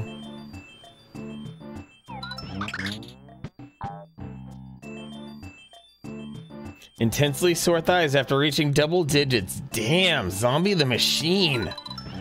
They call you the zombie because nothing can kill you. Spacey, so your kidneys are just failing then. Oh no. Oh no. Please hydrate before you get into any intense activities.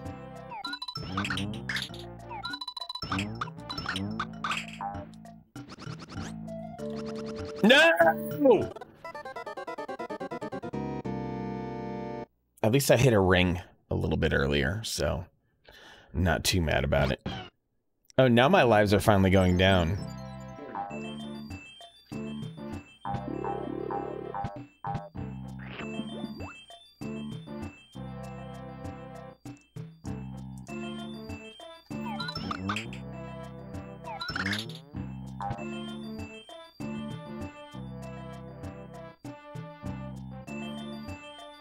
At least there's some baby making music playing right now while this kind of conversation is being had. Couple times the next day, contracts where you're almost broken. Damn. Then you're lucky you only have 3 kids.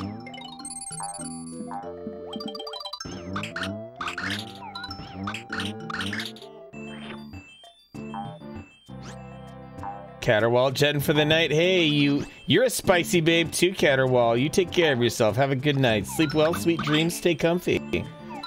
It's good to have you here, always.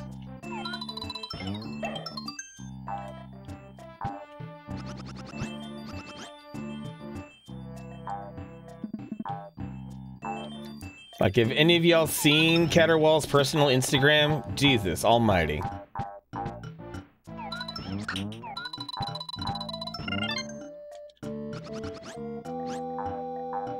Ooh, I got to a door, finally. No idea what I'm talking about. Exactly, Crimson. Keep it that way.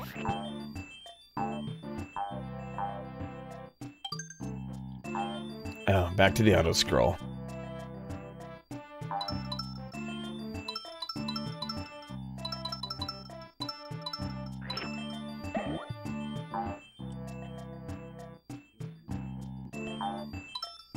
Legit confused about session.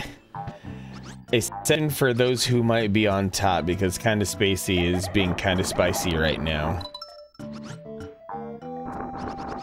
So for those of you who perform on top, what kind of pains does it give you?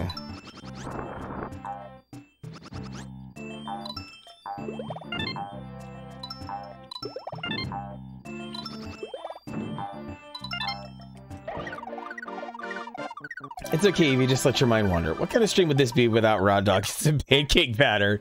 Yes, Spacey. Spacey, I specifically instructed you 3 days ago to raw dogs and pancake batter. You should at least be able to accomplish that. Screams internally and demisexual. Fair, Evie, fair.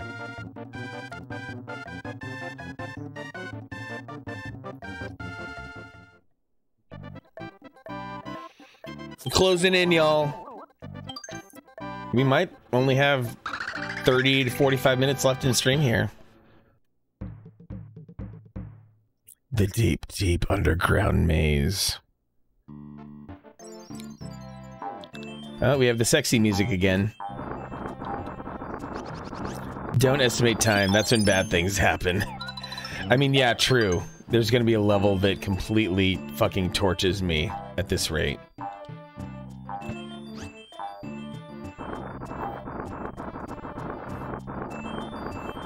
Let me just drop this ball in a hole.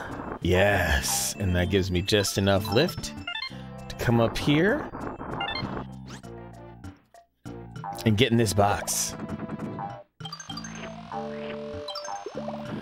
Oh, that's dirty. Oh, putting a moving platform right below that. Yeah, 35.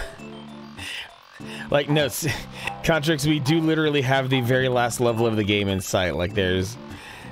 Like, this is legit happening. There's no more game anymore.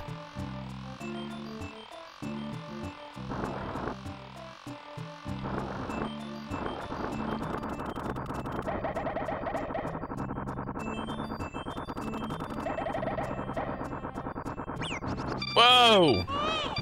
You know, maybe this boulder's gonna be useful. But keeping Mario on my back is even more useful.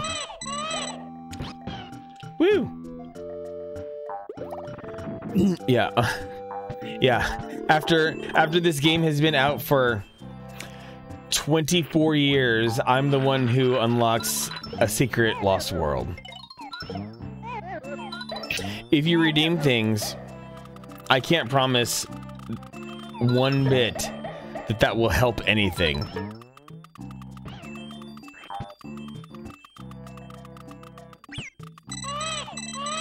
Also, since all redemptions are wide open, people can cancel the fuck out of you, Contrix, so tread carefully.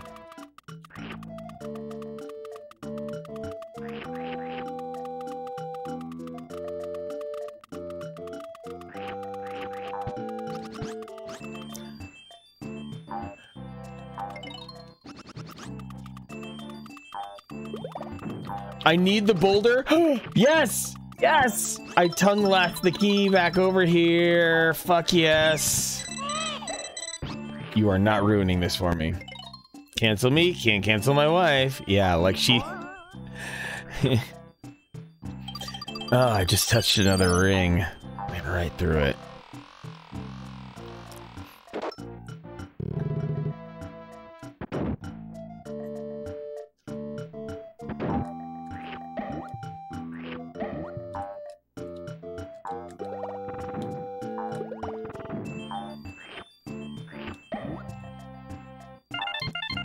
There's what I was hoping to see. Contra Girl Tricks is not using the points. Not for this kind of tomfoolery. Not for these kind of shenanigans. Not for this kind of chicanery. Not for this kind of mischief. Gotta show him who's boss, you know?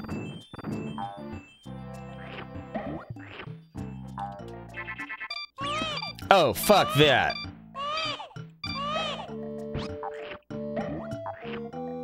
No, I'm eating you.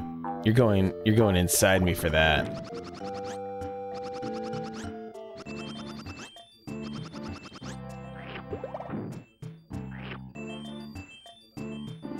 Huh, it's a door. Let's go inside.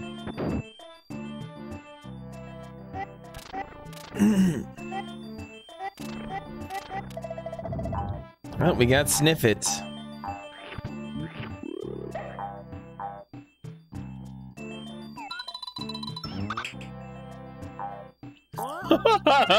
Oh no. We have a spouse fight in the chat. Lovely.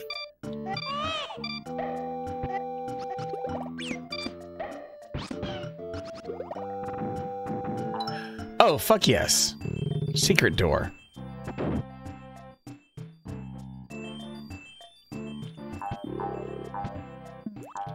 Where does this? No, not gonna go there yet. Can I? Nope.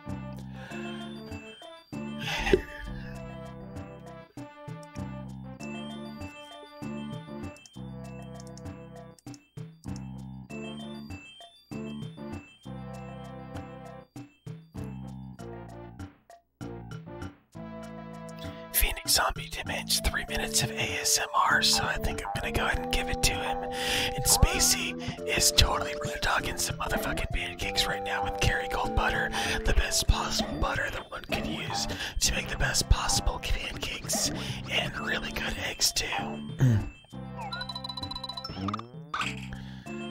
Contrix, don't beg. Don't be a beggar.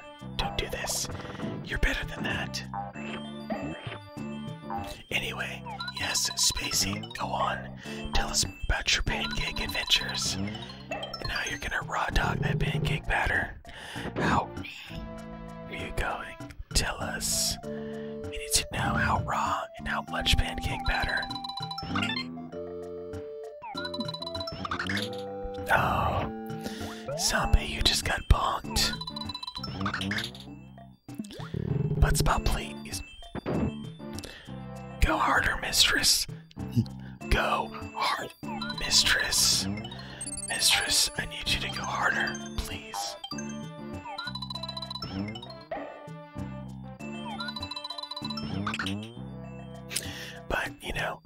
It's just a little ASMR. This is just a baby ASMR. No big deal, nothing crazy, nothing wild. Just trying to enjoy the moment. Come together and vibe.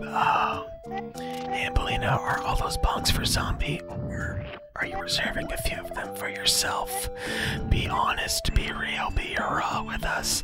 Everyone is getting bonked so hard right now. Oh, Ambelina pulls out her big, thick, absolutely gorgeous hammer and is making sure everyone gets bonked in their sweet spot.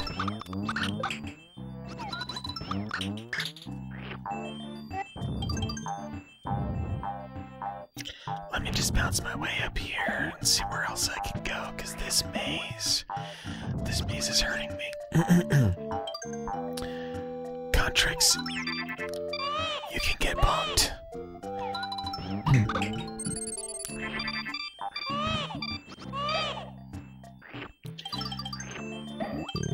Ambelina cannot hear us.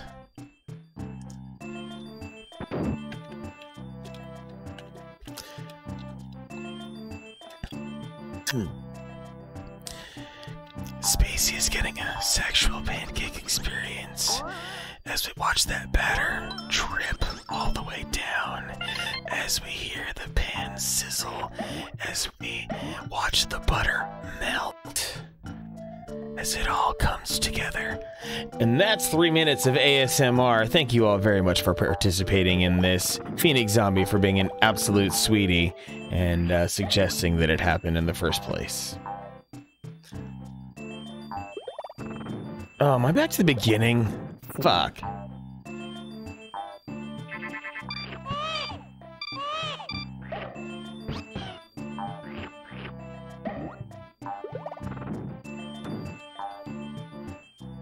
Got an ooh out of Spacey, so I'll take it.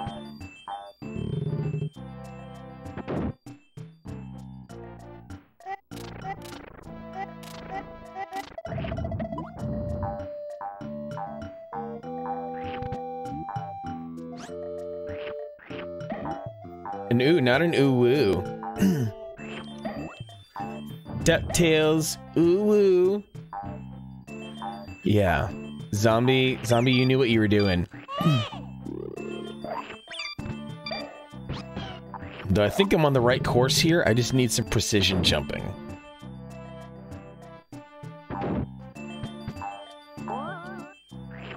Just like this, or not? Ah, just for that? Ugh. Back to the beginning, I guess. Spacey, you indeed have a great uwu. It's like you've been practicing.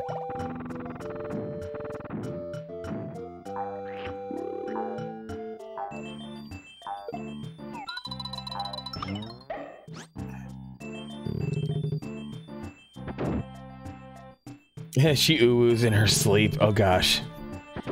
The uwus CNC her.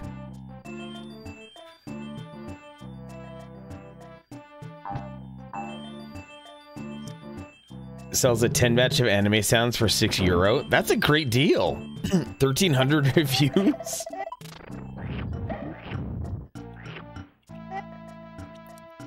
There's no man of your dreams, so there's no way.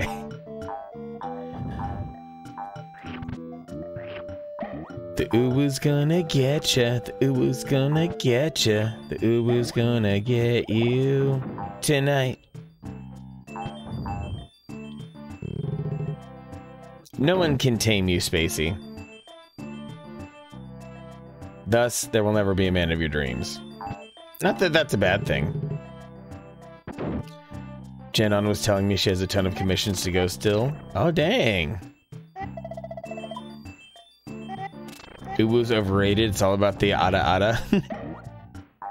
Oh no, I'm afraid to ask. Yeah, don't be bitter, be pancake batter. Be fluffy and sweet.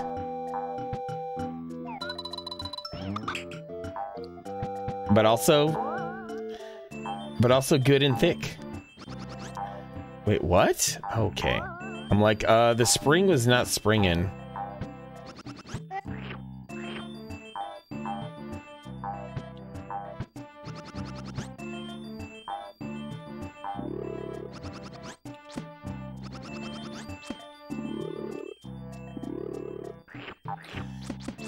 Okay, this room is seriously annoying the piss out of me.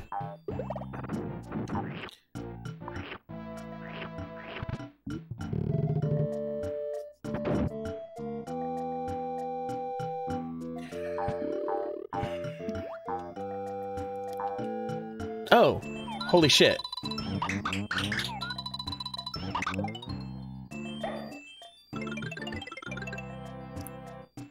Oh!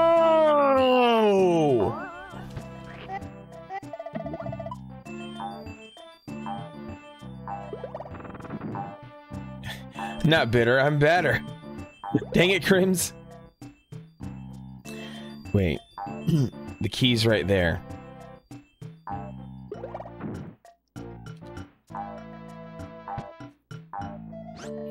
And if the key's right there... oh, okay.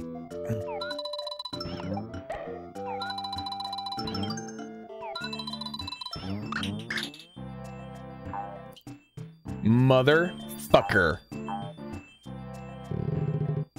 Rough emotional day. Spacey, you being around makes things better too. So happy to have you here. You sweet little Krispy Kreme, you.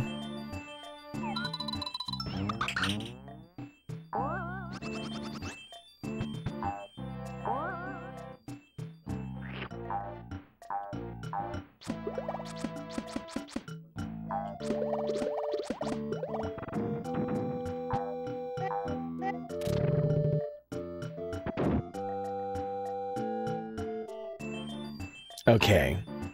Did the bridge hold? Nope. Need to hit it again.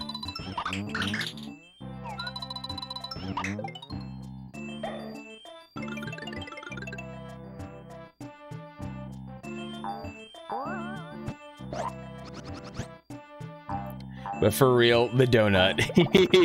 Yes, the dripping donut. Can we talk about this hole?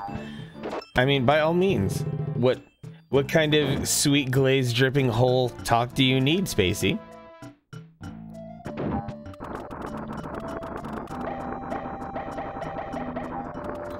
Yes, this level's finally over.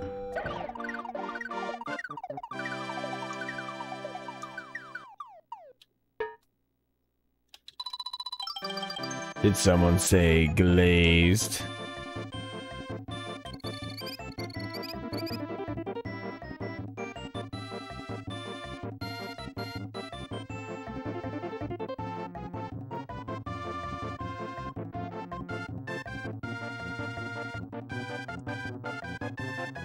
All glaze, no brakes.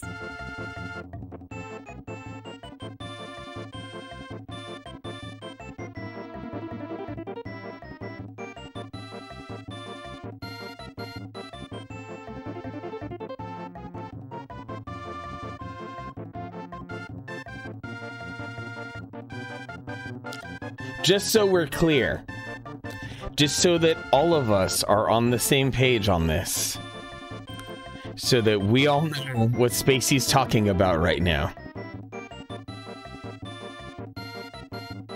Drip, drip, drip.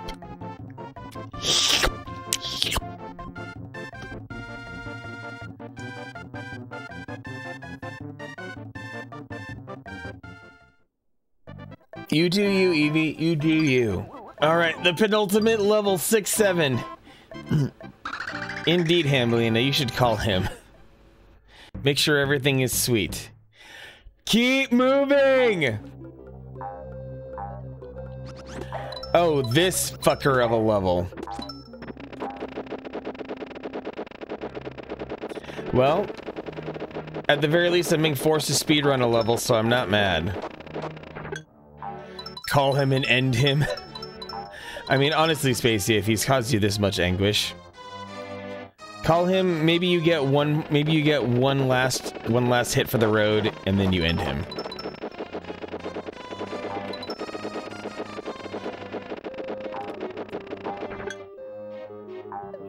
Crimson.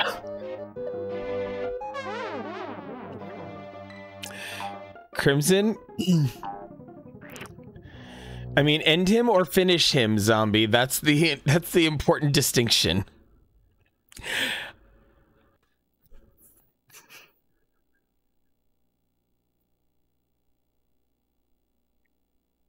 Hammy requests 2 clones.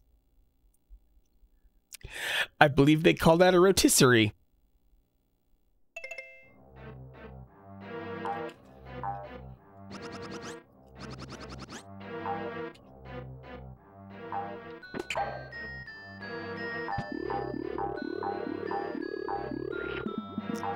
Seven to 10 business years. Oh no. Oh no.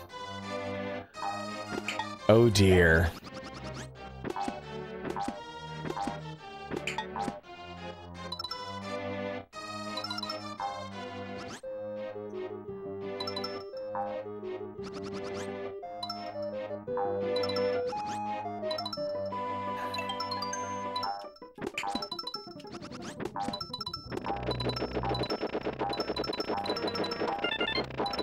Fuck!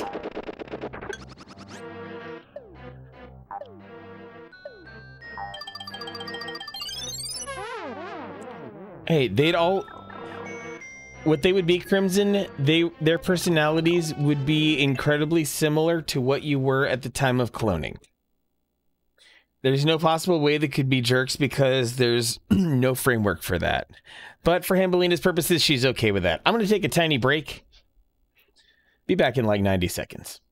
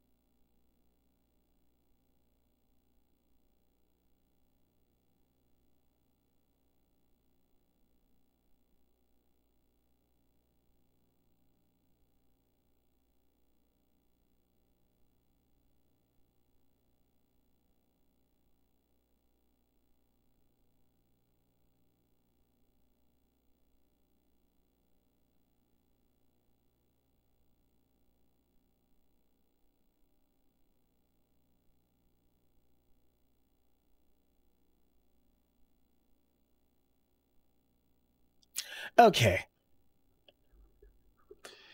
Spacey also requesting a Crimson clone. You are very popular, Crimson. You'll try anything twice. Oh my. The damage y'all did in just not even 2 minutes of me being away is impressive. There it is. Crimson rethinking your life. Oh dear. If I've caused an existential crisis. If my stream has caused an existential crisis, well,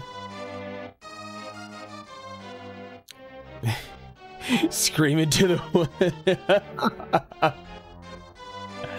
Oh, I will plead the sip on that. Let's just appreciate the Van Gogh Starry Night motif that's going on in this portion of the level.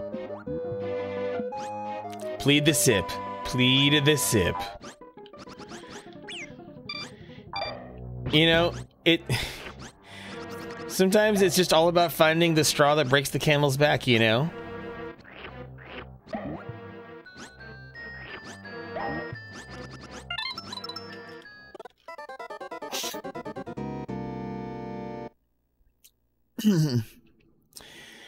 Everyone, let's scream into the woods together.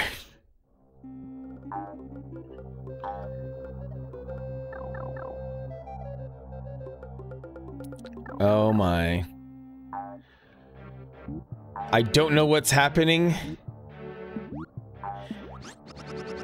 but I'm okay with that.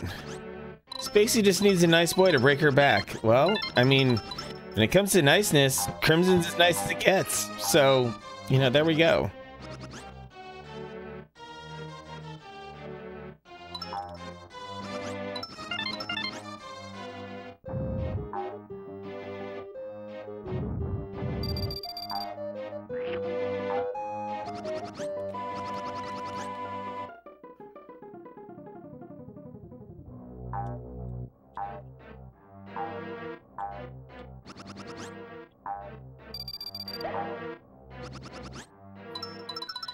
Himblina requests Zombie and Crimson. Oh dear. Oh, we have entered a very special realm of this stream. No waiting, only cloning. Yes. Let's stamp these dudes out so that everyone in chat can be happy.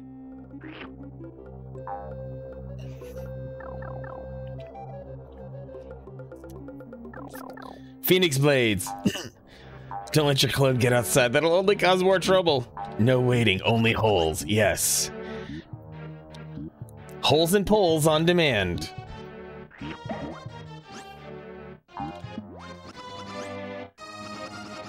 Yeah, the Phoenix Blade, the ultimate weapon for slaying pussy.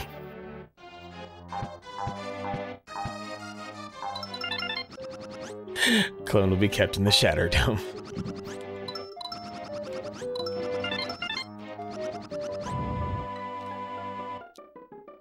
Shatter Dome is Hambelina's nickname for her bedroom, just FYI.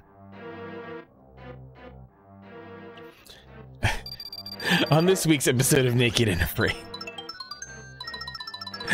Crimson pondering a rebrand. Oh no. The Phoenix Blade dies but is reborn again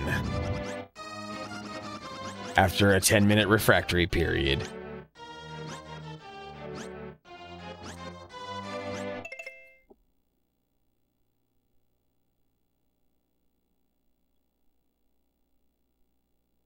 Community co-stream, a night of Phoenix Blades. Oh no. Y'all are gonna be so pent up by the time I get back.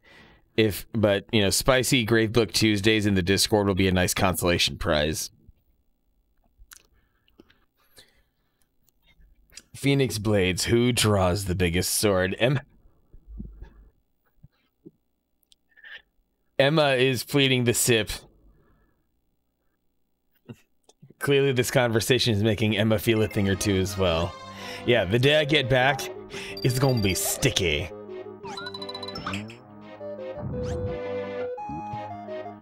Love the kind you clean up with a mop and bucket.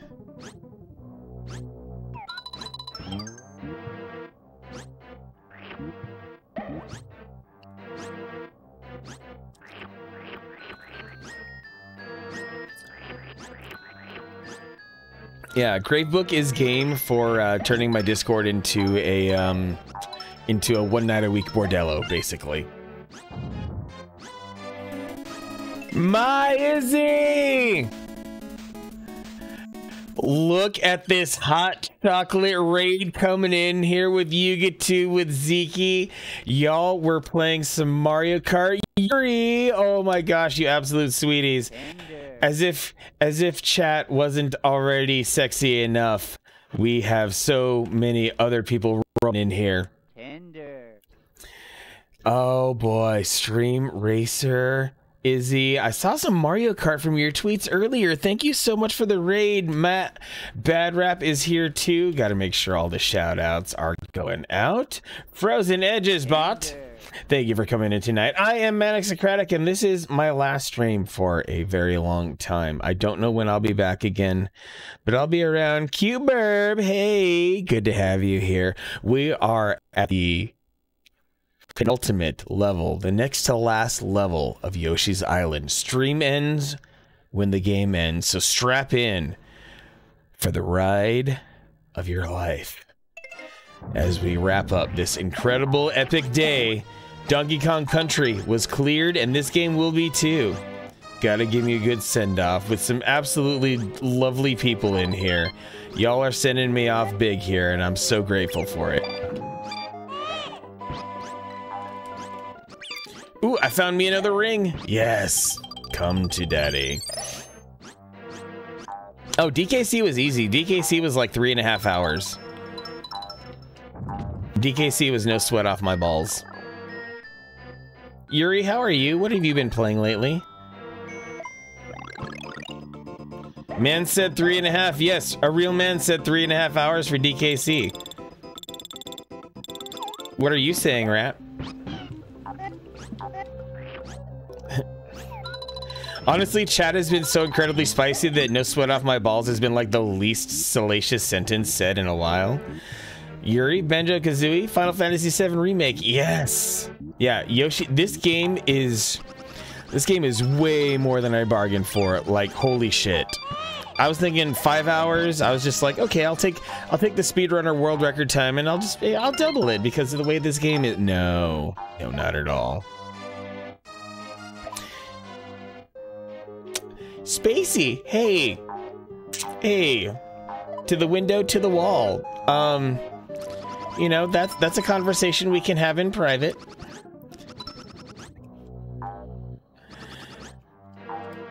You know, while we have Hambelina wanting to be on a rotisserie, I mean, I guess all's fair. Exectech, oh my goodness, Exectech dropping the gift sub to Izzy right here. There you were hiding there in the shadows, Exectech. Thank you so much.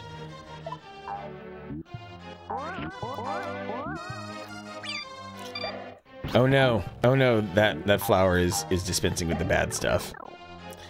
Plead the sip, plead the sip.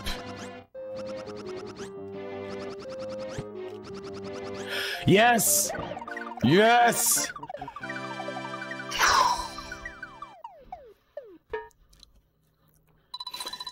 Yeah, what kind of juice is hiding out in Hambelina's mug?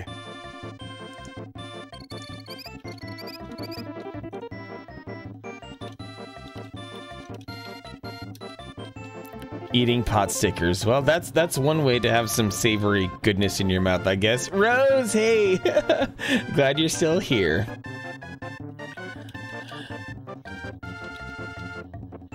Don't try to mug Ham, she'll beat you with her nightstick, or many other beating things in her possession.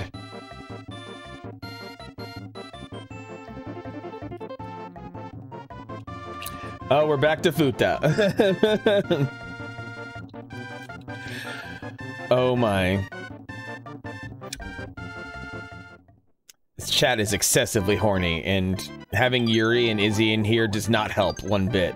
Yeah, Izzy, I bet you're... Dude, Izzy, please, go de-stress, go calm thyself, go eat, go de-stream, go do your thing. I totally understand. Streamer's choice to dip out first after you've raided. I thank you so much for bringing the crowd in here. Football under tournament arrangements. Rose, I did not name you Rose. Rose, you are a sweet, innocent bystander, and you are catching the spray of everything that's happening right now. Love you too. I'll see you around. All right, final dungeon, y'all. Here it goes. I've got 50 lives in my back pocket. King Bowser's castle. Crimson, please. Yeah, Evie, put on some protection. And Rose, you have your mask on. I don't think a mask is enough to contain what's been happening here tonight. Emma, do you have something to say? Emma, if you have something to say, I think we all need to hear it. Because I know you would have the juiciest possible take.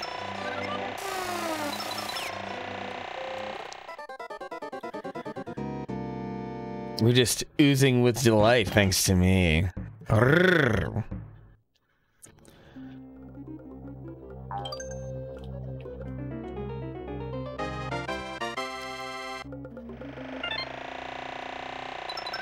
Yeah, Izzy, Izzy, at the very least, suffice it to say, You came in the middle of this. You did not make things worse, but you did not make things better.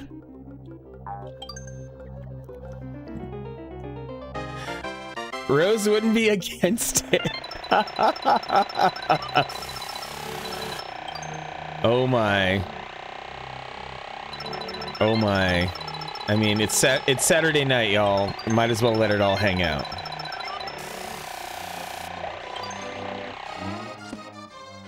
Gotta be careful with hot chocolate. Hot chocolate goes down your throat, there's no coming back. These are more ethereal water sports.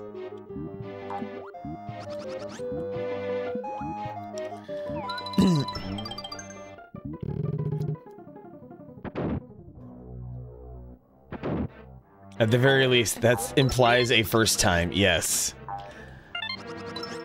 Not my first, not my first rodeo implies that someone got the horns.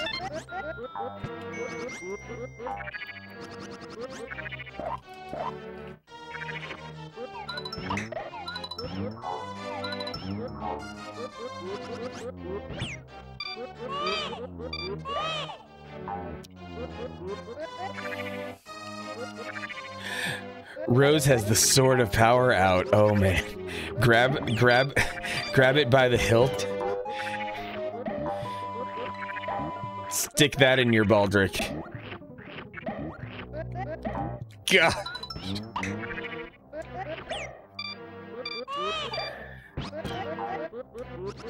Drew, yes, made it back for the finale indeed. Hey, there is certainly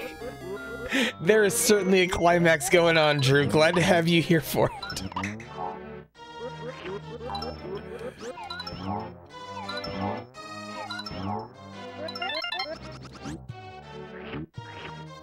God dang, these buffs.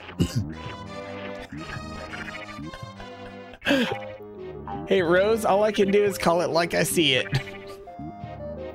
All I can do is observe. Are you feeling a little exposed?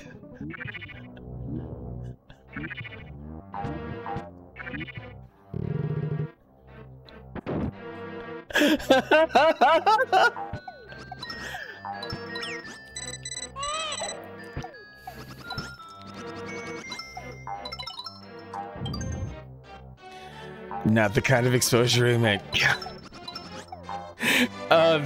This stream has gone to hell in a handbasket in like the best way possible. Feels like you can get away with almost anything in chat. It's just limitations of what I can do up here on camera.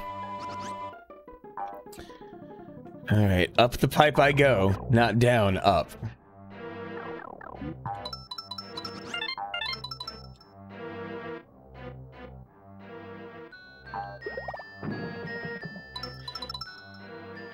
Very interesting. All I had to do was smash my ass on that and it made me safer.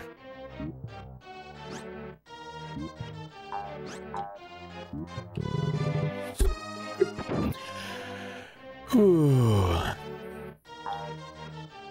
Oh, one of these guys. Okay. I slammed that gooch. Emma, please.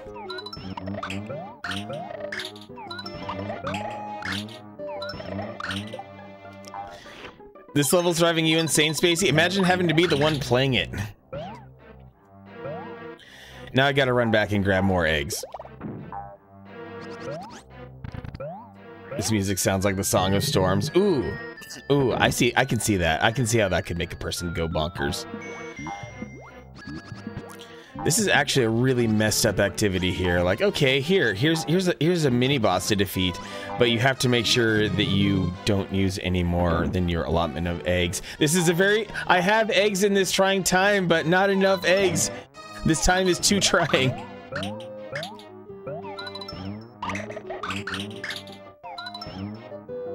Oh, I blew it. Gotta run back.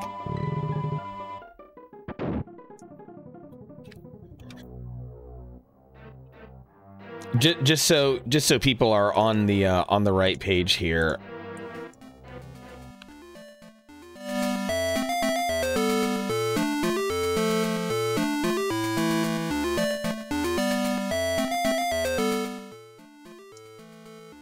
Yeah, you get it. A little bit of Ganondorf. You know, you're not wrong there, Drew. That is a solid observation with the kind of rhythms used in this very specific minor chords and Mario World's castle. Yes, the Mario World is essential in this. Zeke, gonna go to bed. Oh, thank you, Zeke. All the best to us. Thank you. I appreciate that very much. I will actually be very close to Canada, for what it's worth. This is some wholesome content.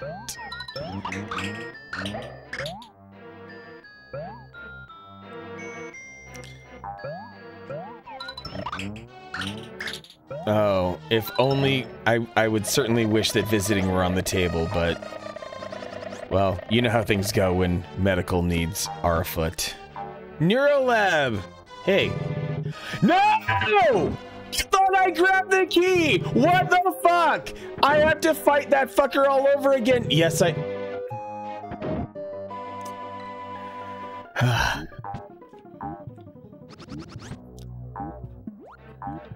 mean, I've lost it several times.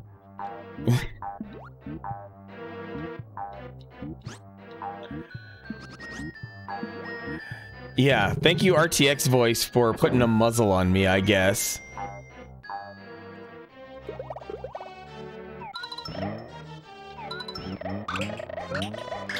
Ooh, 3 hits, 1 egg.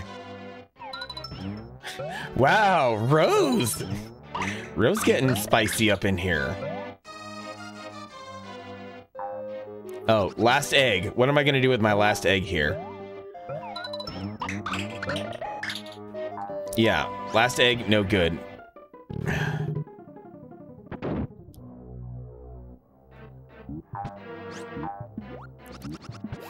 Rose never curses, ever. You're a pure, sweet, wholesome soul, Rose.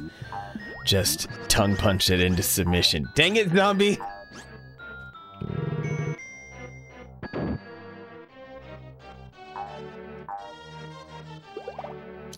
So how are those pancakes, Spacey?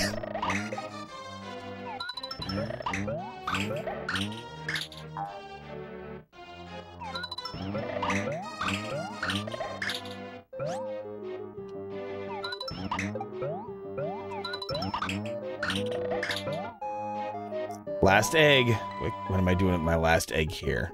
Is this last egg gonna do the thing? No! I'm dying on the inside. Don't mind me just typing symptoms into Google thinking you have acute pancreatitis. You should drink some water first.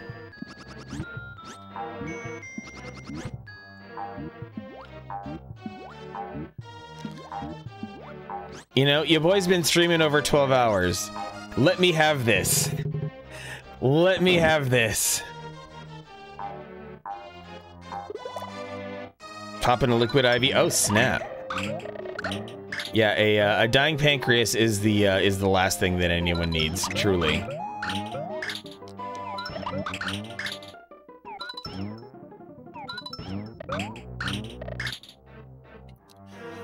You only get one shot. Still wasn't enough. Panic Sloth, you damn near cleaned your whole house. Yes, like, if only. We love you, Panic. Oh, yes, we do. We love you, Panic, and we'll be true.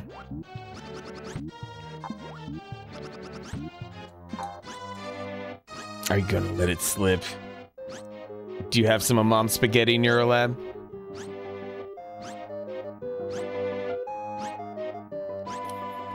Rose, you seem to be feeling a little spicy tonight, and I encourage that.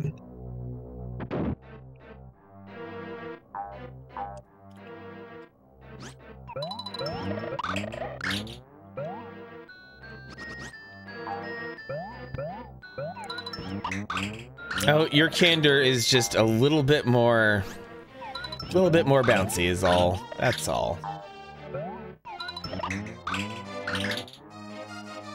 right, 2 eggs. Come on!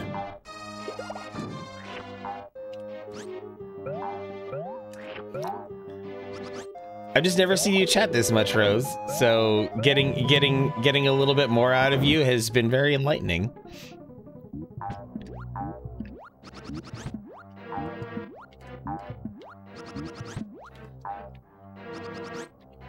How are things with your family, Rose? I know you don't have to answer, and that's okay. But I hope things are well with your family, because I know you have a thing going on, and I wish you all the best for that.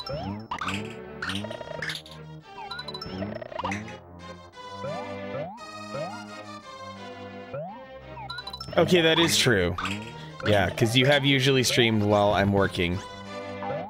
But it is cool to see you still popping a stream, Rose. You got the heart of a streamer. Okay. This last egg should do it.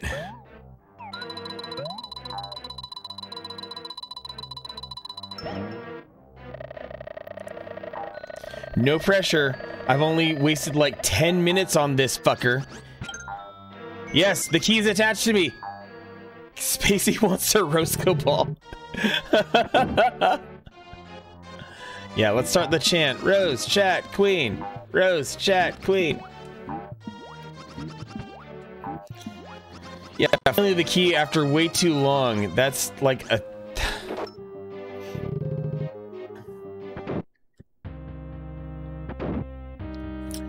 Oh boy, it's that music.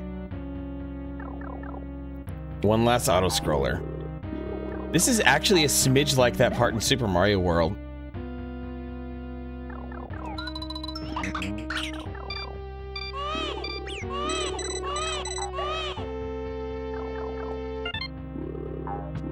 This is a smidge like Bowser's Castle in Super Mario World. It is time. The stream is coming to an end. This is like this is the final march, you know?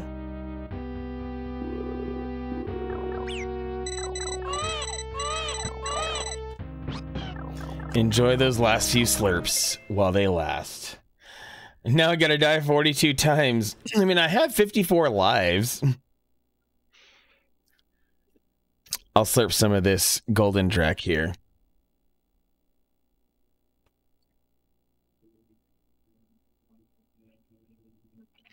(11:11) in the Mountain Time Zone. Make a wish.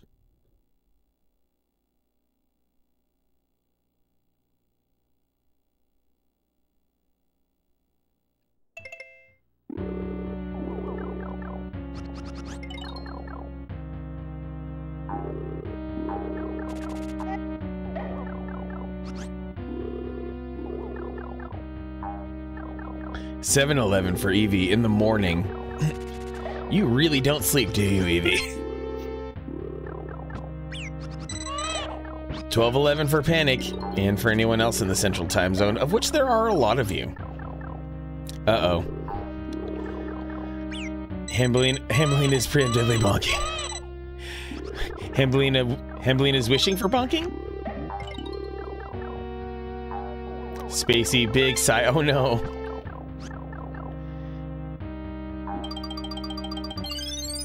Ham, yes.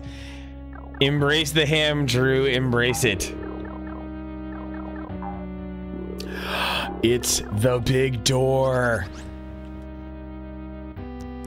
It's the big door, everyone. It's the red metal door.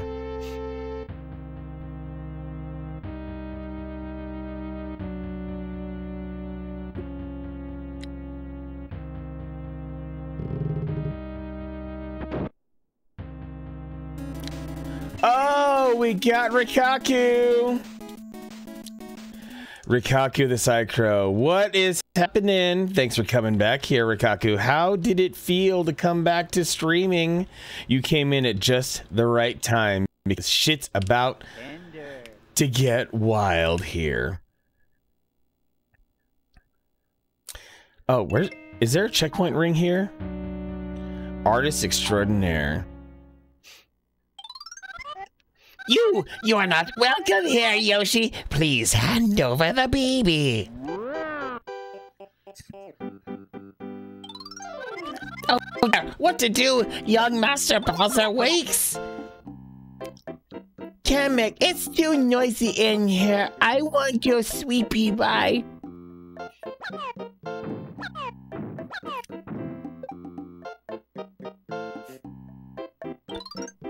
Huh? Huh?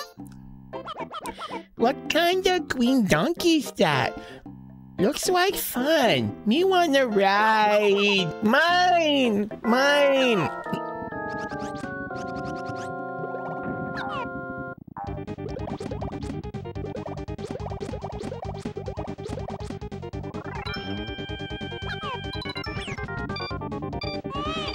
Oh, wait.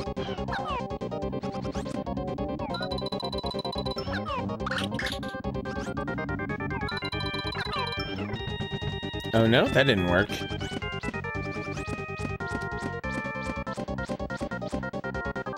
Oh gosh. Crimson wants to ride it.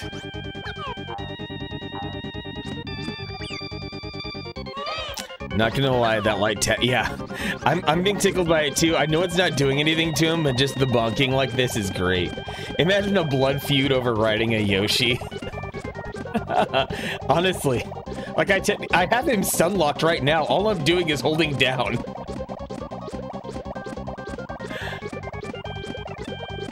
Spider-Man No Way Home style Bowser crossover. Yes, let's unite all the Bowser variants. The Paper Mario one, the Mario 64 one. Oh, Panic Slot, thank you so much. Oh yeah, Yoshi, work that ass. Okay. I need to go. I don't have any brains left. I don't have any brains left, so I'm Googling this fight real quick. Hamblina dropping some more Tiggle biddies on me. Surprised I still have brains right now. I only have enough brains. I'm basically feral right now. I have enough brains to operate the stream and yap and react to chat. Taking the last of your biddies, I will drain you, Hambolino. Okay, so let's see here. Yes. Oh my god, Zombie, yes. That video of the dude getting punched in, that dude doing ab exercises while the bear was pushing on the branch. I'm dying. Like, never ever, no one should ever give any context to that video. Also, how in the hell was the bear so good at that? And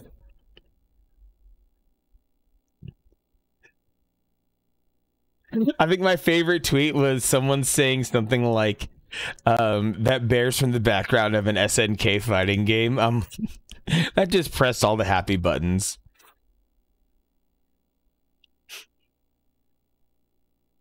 Buttspot, I see what you did there, Buttspot, you motherfucker. DJ Gigabit with a cheer too. Thank you so much. Y'all are great. Y'all are amazing. Okay.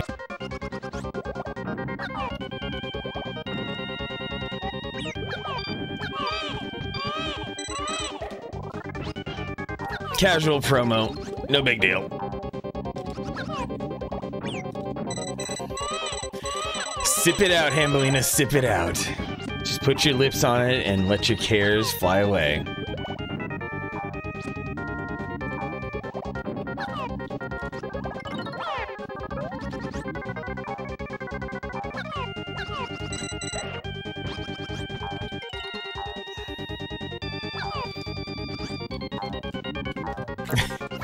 Yes, Rose?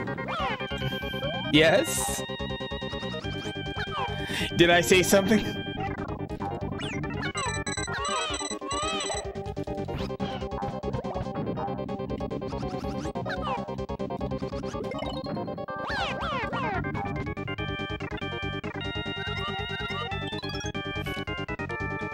Yoshi, why did you do this? Young master, let me help you. Here. Focus on the boss. It's a little bit difficult to focus on the boss with everything that's going on. Give Bowser an egg in these trying times. I mean, I gave him so much ass already. I guess I might as well go for the egg. Now, this is the really interesting part because this music sounds like it's straight out of a Street Fighter game. Time for some jams. Soft boil my egg. Hambelina, I love that you used SA Forums notation for that emote. You're still a goon. I think with the Power Rangers route, yes, Rita Repulsa straight up. I'm okay with this. I really am. I am protected. There are stairs in my house. Pak Chui Unf.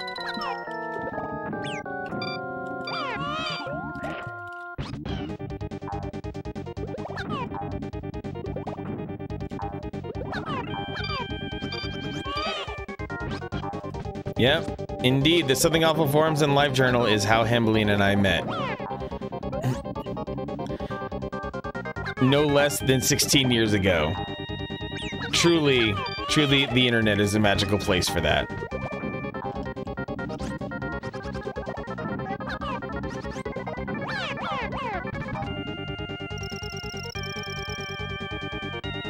Okay, at least the game goes quickly on this part. I've got 50 lives, I don't give a fuck. The internet.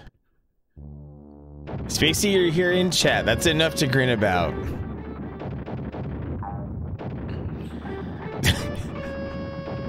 Crimson, please.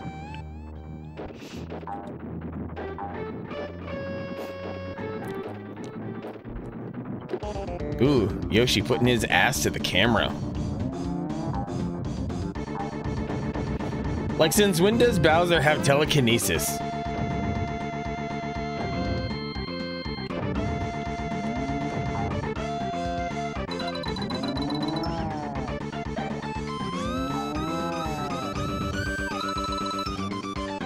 Plead the sip.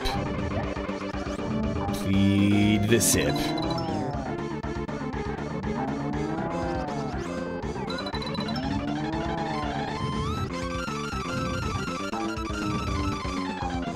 Apparently Baby Bowser is a monstrous scary white.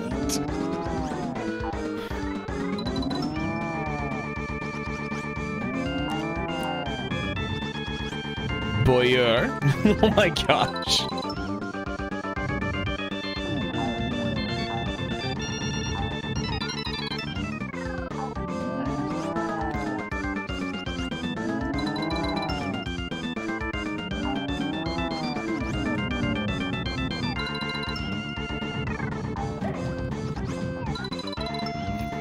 Having to think about throwing eggs in a 3D arc is actually legit wild here.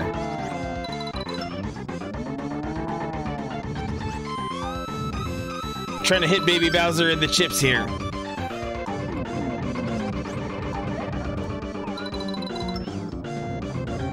The meds are kicking it, the quote-unquote meds. It's okay, Emma.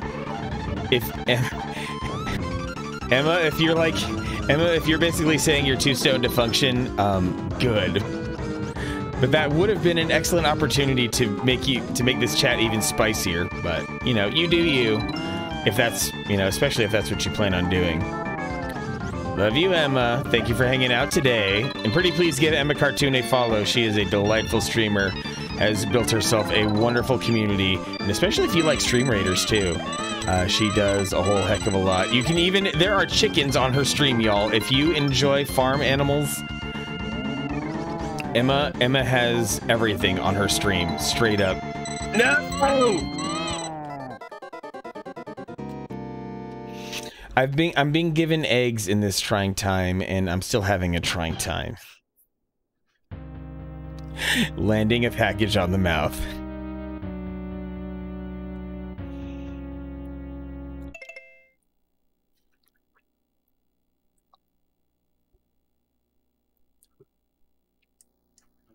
You are dead. I know, the stream just keeps going longer. It's such a trying time.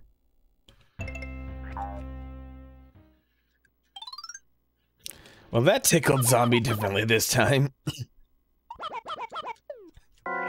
You know, I have to show you up at least once, Crimson. You can't, like if we're trying to talk like win-loss column here, Crimson, in terms of like knocking out the really sweet puns, it's like 100. It's like 100-1. Dang. Wish that egg didn't think. I'm with you, Hamelina. For some reason, the egg gag is still funny every time. I am egg.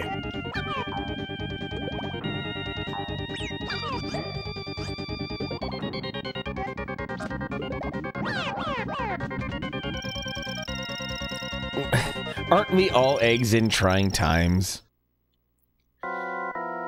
Can you not be a fertilizer? Of course, no one talked about fertilizing here, Spacey. You want to be poached without consequences? Sure. But I thought you wanted to be a glazed donut before an egg.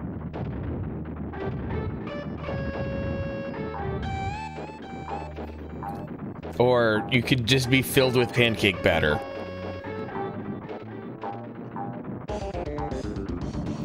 If you had to choose egg styles. Thank you for offering so many eggs, Rose. That's very sweet of you.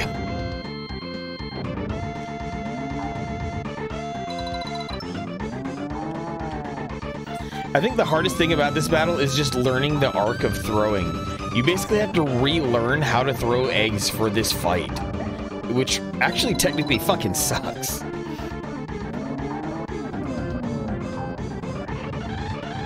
Panic Sloth needs an egg. Yeah, Panic Sloth just dealt with some incredibly difficult academic accomplishments. So yes, give Panic Sloth all the eggs. Egg Panic Sloth as hard as you can.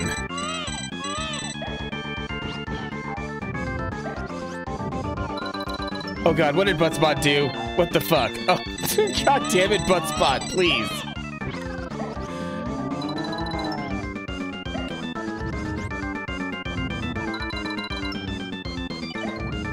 Too high.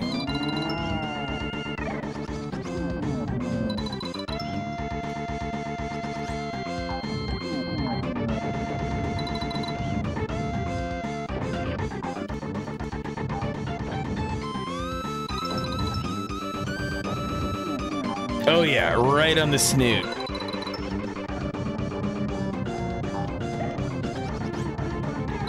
Oh gosh.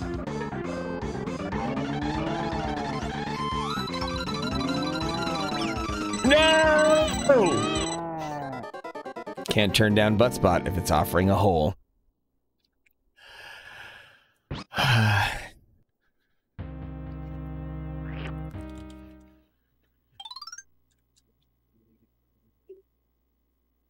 Panic Sloth and Buttspot, soulmates.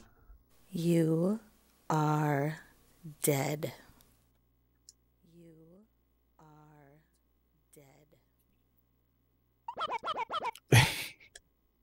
I ruined Spacey's climax.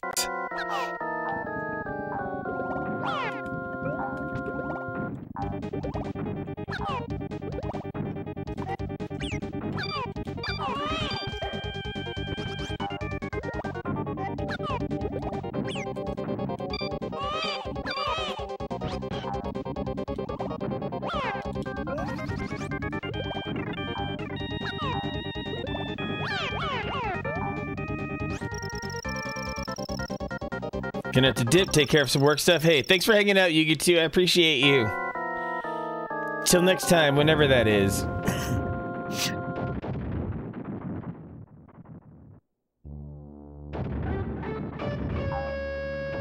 Salute.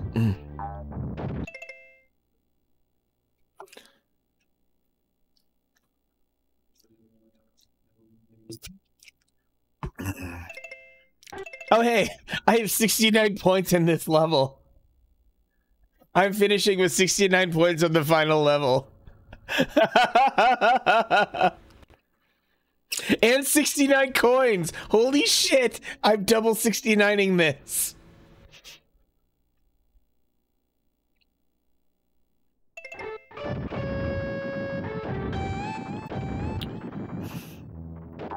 If Art on Hold were here, that would give him life too.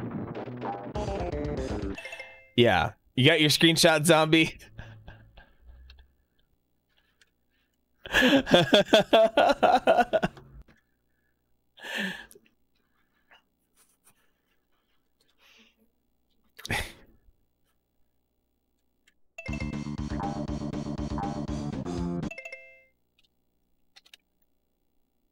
I need that screenshot in the moment of I need to get that OBS screenshot. I'm just gonna file name 69 thing. Yeah, there we go. Oh, here's where it gets spicy, Crimson. Here, top 69 or bottom. Oh boy. Top 69 or bottom, express your preference, go.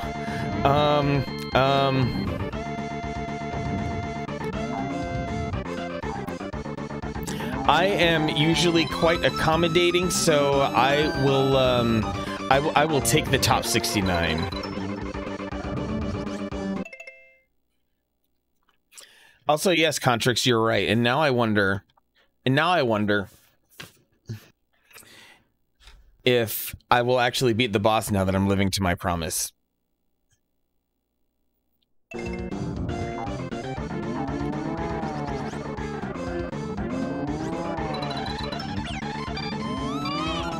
No! Okay, next time. Yeah, Spacey, put on your Gengar shirt.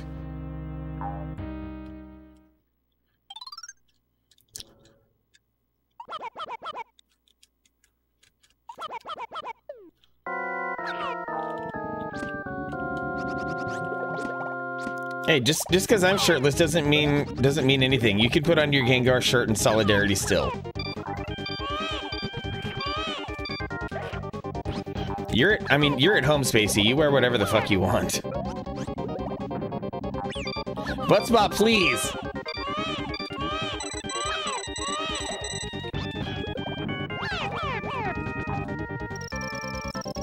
Cover me with your thumb. Oh no. Oh no, my exposed collarbone is too much.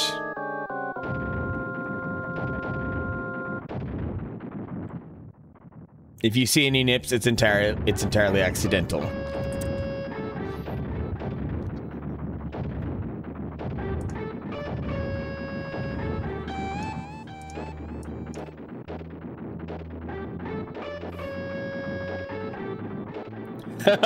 Rose.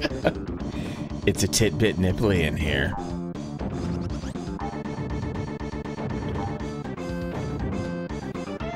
I know, right, Spacey? Nips, the ultimate offender.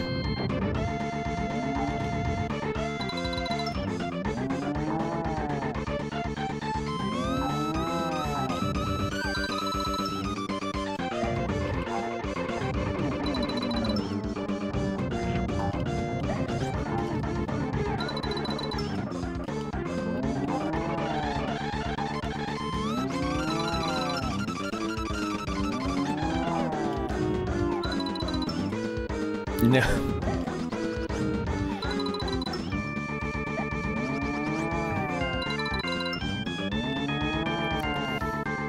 Only face, no boobs.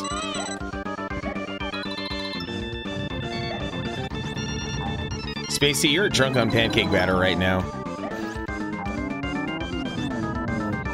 Gosh, it feels like the pixel window for actually being able to hit him is like ridiculously small.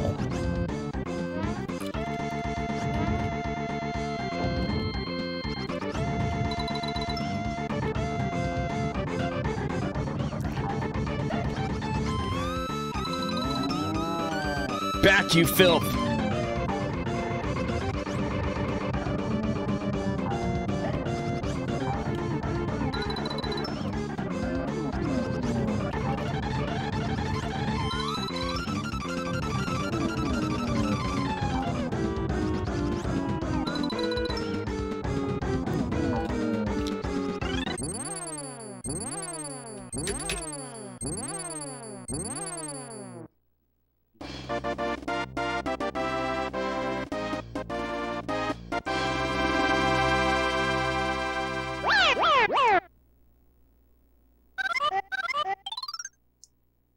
How dare you? It's not fair. You're such a meanie. Someday we'll be back. You'll see. Whoa.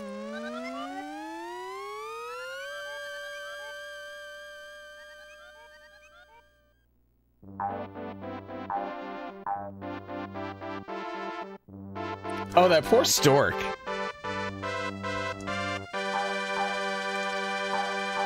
And there's Luigi.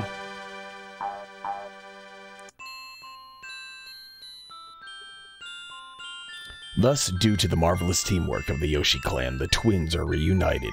The captured stork is freed by Yoshi and sets about his duty. Finally makes the long-awaited delivery. Thank you, Yoshi. The twins will meet the parents soon.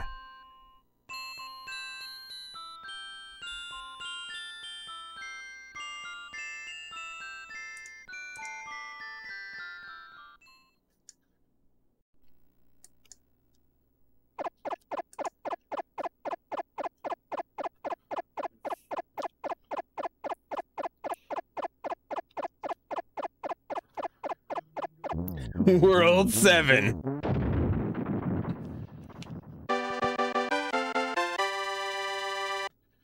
Fraternal twins, Crimson. Fraternal twins.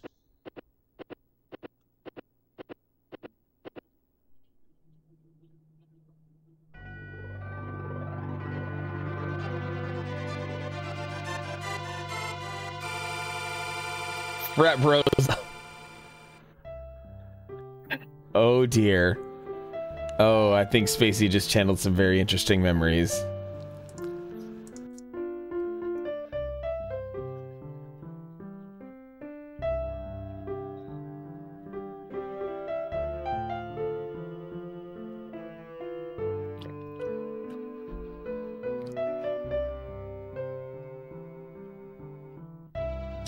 Y'all have never seen Chad? Enlighten us. There's a certain level.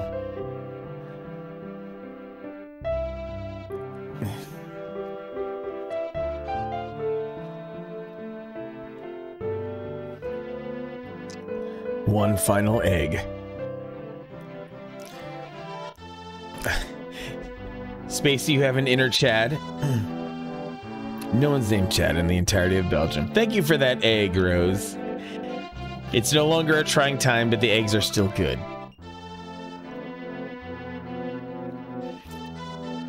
Spacey has a frat bro mode. Awesome.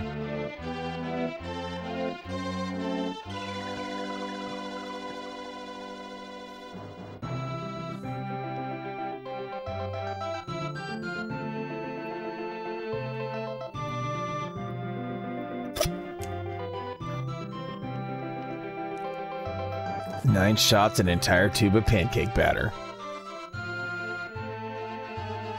Oh, Yoshiaki Koizumi.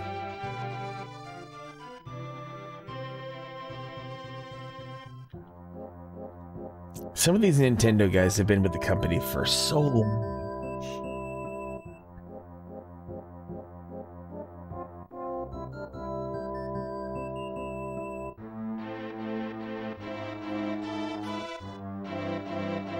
Sleep well, Evie. Sleep well.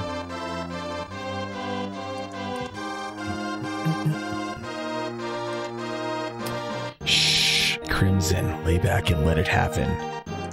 Just be quiet, Crimson. Just let it come to you.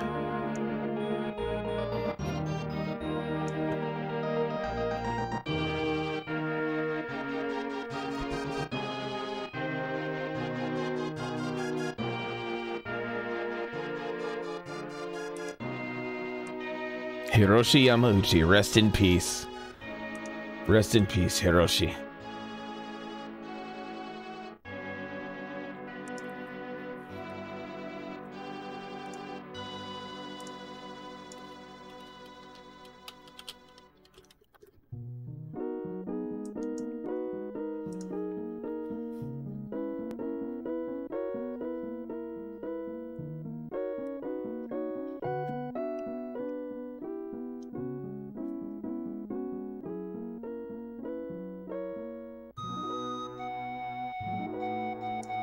Feel your feelings, Rose. Feel him as hard as you can. Our little bundles of joy.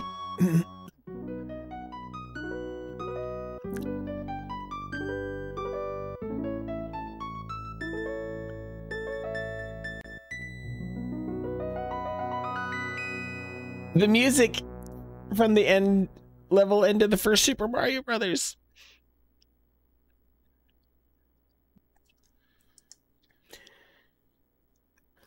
Not gonna lie, you thought the shadows around the hands was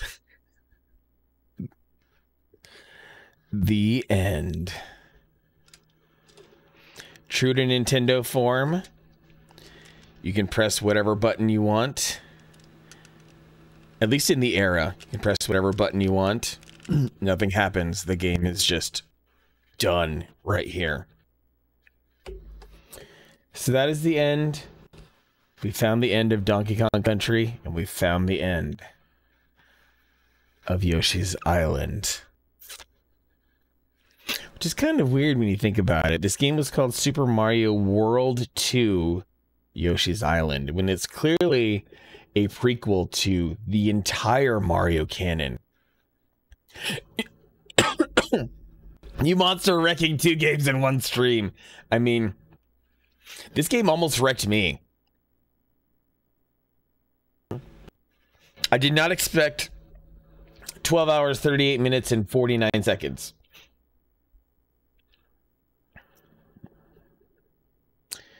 You can reject this, but you feel like you should end.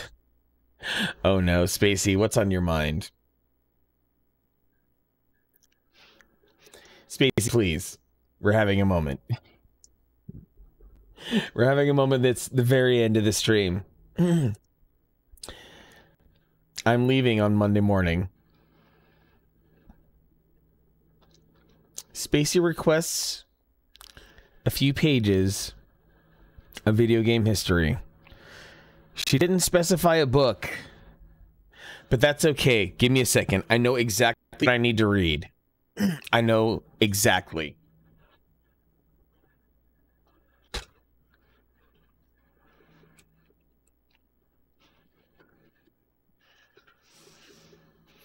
Oh, I'm not putting the shirt back on, Zombie. That's one of those kind of a given things. Let me find some good some good reading music here. Oh, this is perfect, actually. I'm in bear mode. Have a good night, Rose. Thank you for hanging out on the stream. I am going to be reading a very touching part of Console Wars. You can find this in documentary form, film documentary form on Paramount Plus.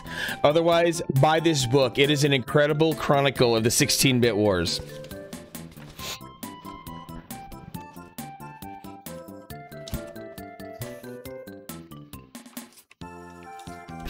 I just need a moment to find the exact chapter that I want, that I need, because, you know, after an emotional odyssey like a stream like this, and the fact that we don't know when we're coming together like this again, I might as well send us out, you know, in tears or something like that.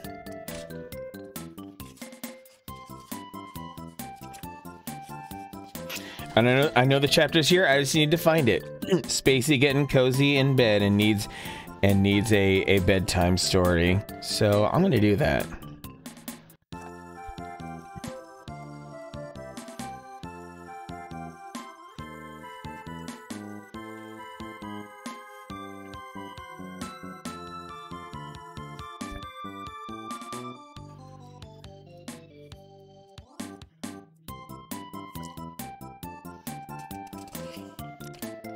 I think I found it. Resred, hey! Yes, this happens sometimes. Let's see. Is this the chapter that I wanted?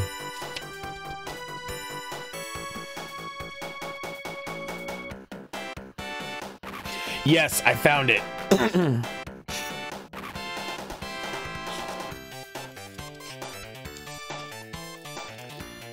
So I'm going to read the entirety of chapter 27, Something Beyond Video Games. Like, I seriously almost cried when I read this the first time. And I feel like this is the perfect moment to read it again for everyone. And it's very appropriate that some Sonic music is playing. On April 6th, 1992, names were on Tom Kalinski's mind, but for the first time in months, Tails, Miles Prower, and the PhD holding Robotnik had nothing to do with it. On this occasion, the only characters who mattered were his daughters, Karen, and the just-born boy nestled in her arms. A crowd of family members gathered around her hospital bed, inspecting the tiny creature and beginning the process of loving him unconditionally. With so many eyes fixed upon him, he flapped his elbow, as if waving hello, and wowed the room. His father was certain that he'd already had the Kalinski charisma. He was perfect in every way, except he still needed a name. Brandon, Karen declared, finalizing the creation of this tiny being. Later that evening, 800 miles to the north, there was another cause for celebration. And though it lacked the sentimental drama of childbirth, the event was sentimental and dramatic to those in attendance, and would perhaps lead to a playoff berth one day soon. At 7:05 p.m., the Mariners opened the 1992 baseball season, and to the delight of 55,000 cheering fans, they did so in Seattle. Heroes responsible for preventing the team's relocation enjoyed the game from the Boeing luxury suite on the third base side. There, Arakawa, Lincoln, Senator Gorton, and a handful of minority investors commemorated the occasion by passing around a bottle of Chateau Saint Michel, a local wine befitting the local royalty. Yet, despite feeling like kings and having submitted the highest bid on the table, the Seattle Baseball Group had not yet had its $125 million offer accepted by Major League Baseball. This was partly due to the molasses of bureaucracy, but mostly it was the byproduct of a national backlash that had been piling up against Nintendo ever since their fateful press conference. Headlines like "Japanese bid for Seattle's team gets baseball's cold shoulder," and "Buy American" cry spreading across nation described the attitude of a nation that had interpreted Nintendo's noble motives as sinister machinations. The controversy shifted from national concern to national outrage on February 15th, when the commissioner of Japan's Nippon Professional Baseball League, Ichiro Yoshikuni, stated that the Japanese baseball is for the Japanese and Japanese fans would try to exclude the possibility of foreign country involvement. Following this, Nintendo simply became a metaphor for them in the us versus them prism that came to define America's relations with Japan. On television, in newspapers, and inside bars across the country, denouncing Nintendo was socially acceptable and even socially expected. At this point, it would have been easy and even understandable for Nintendo to simply give up. They had tried to do a good thing, but others did not see it that way. And while it's admirable not to base decisions on the perception of others, in this case, those others were also Nintendo's customers, and the bad press was hurting sales. But to Arakawa, and also Lincoln and Yamauchi, giving up was not even an option. For better or worse, Arakawa believed in staying the course and doing right by those he cared about most. Usually, that was the gamers, but in this case, it was the people of Seattle. Obstacles are a part of life, but still, it's always better to be the tortoise than the hare. Instead of raising the white flag, Nintendo chose to cloak themselves in the red, white, and blue. In early February, Yamauchi said that he hoped to move Nintendo's global headquarters to Seattle. In late February, 7 new American-born minority investors were brought into the Seattle Baseball Club. And in March 1992, for the first time in Nintendo of America's history, they hired someone to handle corporate communications. That someone was Perrin Kaplan, a PR vixen whose skills of persuasion were so ferocious that she claimed to have once convinced an Israeli soldier to smuggle her across the Lebanese border. Between Kaplan's finesse and some restructuring of the ownership group, the backlash began to dissipate. The nation was still disgruntled, but at least they weren't as vocal about it as they once were. And by the opening day of the 1992 baseball season, the only voices that really mattered were those of the 55,918 fans cheering as the umpire shouted "Play ball" as the still in Seattle Mariners took the field. Since bringing his son home from the hospital, Kalinski had developed a talent for answering phone calls before they reached the second ring.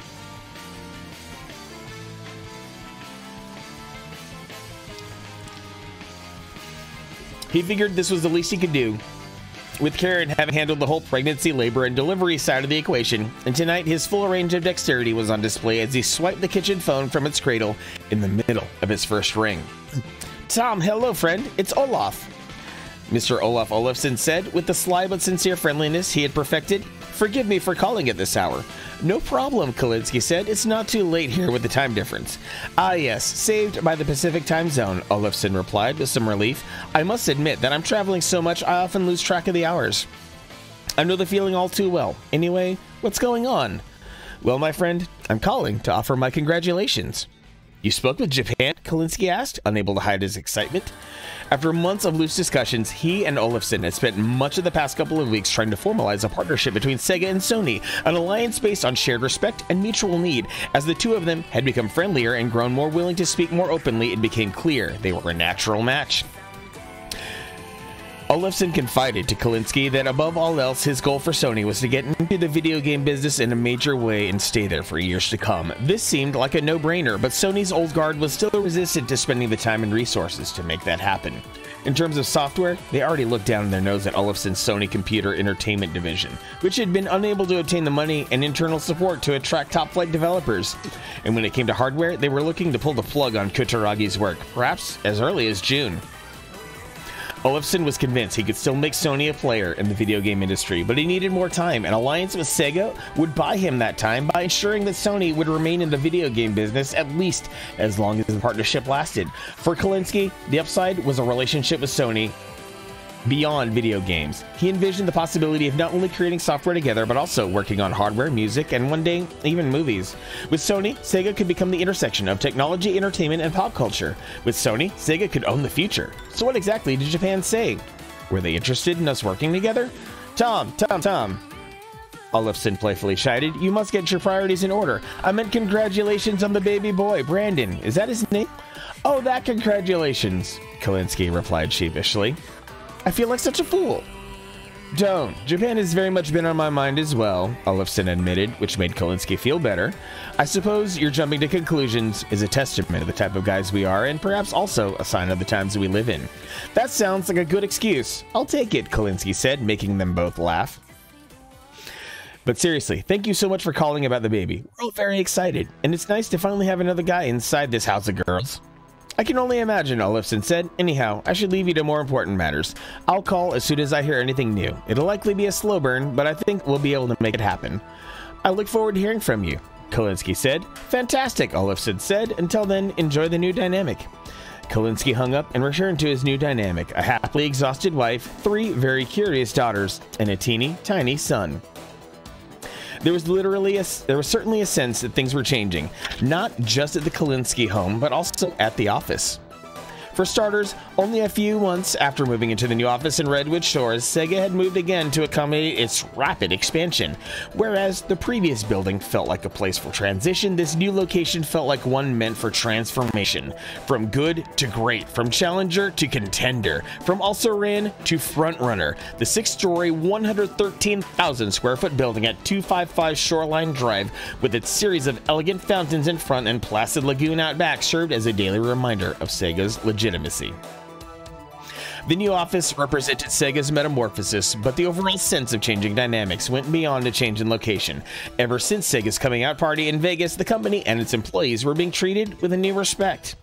While this was certainly good for the ego, it was even better for the bottom line. 2 years ago, Toyota had approached Warner Brothers about licensing some of their characters for Genesis games. Back then, the licensing department wasn't even willing to have a conversation about the matter for fear that it would get back to Nintendo. Now, 2 of Sega's most promising games in the pipeline were Batman Returns, based on the upcoming Warner Brothers movie, and Tasmania, based on the Warner Brothers' own Looney Tunes character.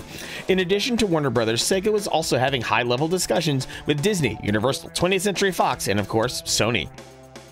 With Sega beginning to take Nintendo's world by storm, Kalinsky thought it was time to start giving back. While Nintendo considered purchasing a Major League Baseball team to be an act of charity, Kalinsky thought Sega could do something more creative and effective. So in early 1992, he formed a charitable trust called the Sega Youth Education and Health Foundation, whose mission was to fight diseases plaguing children and to sponsor a variety of educational endeavors, particularly those with emphasis on pairing learning and technology.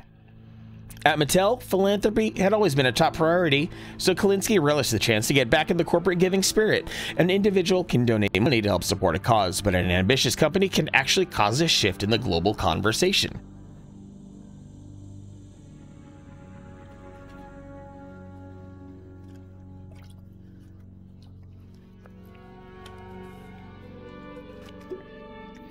Beyond the social benefits, launching a Sega Foundation also served to placate those worried about the social or education merits of video games. Rarely was Kalinske himself overcome by such thoughts, but doubts were cropping up more frequently now.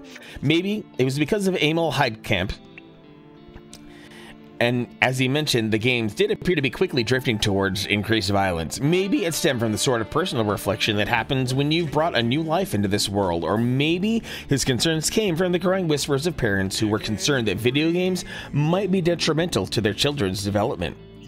A minority of moms and dads believed that Nintendo, and now Sega, were irresponsibly raising a generation of idiots. If Kalinske had wanted to face these concerns head-on, maybe he could have better understood their origin, but that wasn't something he wished to take on, at least not right now. There was just too much to do and no time to waste thinking about it. Besides, even if there was any merit to these concerns, they would surely be cancelled out by the good that would come from Sega's new foundation. Yes, he realized this type of thinking was how a drug kingpin with a penchant for charitable donations might rationalize his lifestyle. But that didn't necessarily make it wrong, right? No, of course not. Sega was already making a difference, and for proof, he need not look further than a recent conversation with Al Nilsson. A few months ago, Nilsson had ambled into Kalinske's office. I just got out of a meeting with Cheryl from KISS. That was Cheryl Quiros from the radio station KISS FM, whom Nilsson had continued to work with ever since the 16 Weeks of Summer campaign. She was one of the few outside Sega who truly bled Sonic Blue. She flew up here to talk about a summer concert that they want to put on, and she brought along the station's program director, a guy named Bill Richards. Don't know him, Kalinske said. He was slightly confused, but unable to hide his eagerness to find out how this all fit together. That's kind of unusual that she would bring him along, isn't it? It is, Nilsson said, but I keep wondering why they'd spent the money to fly him up here, and then it hit me. They're desperate. Turns out Bill, the PD, had this crazy idea to bring a hot bunch of acts together for a benefit concert. You know, something to raise money and awareness for a good cause, except they can't find a single sponsor because the cause is pediatric AIDS. It's hard to accurately describe the national sentiment towards AIDS during the late 80s and early 90s, particularly when it came to children who were infected, but the case of Ryan White in Kokomo, Indiana goes a long way towards explaining the emotional tug-of-war between fear and sympathy. In 1971, he was only 3 days old. Ryan White was diagnosed with hemophilia A. As treatment for this disorder, he was given weekly transfusions of a blood-clotting protein called Factor VIII. This enabled him to live a relatively normal life throughout most of his childhood, but that changed in 1984 when the 13-year-old was rushed to the hospital with symptoms of pneumonia. Following a partial lung transplant, he was diagnosed with AIDS, which he had acquired through a transfusion. White was given only 6 months to live, but after beating those odds and regaining some of his strength, he wanted to try to resume a normal life. A large part of that normalcy entailed returning to school, but when community members learned of his intentions, they protested. Fearing that he might be contagious, 50 teachers and over 100 local parents signed a petition to ban Ryan White from Western Middle School. Even though the health commissioner of Indiana informed the school that White posed no risk to other students, he was expelled from the school. The White family challenged this decision and turned to the legal system to get their son readmitted. Over the next year, White remained at home as this case went through various courts and appeals until finally, in August 1986, he was allowed to return to school for 8th grade. Although this appeared to be a major victory, White was generally unhappy. Upon returning to classes, because he had few friends and was often accused of quote-unquote being a queer. Meanwhile, his family received threats on a nearly daily basis, and after a bullet zinged through their living room, they decided to withdraw their son from school. From then until his death in 1990, White became a national spokesman for the disease, appearing frequently on The Phil Donahue Show and participating in charity benefits. His life even inspired a television movie on ABC. Although his efforts helped to significantly raise awareness, the cultural perception of the disease did not change a great deal. The mention of AIDS was still intrinsically toxic, and that's why no corporations were willing to support the concert that KISS wanted to put on. All they're asking for is 50 grand, Nilsson explained, and for that, because of the stigma, they're offering $200,000 worth of promos and ad time. An amazing cause and a fantastic deal. Nilsson shook his head again, this time with some anger. So I told her that Sega would be more than happy to sponsor the event. And that's the good news. When the information hit, Kalinske leaned forward. Wait, he said, let me get this straight. Without my approval, you already agreed to commit a sizable amount of money to a press-heavy event for a disease whose mere mention makes people look the other way? Yes, I did, Nilsson said tentatively, but with no hint of embarrassment. Kalinsky slapped his desk. Al, he said, I like you more and more each day. This is fantastic. Kalinsky then went on to tell him about Anik Kasper, a family friend that the Kalinskys had run into at Disneyland. He explained to Nilsson what the resilient young girl had been going through and how he'd been trying to help her in whatever small ways he possibly could. Paul Newman opened this great organization in Connecticut, the Hole in the Wall Gang Camp. It's a place for very sick children to enjoy the summer camp experience with others in the same position. That's incredible, Nilsson said. It is, it really is, Kalinsky said, and Anik deserves all the incredibleness she can get, so Karen and I are going to pay for her to go there this summer. Wait, I hope that doesn't conflict with the concert. Do you know what day KISS FM had in mind? On April 25th, 1992, just days after the birth of Kalinsky's son, and months after Sega's charitable foundation had been formed, Sega and 102.7 KISS FM presented the first annual KISS and Unite concert at the Irvine Meadows Amphitheater. The groundbreaking 8-hour event supporting the Pediatric AIDS Foundation included appearances by Celine Dion, Kid and Play, Eddie Money, and many more. Kalinsky didn't recognize all the performers, but luckily he had brought Anik with him, and she was proving to be a tiny encyclopedia of pop music. That's Color Me Bad, Anik pointed out the group as she and Kalinsky hung out backstage. She was dressed in a cartoon print long-sleeve shirt and slightly oversized white summer hat with flowers tucked into the brim. They sing a song called I Adore Mi Amor. That means I adore my love. Kalinsky knew Anik had good days and bad days, with more bad than good lately. Today, however, she was as bright as could be, and that filled Kalinsky with gratitude. Is the song any good? He asked. Yep, she chirped. It's great. Then let's go talk to them. Anik nodded, and they began to move towards Color Me Bad, but Kalinsky could see how weak she was. Actually, he said, why don't I bring them over here? Color Me Bad happily came over and treated Anik like a princess. At an event filled with celebrities, she was the star. She deserved it many times over for an infinite number of reasons. Kalinsky thought, but most of all, her smile. How'd she do it, he wondered. No matter how she felt or how the world felt around her, she always had at least a hint of a smile on her face. A smile that was both irresistible and contagious. It really was a gift, and Kalinsky wanted to share it with everyone who was there. So when Rick Dees, KISS FM's #1 DJ, called Kalinsky up to the stage, he made sure to bring Anik and that smile of hers. Ready? Kalinsky asked her when Dees called his name. She nodded, and he proceeded to lift her up so that she wouldn't have to exert herself. She was so unexpectedly light that Kalinsky nearly dropped her. She must have been 40 pounds, 45 tops. He raised her onto his shoulders, and together they slowly walked onto the stage to the sound of 15,000 people clapping. Kalinsky was handed the microphone and made a short speech, but even as he spoke, he knew that his words didn't matter. The girl on his shoulders and the smile below her flower-trimmed white hat were what mattered. The people in the audience who had replaced fear with concern, and the celebrities backstage who were so happy to be a part of this, they were what mattered. The $211,069 that Sega and KISS FM raised for the Pediatric AIDS Foundation, that's what mattered. 2 months later, Kalinsky would receive a call to let him know that Anik had passed away, curled in her mother's arms on the way back from Paul Newman's camp. But that was still several weeks away. On this sunny April day, Kalinsky looked out at the cheering crowd that had packed the Irvine Meadows Amphitheater to publicly support children with AIDS, an event that he and his team had helped make possible. And then, as he looked up at a smiling, wonderfully brave girl being showered with the love she deserved, and he knew that he would carry her image with him forever. At least, there would always be that. And that's an excerpt from Console Wars. Thank you for redeeming some points, Spacey, to read a passage from the book here. Yeah, I absolutely encourage you to read this book. Console Wars is full of such incredibly amazing bits like that. I mean, that might be the heaviest spot in the book, but nevertheless incredibly impactful things that were all a part of the 16-bit wars that went on. Contracts, I'm not reading more. I just read like 9 pages, Contracts. I see what you did there. But regrettably, I am human, so I must do human things, because it is now midnight and I've been streaming for just over 13 hours.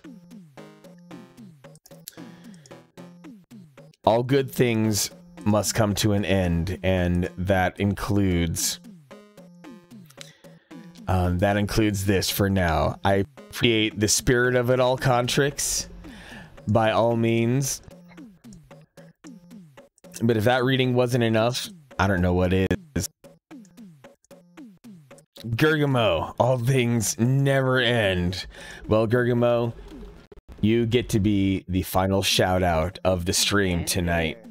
Gergamo, you, my friend, down on Lopez Lane, just about a half-mile south of me, get to be the finisher, the last one. Gergamo is an incredibly intelligent fella.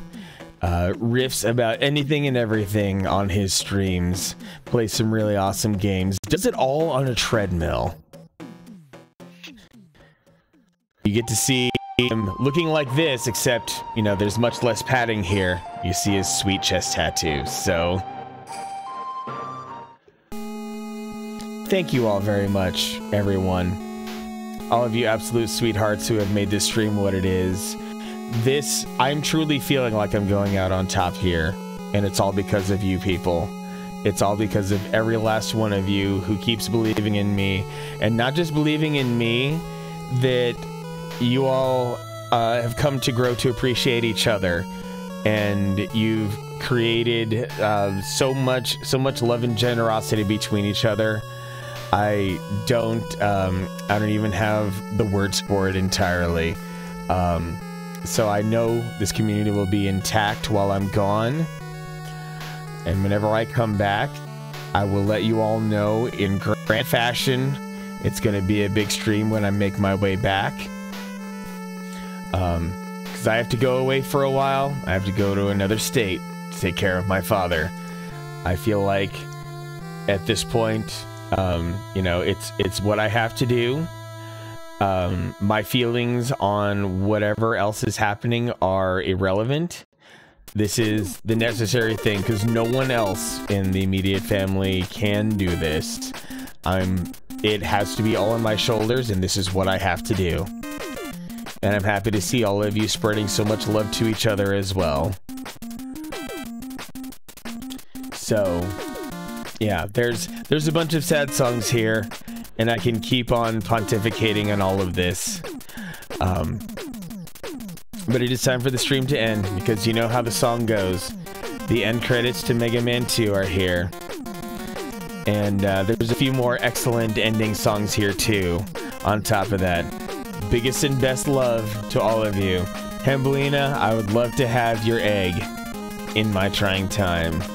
And your hugs too. That'll be great. I think I'm gonna find some time tomorrow to pick up something for you as well. In gratitude. So, as can be expected, I'm going to ride off into the sunset with a raid. And what better person to raid than a person who, a streamer who I wouldn't be here as much without him as well. Let's go say hello to McQueeb. As always, it is a manic panic. Whether you have my emotes or not, use any emotes you want. Just let McQueeb know that it's a manic panic. And my last raid for a very long time is him, because he's a special fella too. He really is. Let his sweet Australian tones, let his beard take you into the night as you enjoy Elden Ring. I will see you on the Discord. I will see you on Twitter whenever I can spare them in the energy. I love you. Take care of yourselves.